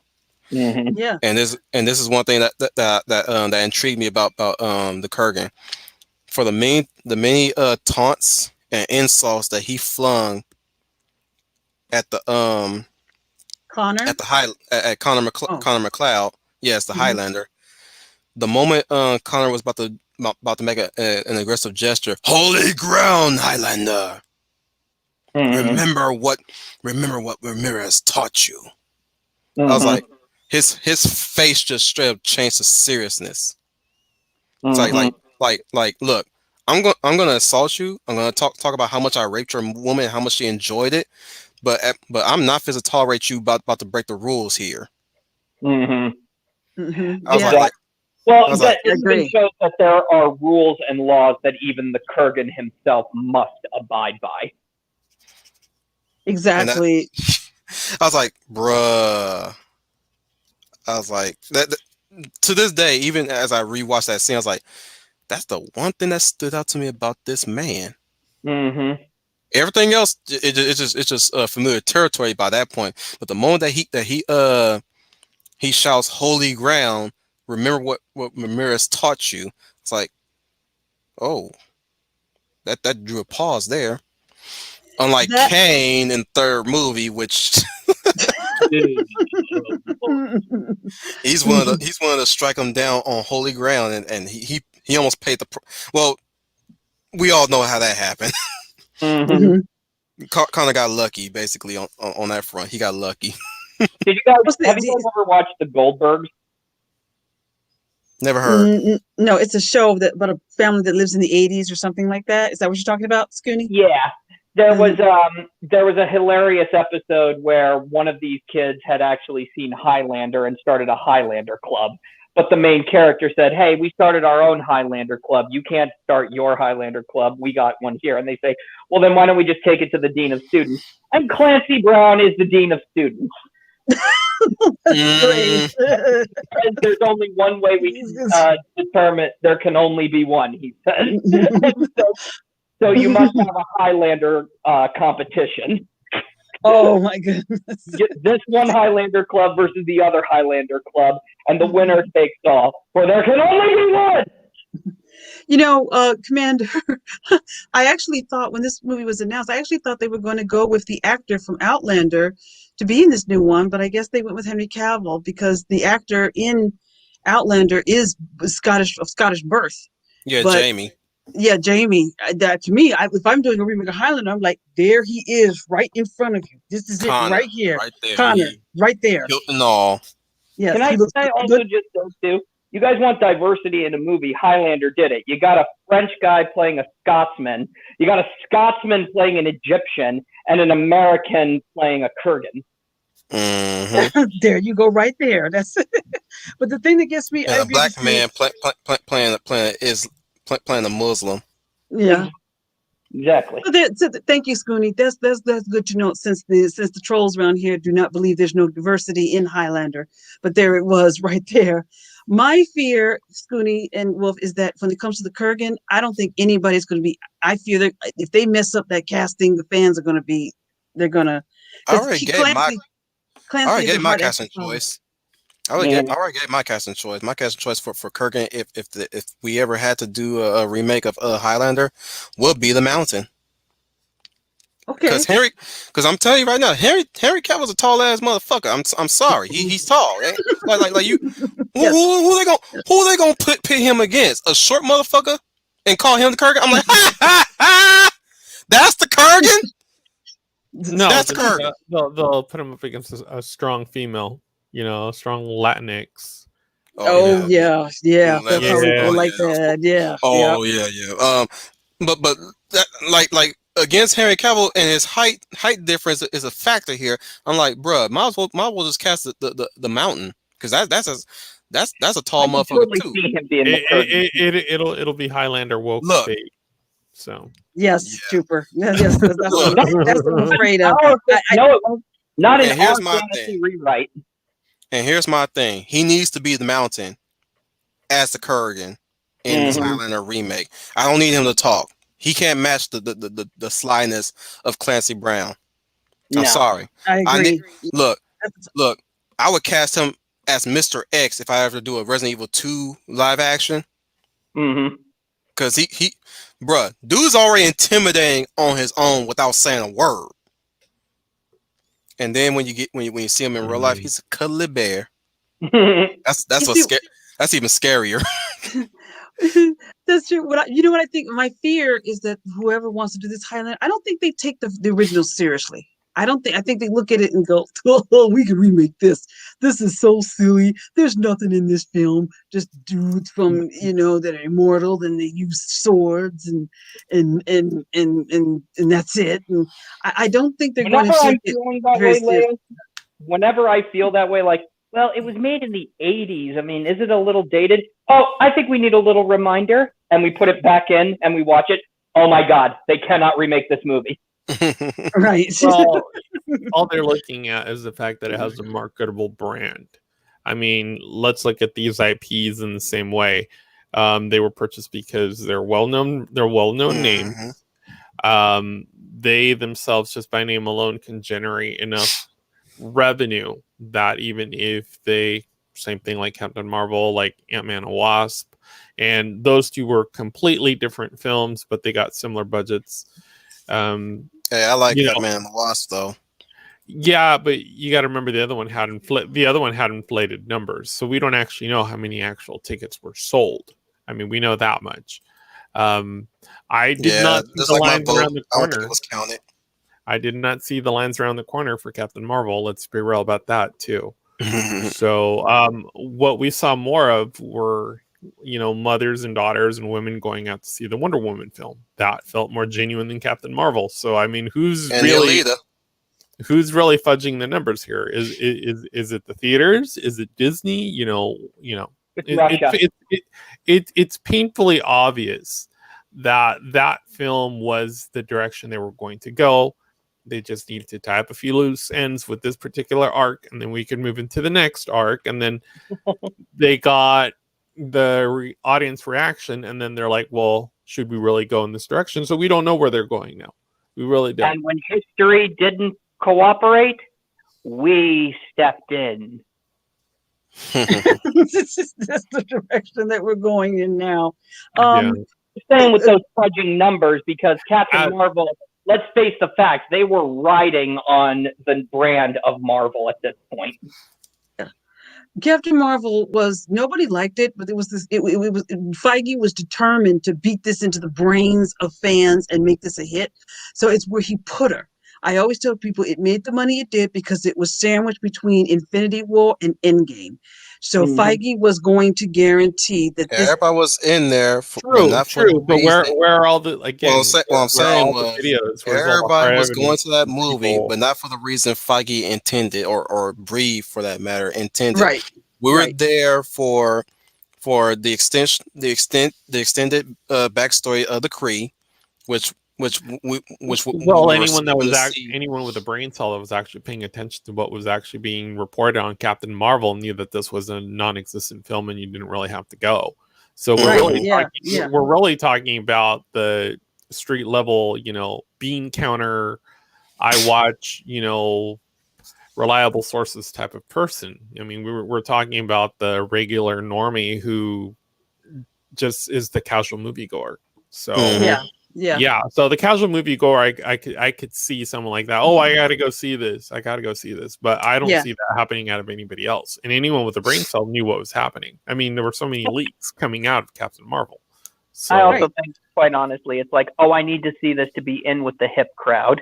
Yeah. I mean, that's what I was well, thinking too. yeah, Yeah. There are lots if of you're like a Zoomer, and we're born in like 2000, but like I mean, other than and, that, why would you go see this film? Like, there was no reason to see it. Like I said, I got it for free, so there was no skin off my back. But and there's those And I people. don't believe in refunding tickets, so I made that bed and slept in it, and I came out fine. yeah, I didn't even bother to at all because Bree was so unappealing. And now she's a problem because obviously they've decided that she is not going to be, she was supposed to be the brand new big leader of the Avengers superstar, Until she greatest opened her thing ever. mouth. well, they Yes. don't, they don't have any temples. Regardless, here's the thing. This is what people tend to forget. If they wanted her to be the temple, she'd be the temple right now, regardless. Like, they would find a way to go ahead and sell these films. Like, these films are going to easily rake in $1 billion every time they put one out. That's not in the realm of this isn't going to happen. It's going to happen because you have enough of those sheep out there that are willing to go out there to just sit in front of that thing for 2 hours. So It's I true. mean, The power of so Superman. yeah. So again, there. I mean, the numbers are there. The I simp mean, is strong with this one. they can go ahead and the schlock will show up. I mean, again, I mean, if we look at, I mean, if we take it a little further. Okay, so let's say they actually do have an arc. We just don't know what it is. Is that going to be enough to get you back in there? Maybe curiosity, but are you going to go back multiple times to watch this film? Probably not. They're only banking on What's you showing funny up once was for each also of these films. That's it. Trooper. What was also funny is the fact that they got journalists trying to explain the whole symbolism theme of Captain Marvel. This is Carol Danvers breaking from her. Like, bitch, did you not watch the movie? She was confronted by a woman at the end of that one. Be like, don't nobody want to know So, about Captain Marvel? It's like no, but I'm saying everyone like expected last to time I see, checked when I was watching that, I'm like the broad was standing against a broad, not a like, dude. people expected the 90s. They The, didn't get the the 90s. dude They expected tits Jude and Law at the ass. end They was an didn't get that afterthought. either. They Mm-mm. expected Monica Rambeau to be black. She wasn't that either. I knew you was alive. And it's like, really? I'm like, you've really caricatured this woman into that. Like, I thought we were going to get some photon action. Nope, didn't see that either. Nope. It's one of these Well, They I things where guess, it's cannot like, commit. and that's what bugged me at the very end. Usually in a Marvel movie, there's a big fight at the end. Yes, some would say that it's cliched, yeah. but would it not be interesting to see a fully powered Carol Danvers, if it had to be, No, go all up the against the teacher who had trained her, and the teacher who trains her, despite her having her power, still defeats her well, I because mean, he knows her. get real. I mean, the end montage was really seeing Ronan again for a second time, even though we already knew he was dead. It's like Mm-hmm. that was so anticlimactic. I'm like, really? I'm like, we're doing this now? He's just a He's reduced alive now. cameo. He's alive now. He's alive now. So it's like, Mm-mm. It was exactly as you said. It was oh, the word just slipped my mind. It was a character that was their answer. It was supposed to be their answer to Wonder Woman, and it failed. yeah, and That's it pretty felt much what it was. yeah, They picked the wrong. They should have went with Natasha Romanoff. They should have said, "Look, we're not going to beat Wonder Woman. She's royalty, but let's do what we do best here at Marvel. Let's heck, take a character." if they Yeah, really wanted people to go back and see it, like the last scene should have been Rogue freaking sucking her powers out and freaking leaving that woman for dead. People would yeah, have turned out for that just alone. I mean, with Captain Marvel being so caustic in terms of a character, people would have turned out for freaking Rogue to just be like, Come here, sugar. Done.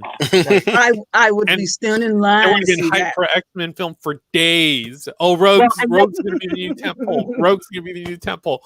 And they Yes. didn't yeah, it was you know, it's like kind of pathetic too to watch their attempts to try to justify Captain Marvel. There were essays online about saying why it's secretly the best movie ever made, and I'm just like, Oh oh, yes. you so badly want this to work, you poor pathetic individual. oh goodness. I mean, she wasn't even that good in the Mhm. comics. I mean, how many launches has she had? I mean, we're going over 9 relaunches at this point.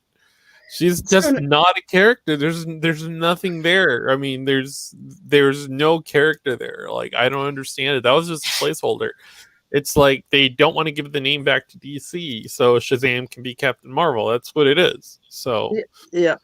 Like you said, what Scooty said, nobody likes her, and nobody especially doesn't like Brie Larson. I don't like Brie Larson. I'm not paying my good money out of my paycheck I don't even to like her watch that anymore either. woman Not to act say that after. she was like, not anything that to go by. There I was this mean, hilarious video online. This guy who analyzes body language, and he just says when you're watching Brie Larson with the Chris Hemsworth and Anthony Mackie and Don Cheadle, Talking about if you charisma say what? on command. Are you hearing me? Oh, okay. yeah, I hear you. Did you go? Yeah, yeah, We hear you. yeah. What I was gonna say was, what I was asking was, it wouldn't be charisma on command, would it? No, I don't Oh, believe so. I remember watching it, forgot the name. That's actually not good. I got to make a note of every video I watch at this point. Scooter, but I was gonna continue what say, you're saying. I think Scooter, real quick. I think I watched that same video of him analyzing that cringy press conference between, Mm-hmm. that god awful press conference. But go ahead. And it's basically right. It's very clear that Don Cheadle and Hemsworth do not like sitting there with Brie Larson. Needed And to they're Jeremy right next. Renner. No, Yeah, Yeah. they're not right next to the It- broad. Yeah, it was very. You're right, Schooner. It was very clear that, and I've seen all their press conferences because their press conferences were always so much fun, and everybody looked relaxed and looked they were enjoying getting along with each other. When she showed up, oh my goodness, you could tell nobody liked her. You could Mm-hmm. tell that, and you could tell she just had no respect for that cast. She felt like, move, I'm the star here now. So you are going to bow to me and do anything that I say because And I'm supposed to they be say mistress. Gwyneth Paltrow was hard to work around with. Yeah. Well, when you got a big name and you can sell vagina candles. Hey, all power to you, man. All power to you. If that's what it smells like, okay, I can see the appeal then. But I think Marvel also realized how unpopular she was because if you look at most of the interviews after that, the ones who are interviewing her are like spoon feeding her answers. Yeah, and then when they had the premiere for Infinity War, I don't know if was it Infinity War? No, not Infinity War, for Endgame. Endgame. But Lord and Jesus, usually those red carpets are fun, but everywhere you look was nothing but gigantic posters and billboards of her. It should be this should be Captain America's and Tony Stark's and Thor and Natasha over there because this movie should be focused on them. Since they are leaving, they should be celebrated. Kevin Feige had nothing but Captain Marvel posters everywhere on the red carpet for Endgame. It's like he was promoting her over the other Avengers. And I knew right then and there I smelled dirt. But I figured, you got to please your mistress. So you got to find some way to make her happy. hey, Dignity did that cost you, Brie?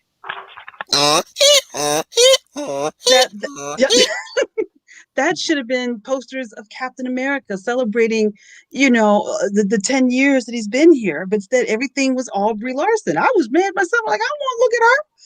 But it made no sense. And I think I don't know. Like you said, maybe Feige it was getting good, and maybe after that he promised her. And I mean, I don't want to spread rumors, everybody, but come on, you don't get all that happiness without giving up a little something. I mean, come on, that's a Hollywood game. That's all I'll say.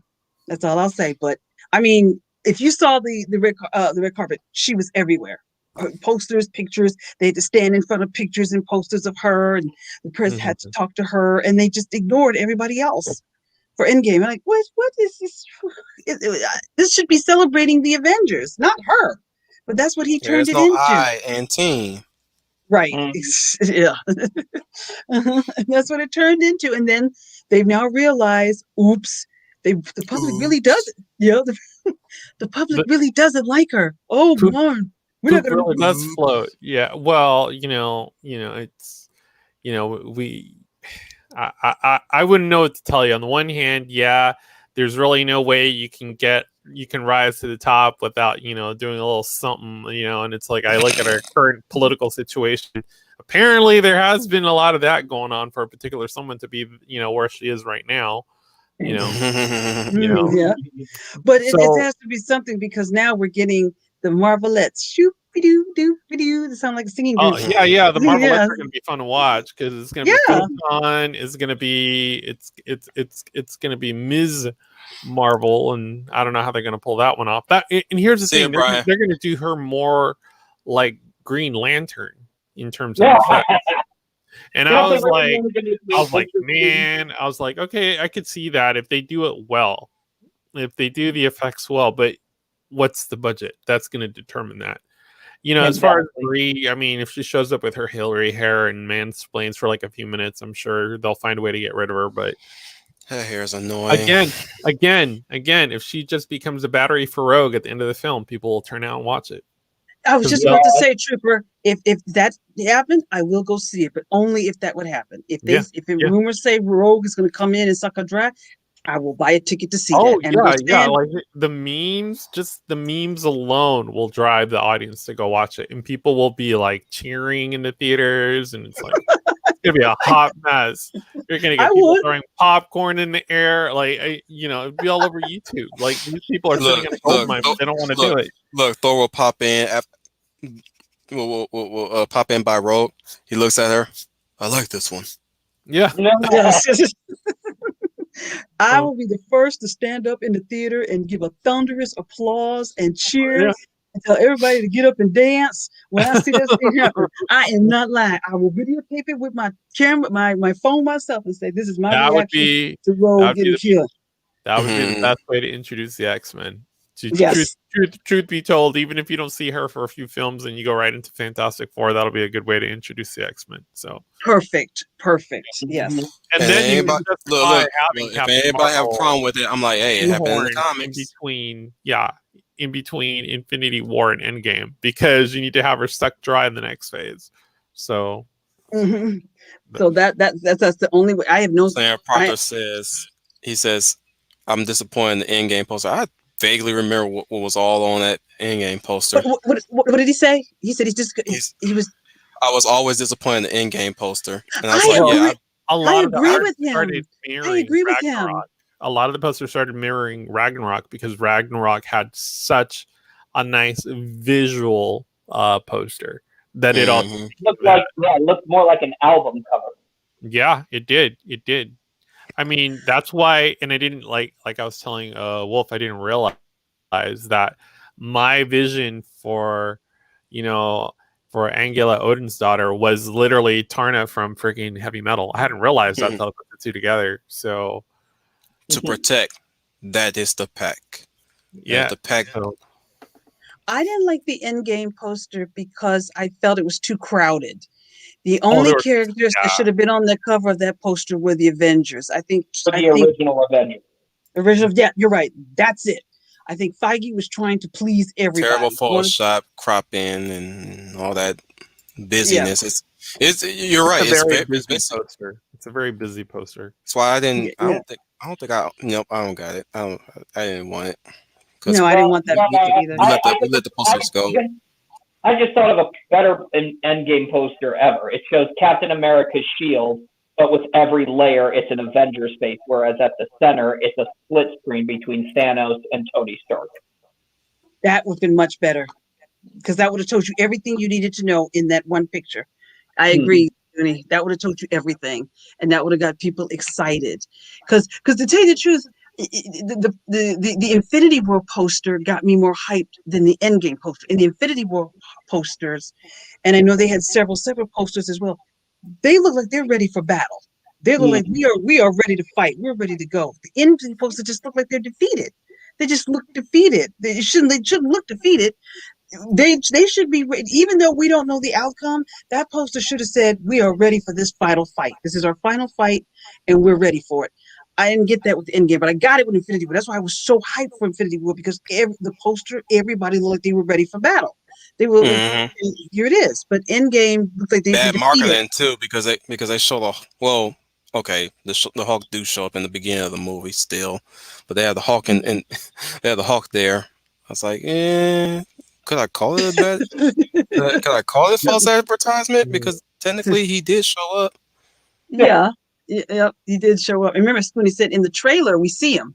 We saw him in an Mhm. early trailer for it. We see him in there as the Hulk. So I guess it I know wouldn't a really lot of hurt people were Infinity. disappointed, but I was like, it had I to was, happen. I'm sorry. I was too. I wanted more Hulk in Infinity War. I wanted I a felt better it wasn't enough. ending for the Hulk story because we got shafted with a sequel with no Incredible Hulk sequel. Well, we got a Uh, fake Beauty and the Beast type of storyline, and that was it. And it got dropped.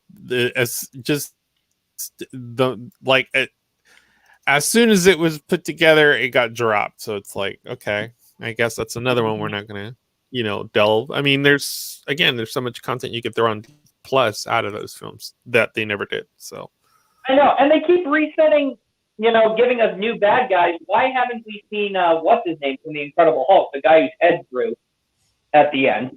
Oh, the leader. Yeah, yeah, there's an untapped bad guy you guys haven't even thought of yet. Where's Leader? Yeah. there's a lot. There's a lot. I mean, when Loose you actually ends, lots of loose there, ends. yeah. I mean, and technically, yeah. Upon further analysis, yeah, you're like, okay, you can pick this movie apart and find which pieces don't add up. But I mean, there was enough content there to go for years just off that 10-year arc. But Mm-hmm. I guess they figured the model would be, 10-year arcs. And I figure that these people just didn't think they could pull that off. And then when they did, they're like, oh crap, what do we do next?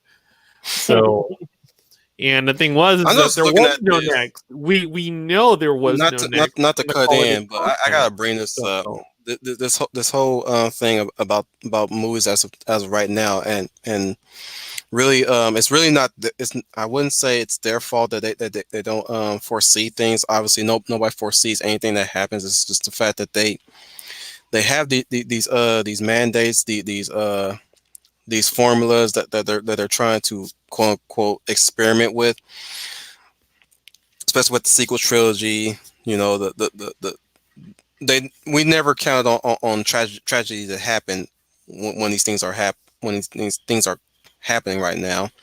Like in the Mm-hmm. case of Last Jedi, we lost Carrie Fisher. Mm-hmm. Mm-hmm. Never considered to properly portray Leia in any awesome way as possible. Thank you, Ryan. Mm-hmm. In the case of T'Challa, we lost Chadwick Boseman, and sadly we never got around. They never got around to doing a Black Panther sequel when they should have gotten that point, especially after Endgame had wrapped up finally before the Mm-hmm. pandemic even happened. Never once did they ever got around to doing that. Of course, we didn't know that he was having ailing health because he kept it a secret, which that's his that's his privacy to Mm-hmm. protect. That his Mm-hmm. prerogative to protect, which again that's fine. But again, like again, they're not pushing these things quickly enough because they have no they lost the idea of how to pace themselves and pace these stories out the way they do. They're more focusing on they're auctioning right. Yeah. auctioning off well, who's more diverse, Mm-hmm. DC or Marvel? DC with the CW series as right now. In Mm-hmm. the case of Marvel, they're Marvel movies. as of right now, and their choice in animation and animated Mhm. shows. Now they're trying to do all that. I'm like, yeah, but we came from a line where when we had that type of storytelling, we had heroes, not mouthpieces. We had Mhm. people like to reference John Stewart as the Green Lantern that we chose to follow in Justice League, who happens to be a black man. Mhm. And if you really want to get technical, or at least in the case of the voice actor, we had Martian Manhunter. Technically, he's Yep. not black. He's a Martian, but he just happened to be voiced by a black man. But he cool though.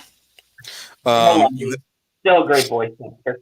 of course you had the same in the same token. Later on, we had Asian Green Lantern and Batman Beyond, Mhm. Mhm. and we also had a black superhero too who was out of commission for a while because he was set up and injured pretty badly. Um, of course, we had Falcon in that one silly Avengers cartoon that was on Fox Kids for a while. We had him just now joining up the Avengers. You guys ever heard that Avengers show? What was it? Which one? It's not Uh, Avengers Assemble, is it? It's not no, that not one. that's Okay. later. No, I'm talking about Okay. the Yeah. '90s, like somewhere in the mid early 2000s, where everybody had power armor. Ant-Man had Mhm. power armor. Wasp had power armor. Even the Falcon had power armor. They basically had these suit up animations. They also had Tiger with them too at the time. Wonder Man's brain was transplanted into Vision's mind. Ultron was the main villain, of course. Mhm. Um, Even then, we also had the X-Men. By then, we also had let me go to something recent, something very recent. Help me out here, Schooner. Okay. On the spot. First, Oh, pressure, pressure, pressure, pressure. sorry. No pressure. You can talk about whatever you want. I mean, as long as it's villains. So it's like Well, Oh, Disney. you know what? You know what? Let me digress. Let me segue and start bring up my criteria of what makes a good villain protagonist movie, or what should be the criteria of a villain movie for me. And this might A be good hero. shut up. I mean, We that's all it. know we That's all it. know that, but I'm saying it's a movie centered around a villain's upbringing. If I'm Mhm. doing a Cruella movie, My criteria here's the thing. My criteria is always it should always end with them becoming the villain. Period. okay. Uh, Becoming the villain. Like I said, especially when it comes down to, I did mention that I had a Maleficent rewrite. Mhm. My Maleficent rewrite should always ends where Sleeping Beauty began. Her coming to the castle. Well, well. I would have done it as something like Cruella. She gets with this dude. Dude leaves her for another woman. Dude's favorite dog is a Dalmatian. She presents, the dude with a parting gift, and it's a Dalmatian men's coat. That's funny. It's But like, no, it's like, wow, that's freaking twisted. Like your favorite dog is now a fur coat. Here you go, babe. but in the case of me, her start to villainy was a poor misunderstanding. Because that's how you do it. You do it like Fatal Attraction. That's how you do it. Uh, uh, but Yup. well, yeah, in my rewrite, like I said, Maleficent was angry with if you really want to tie Philip with Maleficent, right? Mm-hmm. How I rewrite that story is especially with the way how they present it in the actual film, which is the world of fairies, basically. You got all the creatures and everything. You even got the good fairies. I'm not gonna write them as incompetent in this rewrite either. The three good fairies. Um, so we still go with Philip cutting off her wings like they do in the movie, right? Mm-hmm. Right. So let's just say this. He only did that because he wanted to protect her. Because everybody else would want to kill her and cut her wings. So he goes to Maleficent. He says that like them being friends, right? He says I have a plan, Maleficent. It's gonna be tricky, but it requires you to be Eh, asleep. Shut nah. up. Nah, I would have had her fall in love with a mortal, and in Shut up. order, I would have done Little No, Mermaid. I would have had her fall in love with a mortal, and in order to get his I'm attention not and done. be mortal, she would have like mutilated her I'm not wings, and then done. it turns out he's like gay or something. I'm not done. Trooper.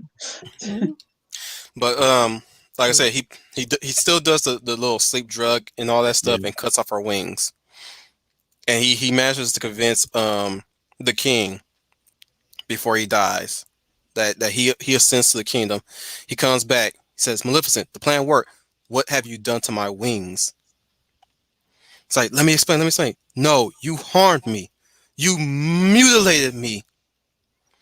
You were my friend. Stuff like that, right? Oh, see, I Yeah, like mine I better. already like this movie a lot more. Me I too. like I'm mine liking it better, where already. she's like trying to do the whole aerial thing, and dude goes for like girl number 2, and she feels like a freaking idiot. And the moral of the story is don't be a freaking idiot. So here's another That's here's a good another one too, thing. Trooper. you know Here's what I another mean? thing. It's like, but those are the types of Mm-hmm. stories we can't tell because people get all Twitter pated now that they can be, that they can have a mirror held to their face and they have to actually deal with That's all basically their what it is failing. now with this whole representation. I want them to look like me and see my worldview. And I'm like, that's not diversity at all. You just want to self-insert yourself. Yeah, that's not Uh, that's more of I'm already living in my own conservative opinion. delusion. I'm not gonna be looking through your own delusion. I'm sorry. So Precisely. I I'm, I but let me finish my rewrite real Yeah, yeah, quick. yeah. go ahead. Basically, not really. It's a basic outline. So she's already powerless because she's in a way she's a fairy. You remove a fairy's wings, she's basically powerless. However, she drew power from another source, a green source, a spirit, quote unquote, who offers her something that's beyond fairy magic. A power that mere mortals will never touch. A power from another world, if you will. The power from hell. Perfect. Okay. Yes. Mm-hmm. But like I said, the full movie will be centered around the relationship between Philip and Maleficent. Mm-hmm. But the moment we get to the final act, at that point, she had already been mutilated. She'd been searching. She'd been traveling around the forest for a while in her grief. Yeah. And let's just say the crow leads her to that power source, and that's why she has a good relationship with the crow in Sleeping Beauty. Yeah. Or And the, And maybe that the crow could actually be her familiar. yep. now that power from hell is that gives her the ability to turn into a fire breathing dragon. Hmm. And I'm thinking of the cartoon. I know the live action, but in the cartoon, the classic animated film, she turns into one. So maybe that I don't know how you would the story to go, but when she turns into that one, she does it to try to kill Philip. So, uh, Sarah Proctor's not okay with my rewrite, but I'm gonna well, continue. I mean, it's got elements of Hellraiser, Crow, and some other third film I can't think of right now. So, But yeah. So she gets that power. Her yeah. clothes, her horns change differently. Like she goes through a full transformation. But like I said, where I'm going with this is that what the movie did, the first movie did, the movie proper, basically outright made Philip a bad guy. Like even though what he did was out of the best intentions. He still out and out became a bad guy Hmm. in the end. I'm trying to make Philip a victim of circumstance, Yeah. but at the same time I a like good. that. At the same time, still maintain his good guy thing. He still get he's still like you like you're kind of bummed that he did what he had to do, but you understand where he was going. So it's a it's a hollow victory on both ends. She gets to live at the cost of her wings. He gets to rule at the cost of what he had to do to get there. Now he wasn't there to ascend the throne. That was his main motivation was to protect his friend at all costs. He didn't do it. Philip, I mean the king, not Prince Philip. Yeah, Prince Philip is for Aurora. You're talking about the guy that was with, I think it was Stefan. Yeah, Stefan. King Stephen. I'm sorry Yeah, guys. I yeah. didn't mean to say Philip. I mean Stephen. Stephen Stephen did Oh, it to save his friend. He did not do it for the throne. Basically, he basically did an unselfish move, a selfless move to attain a position that first and foremost he never won, but he actually but going by what the king was presented in the again the movie proper, he was an evil king trying to rob the riches of the forest Hmm. and the resources, whereas instead Stefan is ruling with a benevolent hand this time, but he still Hmm. holds that guilt. That would actually make sense too. Why the fairies were there to give a blessing Hmm. because he nah. had brokered the truce. See, mine would have been more of a fatal attraction or basic instinct type of love, which isn't even love; it's just outright lust, and it's like, uh, and it gets you nowhere. I mean, to the point where you mutilate yourself, and you're taking all I'm these surprised infernal Manu is powers shocked that on. Prince Philip had a name. Prince Charming has no name. That's not a name. That's a last name. That's a Prince last name. Charming. Oh, you don't see. You don't need a Yeah, Philip. first. Yeah, Philip has a name. When, Charming when don't. when you get up there, you only need one name. You don't need two names. You Wait, only no. need one name. Yeah, Actually, it would make it would also Prince make sense. Charming. Think they use Prince Charming for both Cinderella and Snow White, right? Or Well, you just the. could use Prince as a boy's first name. So Yeah, true. so And he did as a rest his soul. Anyways, but like I said, long story short, it ends with where Sleeping Beauty began. The final shot will be towards her back, doors open, and cut the black, and you hear well, well. Yeah. But before that happens, she basically mutilates the force itself with the corrupted power. It's already twisted, dead. The living creatures that live there mhm. end up being misshapen, twisted like the orcs in Lord of the Rings, except for the fairies, which brings up the animosity between her and the fairies in Sleeping Beauty proper, and why they would go out of their way to protect Aurora with their Mm. blessings, because they still hold true to their fairy nature, Mm. which is why. But again, I'm not going to tell that story after Maleficent. If you want to watch the rest of that story, watch Sleeping Beauty. There, there's your sequel right Pretty there. Okay. much, yeah, right there. Okay. All All right. I, Now, all I, That's a whole lot better. all that I if did you're was, into all I some did was, gi- labyrinth type film, make sure you have a Goblin King in there, and that's all where I the did was give powers come. all I did was give optional context, and I say that it's an Mhm. option whether you want to watch my film or not, and it's also optional whether you want to tie that film into the animated Sleeping Beauty, Well, which is that's a whole what, which is a whole different movie compared to what I would give.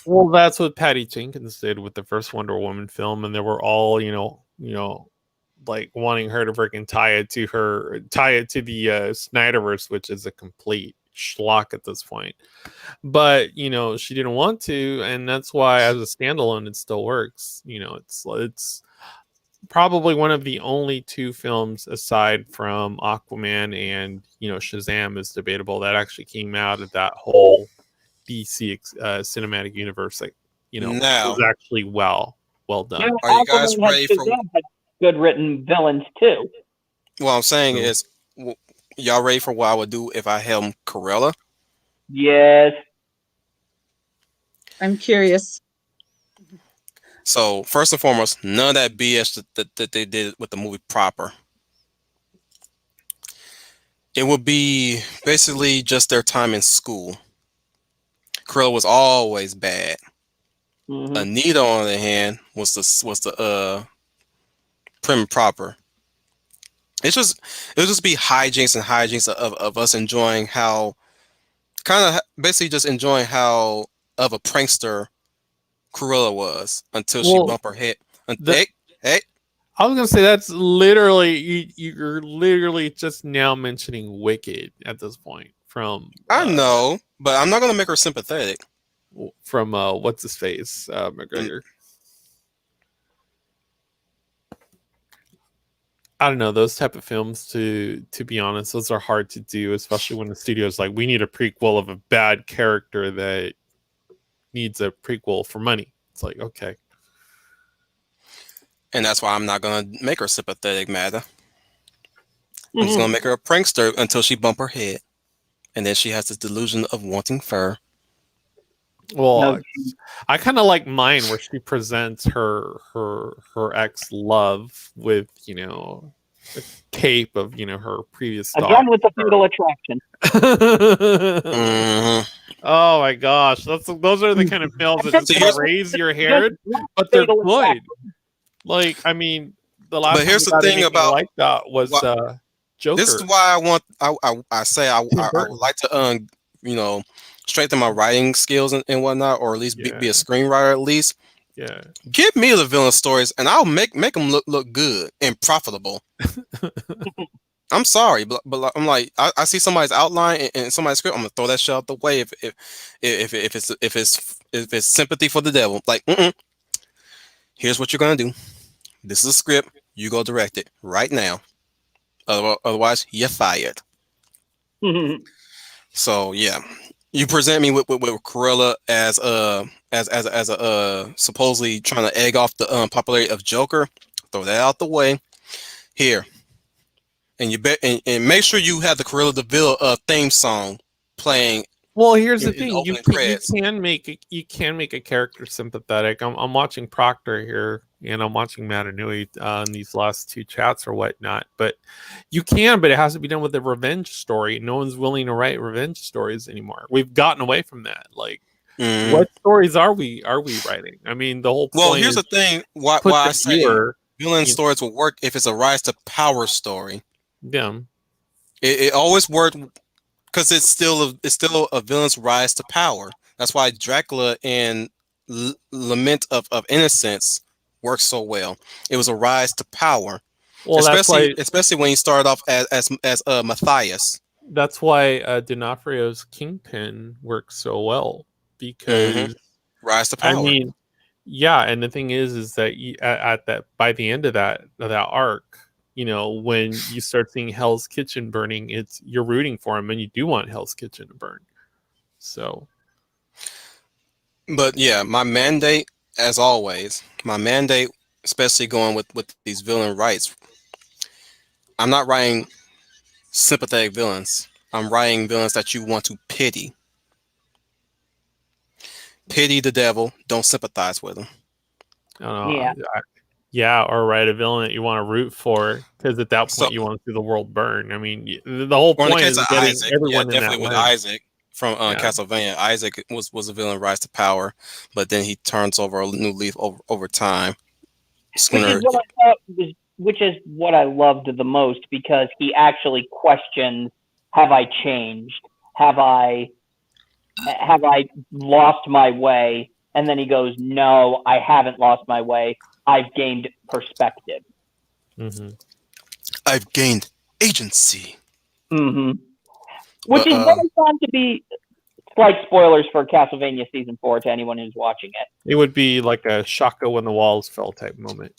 it. One of my favorite moments is when Carmela basically says, "Is this out of revenge?" And he goes, "No, it's only logic. I can't be safe in life if you're alive, so I have to destroy you." right. Which I don't think there's a greater insult than that. I'm not killing you because I want revenge on you. That was the original plan, but now I realize, no, I have to kill you just because it is the logical thing. Yeah. So, yeah, Now that you bring up Carmilla, let's talk about Carmilla in Vampire the Deep Bloodlust. Mm-hmm. She brings up that perspective of these are the laws of nature. When she Mm-hmm. confronts D in that very scene, she's nothing but a spirit now. Mm-hmm. At this point, she's a very powerful spirit that casts illusions and serve her own game. I mean, she was so disgusting and hell bent on insatiable appetite that Dracula himself impaled her with his sword, which caused her, which put her in that present state. That's a villain that has a very explanation as to why she does what she does. But at the end of the day, you say, "Yeah, bitch, you gotta die anyways." Mm-hmm. Excuse me. But that like as I'm hearing the perspective, I'm like, yeah, but you still gotta die. That's why I like to see villain stories like where I failed to bring up American Psycho, which is basically Patrick Bateman, and you're Yep. very intrigued and very fascinated by his sophistication and meticulous way of how he talks about people and people around him and how he commits heinous things, but it's all in his head and you don't know exactly if it's all in his head or not. Mm-hmm. But at the same time, you don't like him. No, You don't like him. You're not supposed to, but you're charmed by him. But at the same time, you don't like him, and you shouldn't like him. exactly. And what's even more terrifying is I think the real thing that's terrifying is the sheer apathy the whole world has for him. I mean, Hmm. he has given clear indications of what he is, yet the world in which he inhabits just doesn't care. In fact, it even in subtle ways encourages his evil behavior. Which gives credence to what I'm saying. Give a Mm-hmm. proper motivation for villain type stories, Yeah.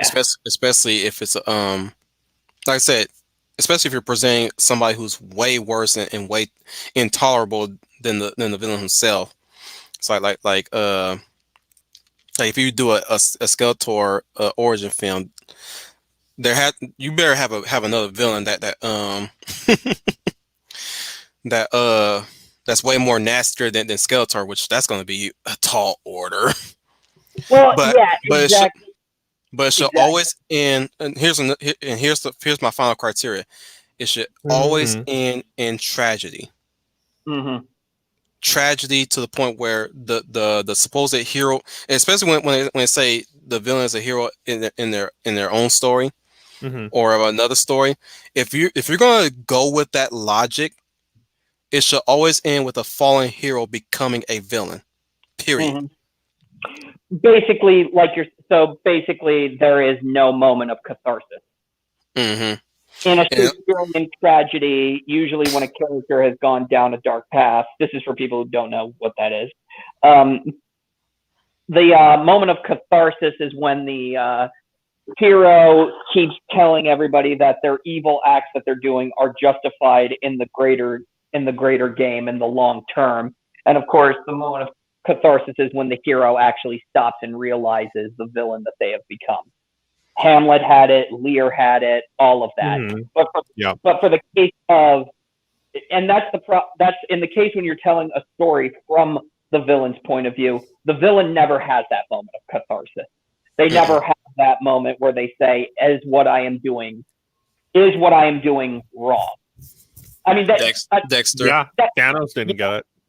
No, that should have been. They don't have that moment of catharsis, or if you do want them to have that moment of catharsis, because they did do this in Death Note in the early episode, where Mm. Light is saying, "Is this morally justified? Am I evil for doing this?" And then he looks up and he realizes, no, it can't be evil because I see this rotten world every day. Bringing it back to Berserk as Yeah. well, Griffith Mm-hmm. did a Mm-hmm. lot of things for the sake of his band, and for the sake of getting that castle. Yep. In one instance, this is from the manga, the 97 anime also brought up too the fact that there was a kid that idolized him and followed him around. The band, I Mm-hmm. mean, ends up dying in battle. To that end, he sold his body to a duke that loves boys too much, a little too A much if little you too ask me. much. Um, in order to gain resources for his band, so that they don't have to fight another battle to earn resources. Because if they do fight another battle, as especially when Casca brings it up, we can fight more battles, we can win. We all we have to do is keep winning. And he says that will take too long. The more times we fight battles for the sake of earning money and resources, it's more lives that I lose, Hmm. and I can't have that. So I will do what I must, if need be, to to get to get us through the way, which Mm-hmm. which of course again it discussed Casca, and definitely discussed Guts. You know what I'm saying? Considering Guts' backstory of what happened to him, and hearing Mm-hmm. that Griffith Right. willingly sold his body to a pedophile, basically. Yeah. Hmm. Yeah, that was actually an interesting. That's what really intrigued me about Griffith too. I know I like to chant Guts a lot because Guts is like basically my spirit animal. But Griffith intrigues me in that front because Guts on one hand, he he will keep fighting to the bitter end. He's gonna fight for his survival until finally something will you know take him, or maybe he'll find a peace. He'll finally be at peace at one point. Griffith, on the other hand, he'll in a way will take a safe route, quote unquote. Hmm. Oh, Donnie Powell has a question. He says, "Who are your favorite noble demon villains? Villains who have a sense of right and wrong or a code of honor?" Zod, Nosferatu Mm-hmm. Zod. He's basically a villain, but he has a code of honor. There was a moment where it's not in any of the adaptations at all. It's only in the manga. Wild. It's one of those heinous villains that he's basically the Kurgan. He's basically the Kurgan without that the rule code that he has to follow in Highlander. But his model is a sight and pleasure to any content, no matter. And he was about to force Griffith to force the eclipse. Mm-hmm. Zod steps in and basically kills the guy because because it's not that time. You know what I'm saying? Mm-hmm. So even though Zod is not part of the God Hand, doesn't want to be anywhere near them at all, he still respects their rules and regulations, especially when it comes to the eclipse. He make he here's the thing, he could try to stop the eclipse. Hmm. Mm-hmm. He could come in at any given time to tell Griffith, you don't need to activate the Bayonet. Just live your life. He doesn't do that. He's like it's causality. It's what it is. Anyways, I'm gonna keep killing bad guys until finally somebody can wound me or maybe kill me. Who knows? So he's outright villainy and social and guilty by association to that villainy. Now I did make it known that I don't like to classify the guy hand as villains per se.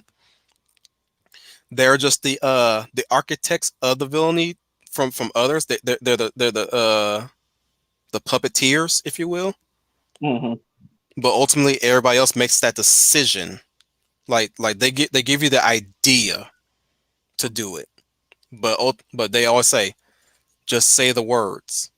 which is I sacrifice, right? Mm-hmm. Like I said, like you could say what they do is evil, but they will have to go out and outright kill people and maim people, whereas they influence. Mm-hmm. Code of Honor, he says. There's another character. Y'all help me out. So Barbosa. is it just demons? Not necessarily noble demons, as in somebody who it don't necessarily have to be a demon. It's just somebody who's evil, but still has a code of honor intact. Mm. Even Kingpin almost has a code of honor Yeah. in a way. Mm-hmm. In that regard, there's some things that he's willing to push. If you push on his on things that's making him human, oh, he's gonna lash out like Vanessa. Mm-hmm. You know that moment where he pulls in Vanessa. Oh, he went on the warpath. Yep. He was willing to stay his hand on everybody. He's not muscling on anybody else. But the moment that you mess with yeah, Daniel, we're going, man, we're going. But take notes, take notes. But yeah, in the case of Kingpin, he never would think about muscling on anybody's turf, like unless a deal has been made. Bad for business, right? But Yep. the moment you mess with Vanessa and he finds out who it was, oh, he's on the warpath. Especially Mm-hmm. when Leland had just basically just rat out who else did it, and he killed Leland, and he went after I think he tried to go after Gal, and Mm-hmm. and funnily enough, Gal got off lucky. That sly woman, I still can't take the fact that she could force push you. That oh, I'm sorry. That like oh, that just looks silly when every time she does it. But digressing. Even Nobu, the ninja that attacked like on his name now. Matt in his own house. Right. Fighting him like a warrior. But there's those. Noble demons. I'm sorry, I probably using him as in the wrong category. Noble demon, noble demon, noble demon. Ooh. Vegeta. Yeah. Even before Majin possession. Mm-hmm. There's some things he's willing to honor too, in some regards. But he over time he's become such more so too. Even during the Buu saga, after my possession and later on after that, he becomes that. Even Wolverine. Yep. People Wolverine. people forget Wolverine was a villain Yep. for a time. People forget. Before they retconned him and said, "Oh no, he was just feral." Yep. That Right. or they just they saw the popularity and decided to say, hey, he But I his thought his acts were villainy, not that he was a villain himself, but the things he was doing. he Or was also getting his mind wiped. He has mind wiped. So of course he's going to turn to villainy for a while until now he's starting to get his memory back and now, oh, I was a good guy the whole time. Right. Mm-hmm. Yep.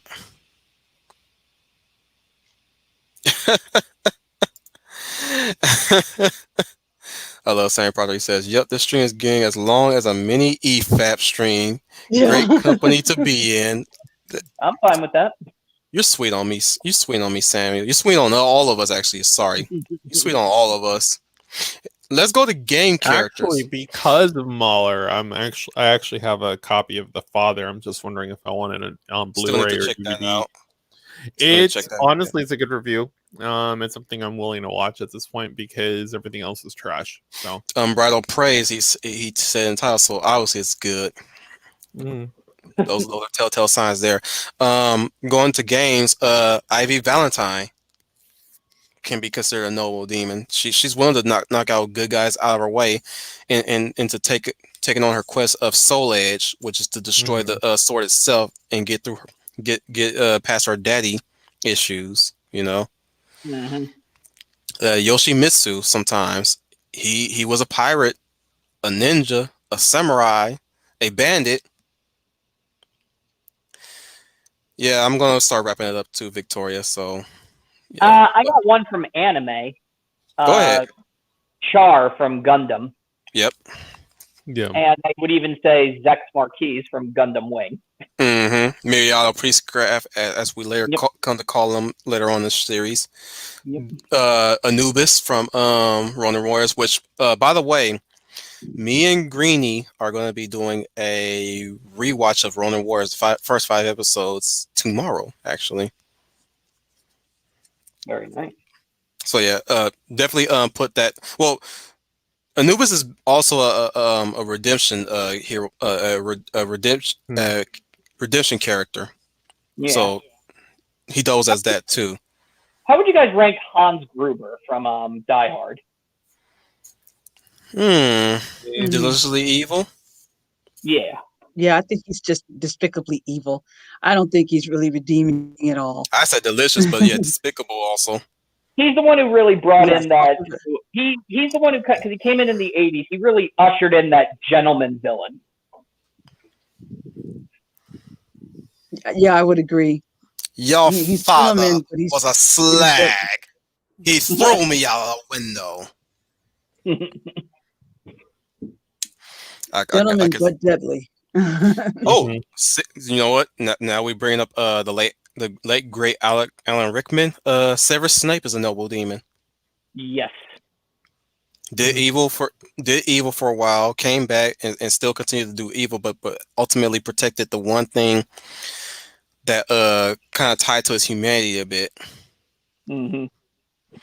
That was the one thing that I thought was interesting about him is that by the end of the series, of course, we don't find out this until the last book, but we find out at the very end when it's revealed that Harry is the last Horcrux, and Voldemort has to kill him. Snape is the first to say, "Really? We've bred him all this time just so he could be a lamb to slaughter." And Dumbledore says, "Why, Cerberus, have you come to care for the boy?"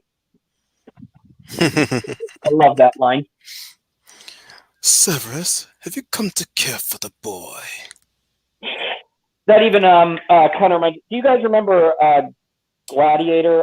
What was his name? The guy Commodus? no, not Commodus. Uh, the guy who owned Maximus in the fighting pit. Proximo. Yeah, Proximo. I love this bit where he just goes, where he's letting him go, and he says, "Why, Proximo, are you in danger of becoming a good man?" N- Dust and sand. Since the day that your whore mother birthed you, Yep. those giraffes that you sell me, they do not fuck. You sold me queer giraffe. Uh, gotta love Proximo. God rest the actor's soul. I know, and that's why the only in the original script he wasn't going to die. He was actually going to be at the end released with everybody else, but Hmm. because the actor died, Ridley Scott didn't. First off, he was one. Ridley Scott just changed it to killed him off. And that digital they digital they keyed them in for one last scene, which was a Mm-hmm. nice one of the greatest digital effects of that movie at that Yep. time. Um, oh, here's a somewhat villain with a code of honor, but he's also deliciously evil. Dollar Bill from the Crow. Oh yes, yes. I love that movie. I agree. Yeah, The Crow is a classic. Stop me He's if you very heard. Stop me if you heard this one. Car, bang, fuck, I'm yeah, dead. good villain. Yeah, good villain I, in that one. I love that too. He goes, "So you're him, huh? The Avenger?" And Brandon Lee's just going, "I just want him." And he goes, "Well, Hmm. you can't have him." Yeah. And he's like, "Well, I see you've made." And he says, "Well, I see you've made the rules." Now let's see you enforce them. And he goes, oh, this is already boring the shit out of me. Shoot him.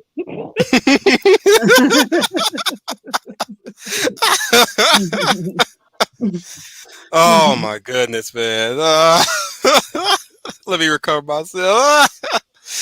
Oh man, hang on. There's another line I want to read. It's by Dollar Bill too, or not Dollar Bill, Top Dollar. I'm sorry, Top Dollar.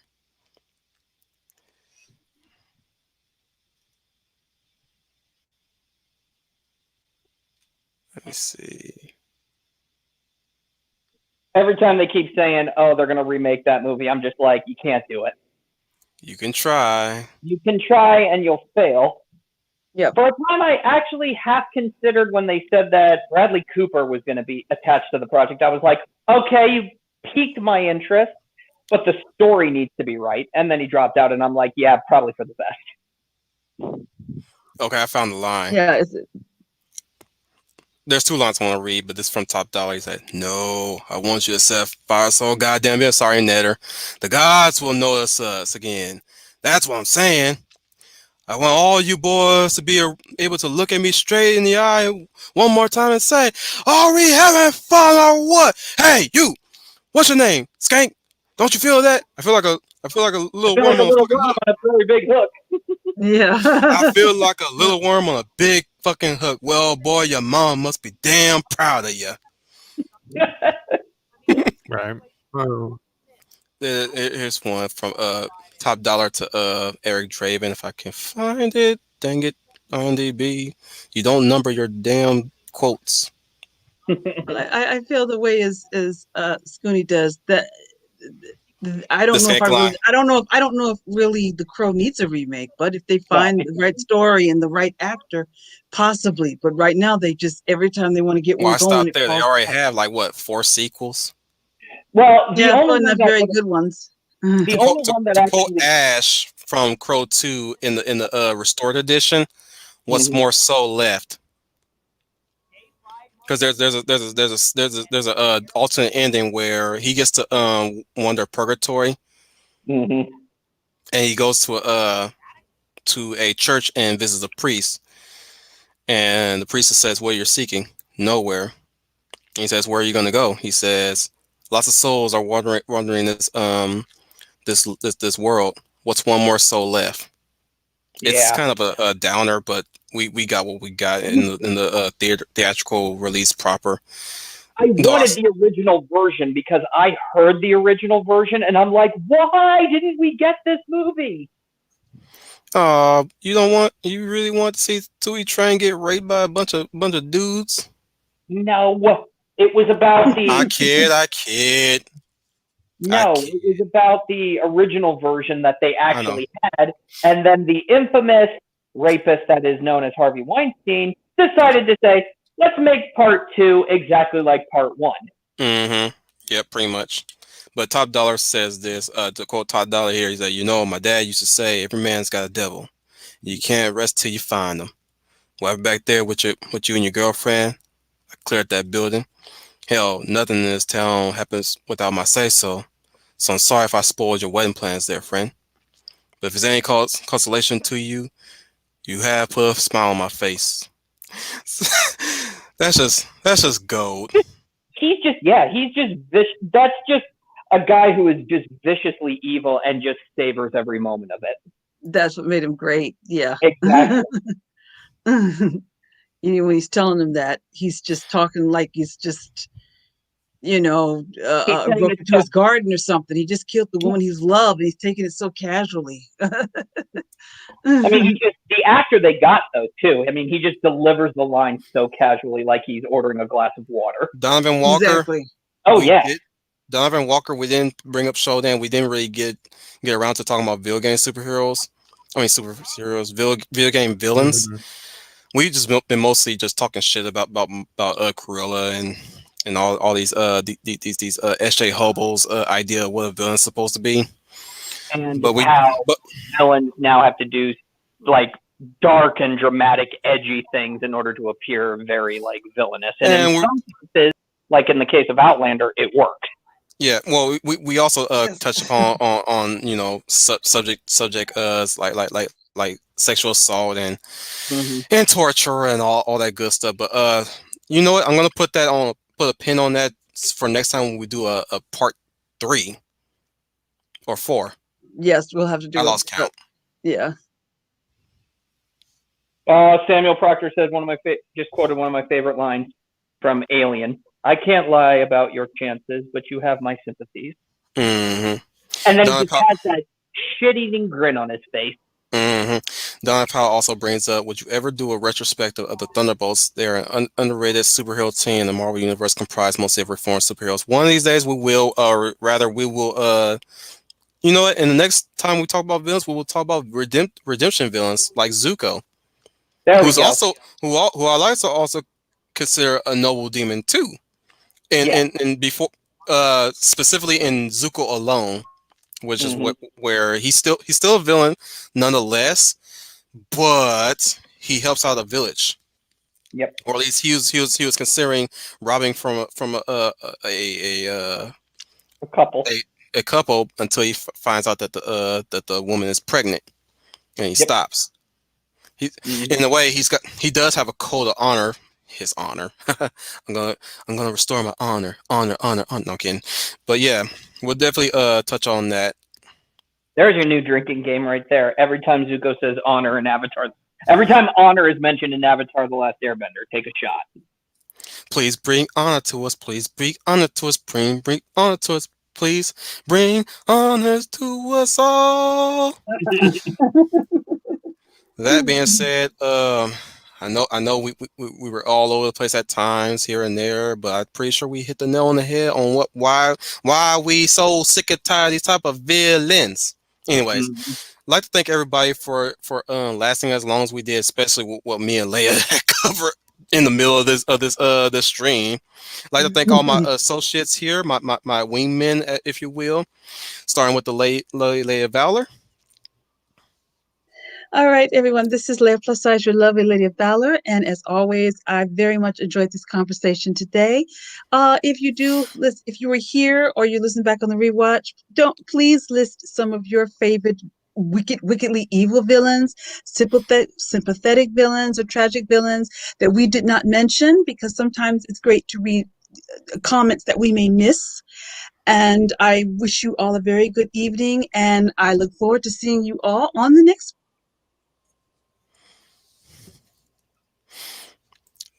Coming at you live from a basement with Schooner the Tuna. Thank you for for being here, Schooner. Coming at you live from a secret government facility buried deep underground that has excellent Wi-Fi. This is Schooner Tuna. Thank you for listening. And if you guys have any other suggestions or topics, let us know down in the comments. And if we missed anything, let us know, and we'll try to get back to it on part 3 of this stream. Coming at you from occupied Imperial space, the man, the myth, the trooper, FN 2525. Hey guys, it was fantastic. Go ahead and hit the like button, share, and subscribe. And as always, go ahead and leave something in the comments that helps the algorithm out. If you want more of our content, go to MeWe.com. You can find us there. And it was fun. So again, thanks to everyone who sat in today, Leia, Schooner, and thank you for Wolf hosting me. This is Trooper FN2525 coming from Imperial Occupied Balmora signing off. No, Don Powell, we will get to that next time. Definitely, if you do show up for another villains stream, definitely bring up James Bond villains. Hopefully, Oh, we'll be able to talk about that. you need a whole separate stream for that one, though, Well, Wolf. that's the Yeah, beauty of that it. would take Among, 4 hours among, for sure. Yeah. exactly. Among You want all of the stuff that's going on in our media, James Bond villains surprisingly stayed the same. you got the male, and don't forget some female bad girls. You Mayday, got to put those in. Yeah, Mayday. you got yeah, Mayday. Love me some Grace Jones. Mm-hmm. Love me Yeah. some Grace Jones, especially Boomerang. Pussy, pussy, pussy, pussy. I smell a gay from far away. He's a gay. He's a gay. Even he's a gay. Love it. So Love it. yeah, that's a good topic. Yeah, you're gonna have to do you have to dedicate a whole show for that one, because that covers that. That would take about 4 hours Hmm. because we got a wide range, like Spooner said, we got a wide range of villains. There's some good ones in there. Wide range of villains to cover. Yes, and worship at the altar of Strong J. And this has been your Wolf Commander.